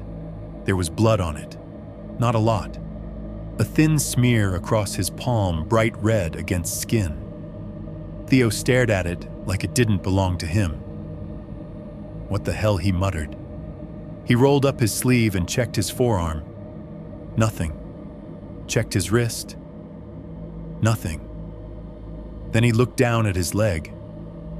A shallow cut ran along the side of his calf, a clean line like a sharp edge had kissed him.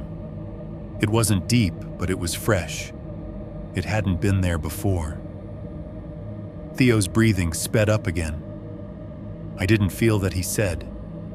I would have felt that. My stomach churned. "Maybe a branch," I said, but even as I said it, I knew it didn't fit. Branches scratch. They tear. They leave messy marks. This looked like a deliberate slice. Theo's hands shook as he patted his pockets, checking for his keys like he always did. Then he paused.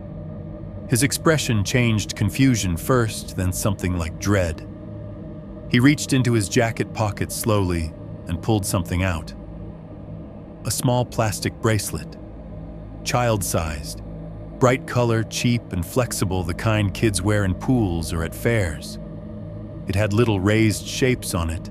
Stars or hearts, worn slightly smooth, like it had been rubbed by skin. Theo held it between two fingers as if it was contaminated. "I don't," he started, and his voice cracked. "I don't have kids." My throat tightened. "You didn't pick that up," I whispered. Theo shook his head, eyes wide.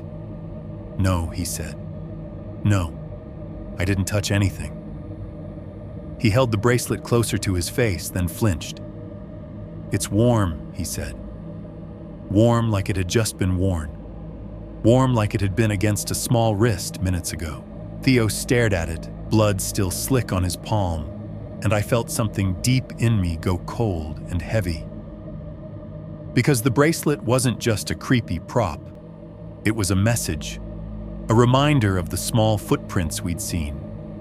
A reminder that whatever this was, whatever system lived in those woods, didn't just build rigs to look tall. It brought other things into the game. Things that made you imagine a child in the dark. Theo swallowed hard. "Ethan," he whispered, not looking up. "We need to get out of here." I nodded, hands trembling on the steering wheel, and as we drove away, sunlight pouring through trees like nothing had happened, I couldn't stop thinking about the bracelet's warmth. About the way it felt like proof of a presence we never actually saw. About how easily something could slip a child's bracelet into a grown man's pocket without him noticing, the same way it had slipped my wallet out of my bag, the same way it had breathed inside my car, the same way it had learned my name and said it like it belonged. If it could do that in the middle of the day, what could it do at night when we were asleep and blind and zipped into place? Chapter 7. Safety that isn't safe. Part 7.1. After the bracelet, there was no more pretending. This was just a weird trail story. Theo stopped answering my calls for a few days. When he finally did, his voice sounded hollow, like he'd been sleeping with one ear open and it had drained the life out of him. He told me he'd changed his locks again, that he'd thrown away half his gear, that he'd been waking up with his heart pounding for no reason. "I keep checking my pockets," he admitted once, bitter and embarrassed. "Like something's gonna be there." I knew exactly what he meant, and I knew with a grim certainty that if I stayed where I was, same apartment, same commute, same parking spot under the same light pole, I was going to rot from the inside out. So I did the most reasonable thing a person can do when they're being followed by something that doesn't show up on camera. I moved. Not dramatically. Not out of state. I couldn't afford that. I wasn't rich. I wasn't the kind of guy who can pack his life into a U-Haul and vanish. But I found a different apartment across town, closer to the warehouse, in a newer complex with better lighting and better locks. I signed the lease fast, paid the deposit, and told myself the same lie I'd told myself when I drove into the forest. This is a reset. The move felt like a purge. I threw out things I didn't need. Old clothes, broken kitchen gadgets, the cheap couch that had absorbed my anxiety like a sponge. I boxed up the rest. I didn't keep any of the hiking gear. Not the pack, not the tent, not the sleeping bag. I couldn't stand the idea of nylon walls again. I bought new things instead. New sheets, new towels, new kitchen stuff, a new spoon set still sealed in plastic. Like fresh metal could rewrite the past. When I moved in, I did it like I was building a fortress out of normal life. New lock's deadbolt replaced with a heavier one. Doorbell camera installed that first night. Window sensors again. A small interior camera pointing at the front door again. The difference was, this time I didn't do it in a panic. I did it with a calm, careful intention that almost felt like competence. I tested the doorbell camera in daylight. The app gave me crisp footage, me walking up, me waving, me stepping away. No time gaps. No missing minutes. No ghostly glitches. I watched the footage twice, then a third time, almost waiting for the timeline to jump. It didn't. I felt something loosen in my chest. For the first time in months, I slept with the lights off. Not well, never well, but enough. I started trying to live like a normal guy again. I went to work, punched in, listened to forklifts beep and conveyors whine like I had for years. I drove home in traffic, windows down sometimes, letting the city air fill the car. I went to the gym after work, ran on a treadmill under harsh lights, forcing my body to burn off the leftover adrenaline. I cooked dinners that didn't come from a box. Chicken in a pan. Rice. Vegetables. Normal, boring food. The sizzle of oil, the chop of a knife against a cutting board, the familiar comfort of simple routines. Sometimes I would catch myself thinking about the woods and feel my stomach tighten. But then I'd look around my new apartment, clean walls, new furniture, the blue blink of the camera light, and I'd tell myself I'd done the smart thing. I'd changed the equation. Weeks passed. Nothing happened. No clicks in the parking lot. No time gaps in the camera footage. No returned items on my doormat. My phone stopped feeling like a ticking bomb. Theo started texting again, short messages, not long calls. He was still rattled, but he was functional. He told me he hadn't seen new footprints. He hadn't found anything warm in his pockets. "I think it passed," he texted once. I stared at that message for a long time. I wanted to believe it so badly it made my throat hurt. And for a while I did. That's the part people don't understand when they ask why I didn't report everything harder, why I didn't go to the news, why I didn't make a bigger scene. Because once the fear stops knocking, you start negotiating with your own memory.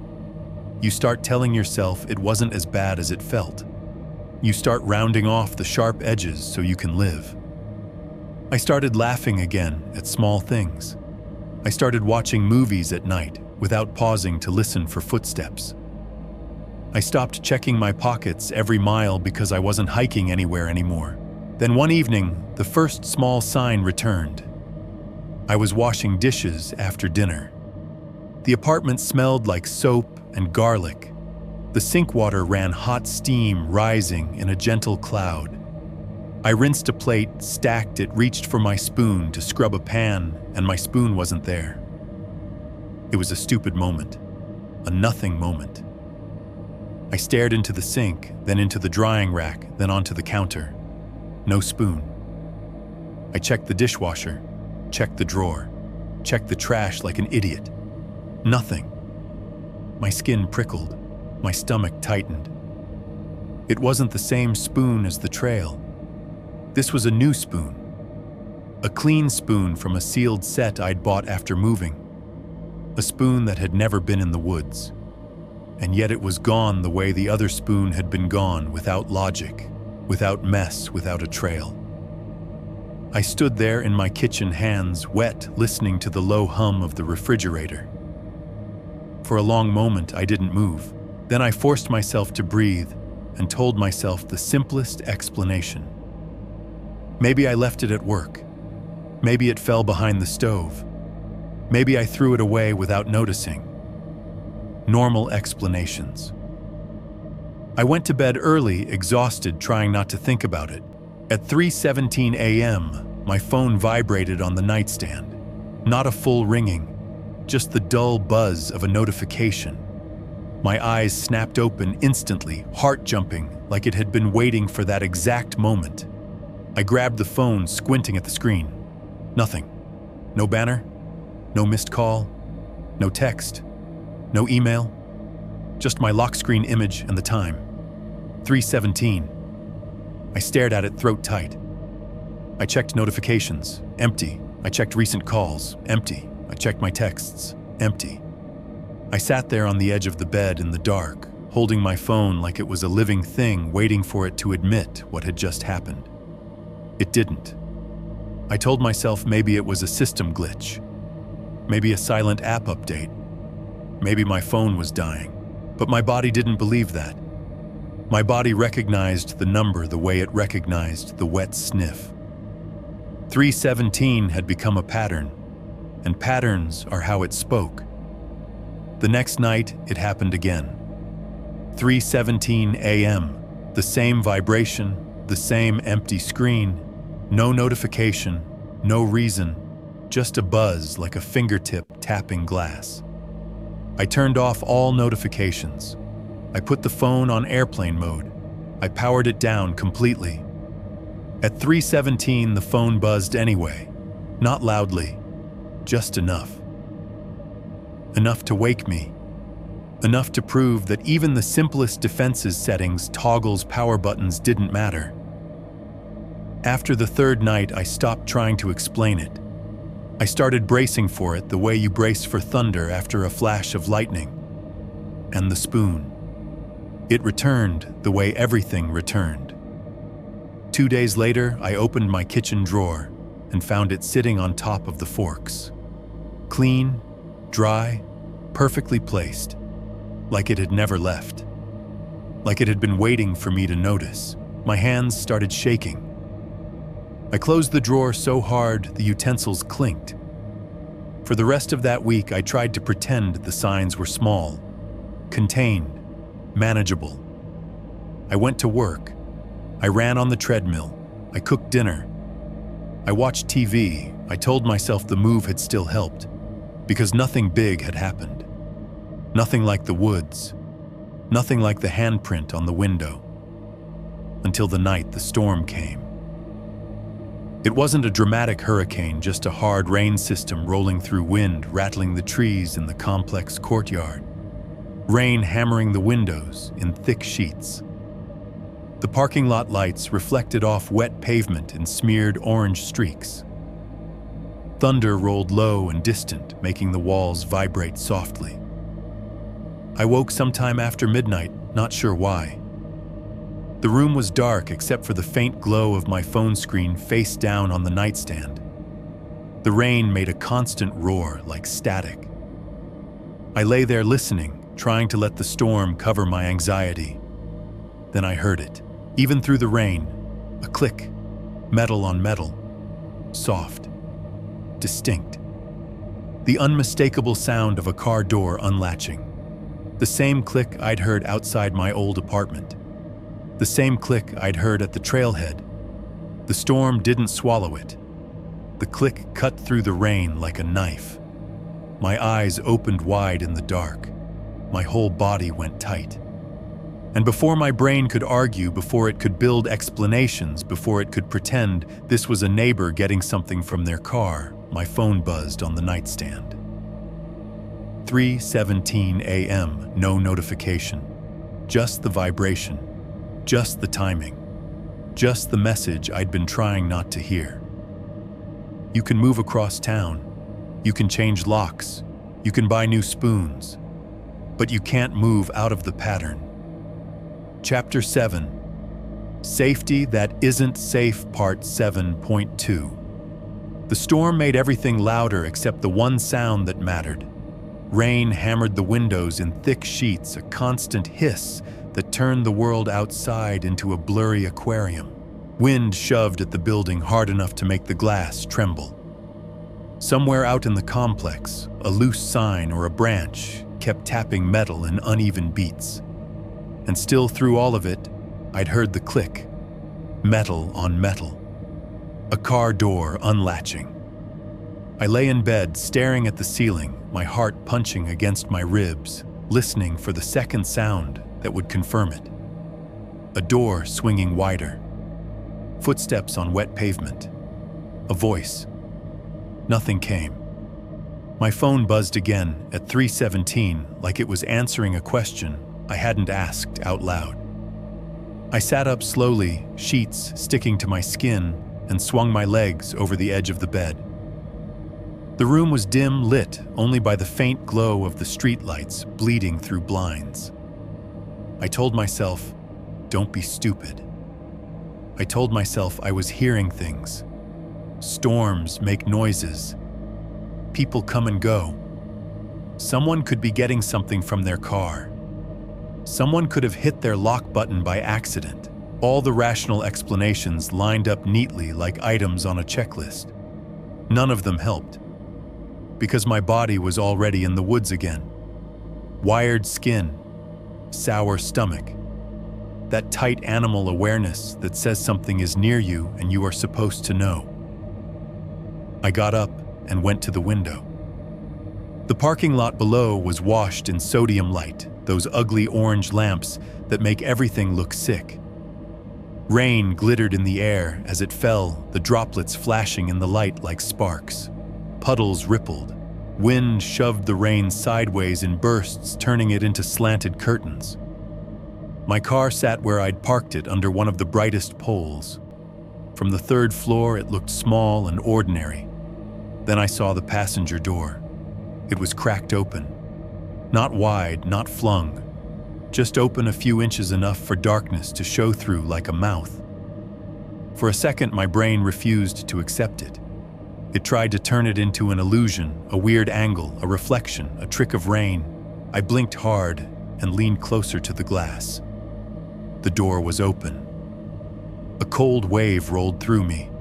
My hands went numb. I backed away from the window slowly, like the glass might shatter if I moved too fast. In the kitchen, the sink light was off.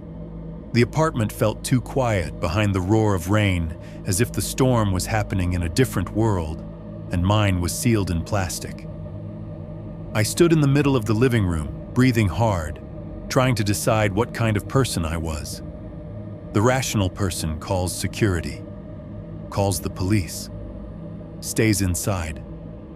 But there was another ugly, stubborn part of me, the part that had driven into the woods to reset and ended up shooting into dirt, that couldn't stand the thought of sitting upstairs while someone had their hands on my car. My car wasn't just a car anymore. It was the last place I'd been sealed, the last thing I'd tried to trust. If that door stayed open, it would feel like a flag planted in my life. So I grabbed the first thing my hand landed on. A kitchen knife. Not a big one. Not dramatic.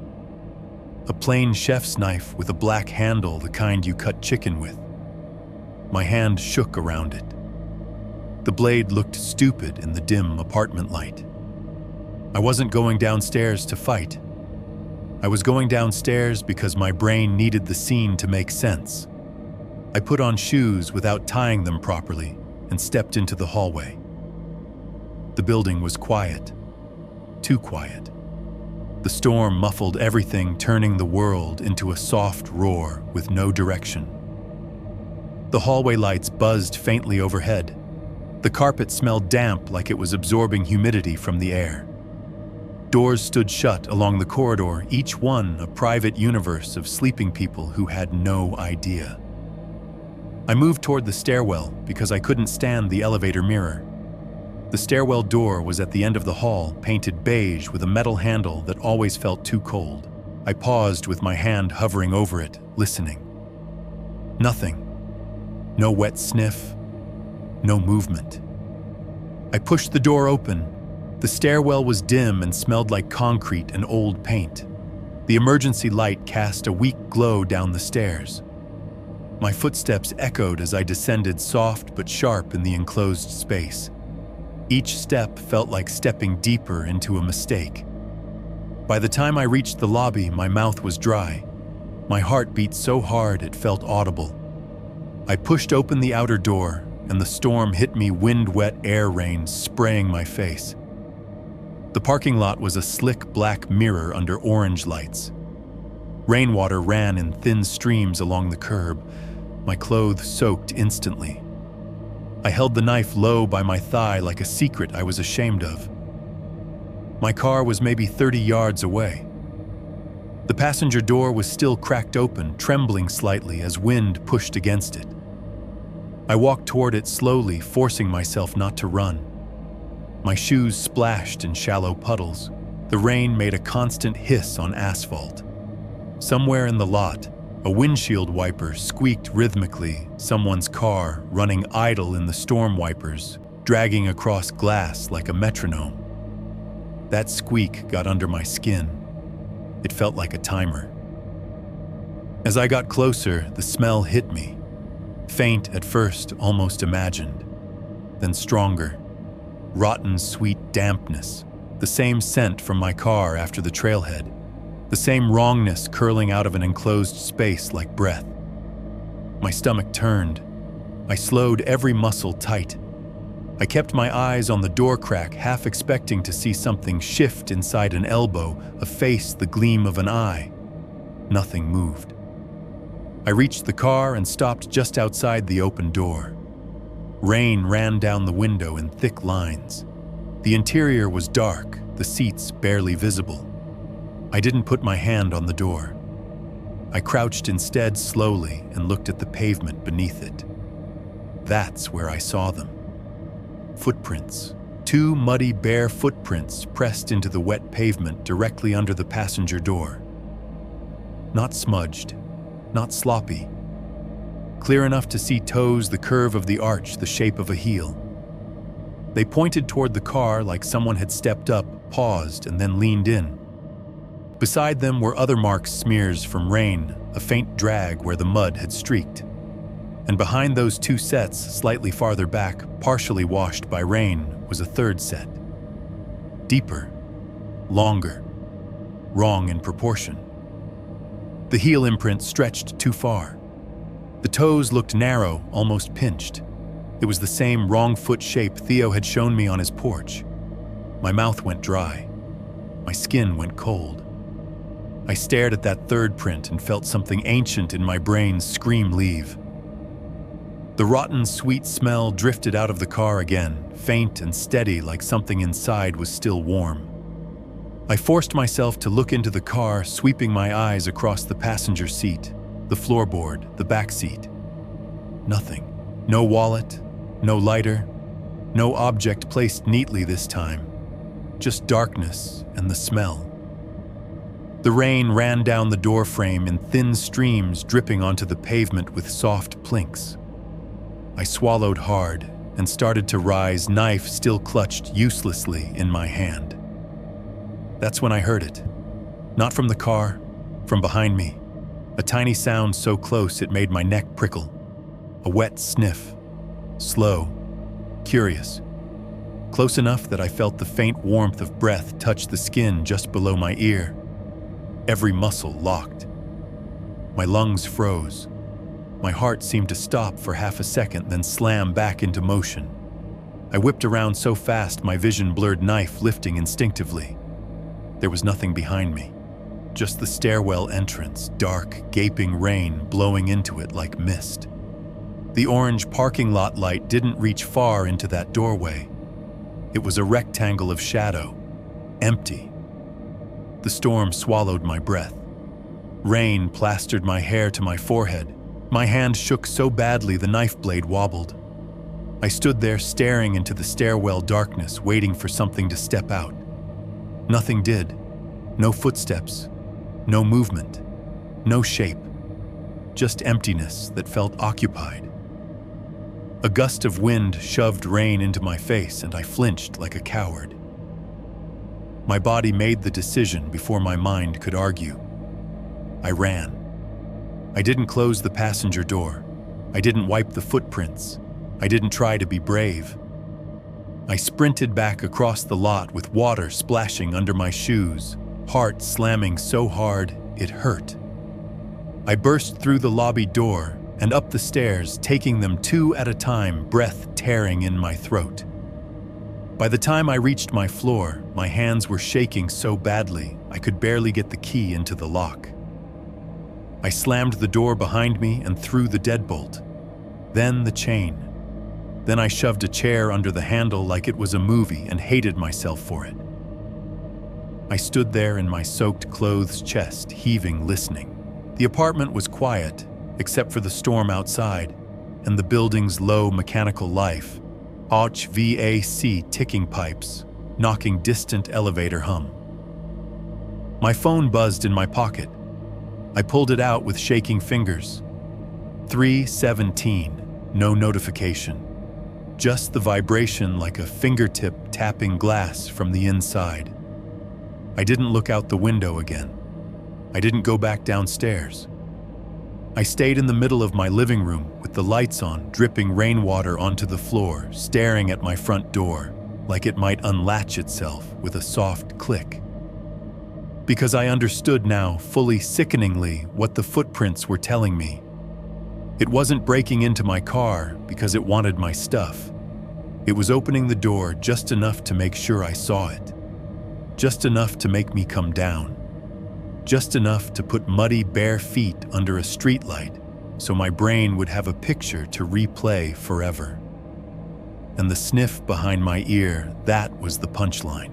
The reminder that even when I turned around, even when I looked directly at where it should be, it could remain unseen. It could stay in the dark stairwell and let me fill it in with my own terror. And when I finally sank onto the couch, drenched and shaking, one thought kept looping through my head like a broken alarm. If it can stand behind me in a parking lot, it can stand behind me anywhere. Chapter 7. Safety that isn't safe. Part 7.3. I didn't sleep after the parking lot. I sat on my couch with every light in the apartment on kitchen, hallway, bathroom, like brightness could seal cracks. My wet clothes clung to my skin. The storm kept roaring outside, rain tapping the windows in constant, exhausting static. Every time the building made a sound, my body flinched. The HVAC ticked, a pipe knocked, the elevator cables hummed. I watched my doorbell camera feed until my eyes felt gritty. The app showed the hallway outside my unit in pale night vision, grainy and empty. No shadow crossing, no figure, nothing. Except the timeline. It had gaps again. Not huge, not dramatic. Clean little jumps, minutes missing as if the camera had blinked. The kind of gap you can't prove is malicious, but you can't explain away once you've lived through it enough times. At some point near dawn, the storm eased. The rain softened into a steady drizzle. The wind calmed enough that the world outside started sounding normal again. That was when I made the call. Not because I thought they'd fix it. because I needed a record that I wasn't the only person hearing this story inside my skull. The officer who arrived mid-morning looked like he'd rather be anywhere else. He was polite in the way professionals get when they're dealing with something they've already categorized as nuisance.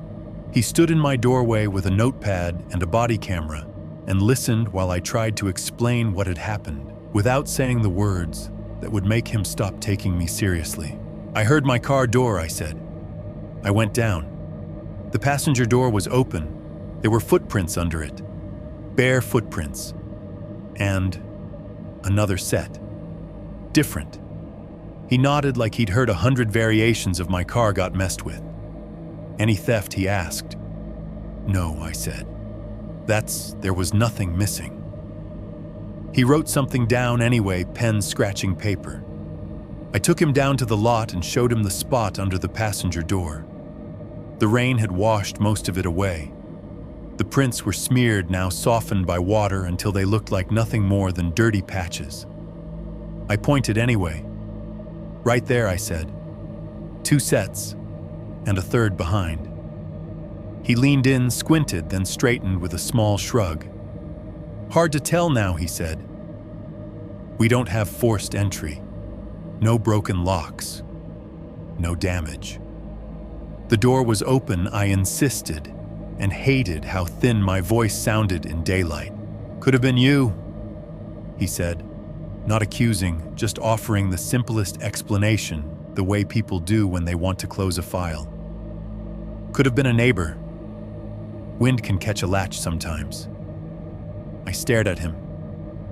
Wind doesn't leave bare footprints. He gave me the look again, that gentle, careful look that says I'm listening, but I don't believe you. "Do you have footage?" he asked. I almost laughed. I pulled out my phone and opened the doorbell camera app. I showed him the timeline, the gap right where the event happened. I pointed to the timestamp. "It cuts out right there," I said. "Every time something happens, it cuts out." He watched it for maybe 20 seconds, expression blank. "Wi-Fi can drop," he said. "These systems aren't perfect." "It's not Wi-Fi," I snapped, then forced myself to breathe. "It's always the same time. Same windows." He wrote more notes. "We can file a report," he said, voice already drifting toward closure. "But without a suspect, without evidence of a crime, there's not much we can." "I heard breathing," I said before I could stop myself. The words hung in the air like something rotten. The officer paused. His eyes flicked up to mine. Not scared, not alarmed, just evaluating. The way you look at a man on a ledge. I heard a sniff behind me. I corrected quickly, trying to make it sound less insane. "In the lot." He nodded slowly, lips pressed tight. "Okay," he said. "If you feel unsafe, consider staying with family. Consider better lighting. Keep your doors locked." My mouth went dry. "My doors are locked," I said, too quiet. He gave me his card, told me to call if anything escalated, and walked away with the same steady stride he'd arrived with, as if leaving my life was as simple as stepping through a door. When he was gone, the apartment felt even quieter. Like the official world had glanced at my problem, stamped it unfounded, and moved on. I went upstairs and sat at my kitchen table with my phone in my hands. The sun was bright outside now, making the countertops gleam. My new spoon sat in the drying rack like it had never been missing. A normal man's kitchen. A normal morning. My hands still wouldn't stop shaking. I called Theo, straight to voicemail. I called again, voicemail. I texted him, "You okay?" No response. I tried his work line, then his personal number again, then Marcus, because Marcus at least existed outside this nightmare. Marcus answered with a low, cautious voice. "Hey," he said. "What's up?" Theo won't answer, I said. There was a pause. "Yeah," Marcus said slowly. He's been off." "What does that mean?" My voice tightened. Marcus hesitated, then said, He told me he was going to lay low. He said not to involve him if it keeps escalating. My stomach turned. He's just gone, I don't know, Marcus admitted. He didn't say where. He just said he needed distance. Distance from the woods. From me. From whatever had learned his routine and put a warm child's bracelet in his pocket. I hung up and stared at my phone until the screen dimmed. It felt like the last person who believed me had stepped off the board. I sat there for a long time, listening to the building breathe. The HVAC ticked softly. A neighbor ran water in their sink. Somewhere down the hall, a door opened and closed. Normal sounds. Normal life continuing. And in the middle of it, my phone felt like a bomb, because it held the only proof I'd ever gotten: the photos, the audio, the glitches, the timestamps. The evidence I kept collecting like it would save me. I opened my cloud backup out of habit. I didn't even know what I was looking for. Maybe I wanted to convince myself nothing new had appeared. Maybe I wanted to punish myself by staring at the old night photo again. The one that had tagged my home address like a curse. My thumb scrolled. Then it stopped. A new upload. Timestamp 3:17 a.m. I stared at the time until my vision tightened. My mouth went dry. I tapped it. The photo loaded slowly, pixel by pixel, like it was deciding how much it wanted to show me. At first, it looked like nothing. Darkness. Then my eyes adjusted to what the camera had captured. It was my bedroom. Taken from inside the room. Not from the doorway camera. Not from a hallway. From the space between my bed and the TV stand, an angle I didn't recognize because I had never stood there with my phone held up to photograph myself sleeping. In the photo, I was in bed, face turned toward the pillow, one arm thrown out like a careless person who believed in safety. My hair was mussed, my mouth slightly open. The sheet pulled up to my chest. I looked peaceful. That was what made my stomach roll. Because I had not been peaceful. I had been terrified. And I had still slept, at least for moments long enough for this to be taken. The image wasn't blurry. It wasn't an accidental shake. It was composed. Framed. As if someone had stood there long enough to make sure the whole scene fit bed-body dark TV screen. My eyes slid to the TV. The TV was off in the photo black glass, reflecting the room like a shallow mirror. And in that reflection, faint but clear enough that my brain couldn't pretend it was a shadow, were shapes. Two low shapes near the floor, close together. Crouched. Not sitting on furniture. Not standing. Low, as if they wanted to be small, or as if their bodies naturally belonged closer to the ground. And behind them, a third shape. Tall. Too tall.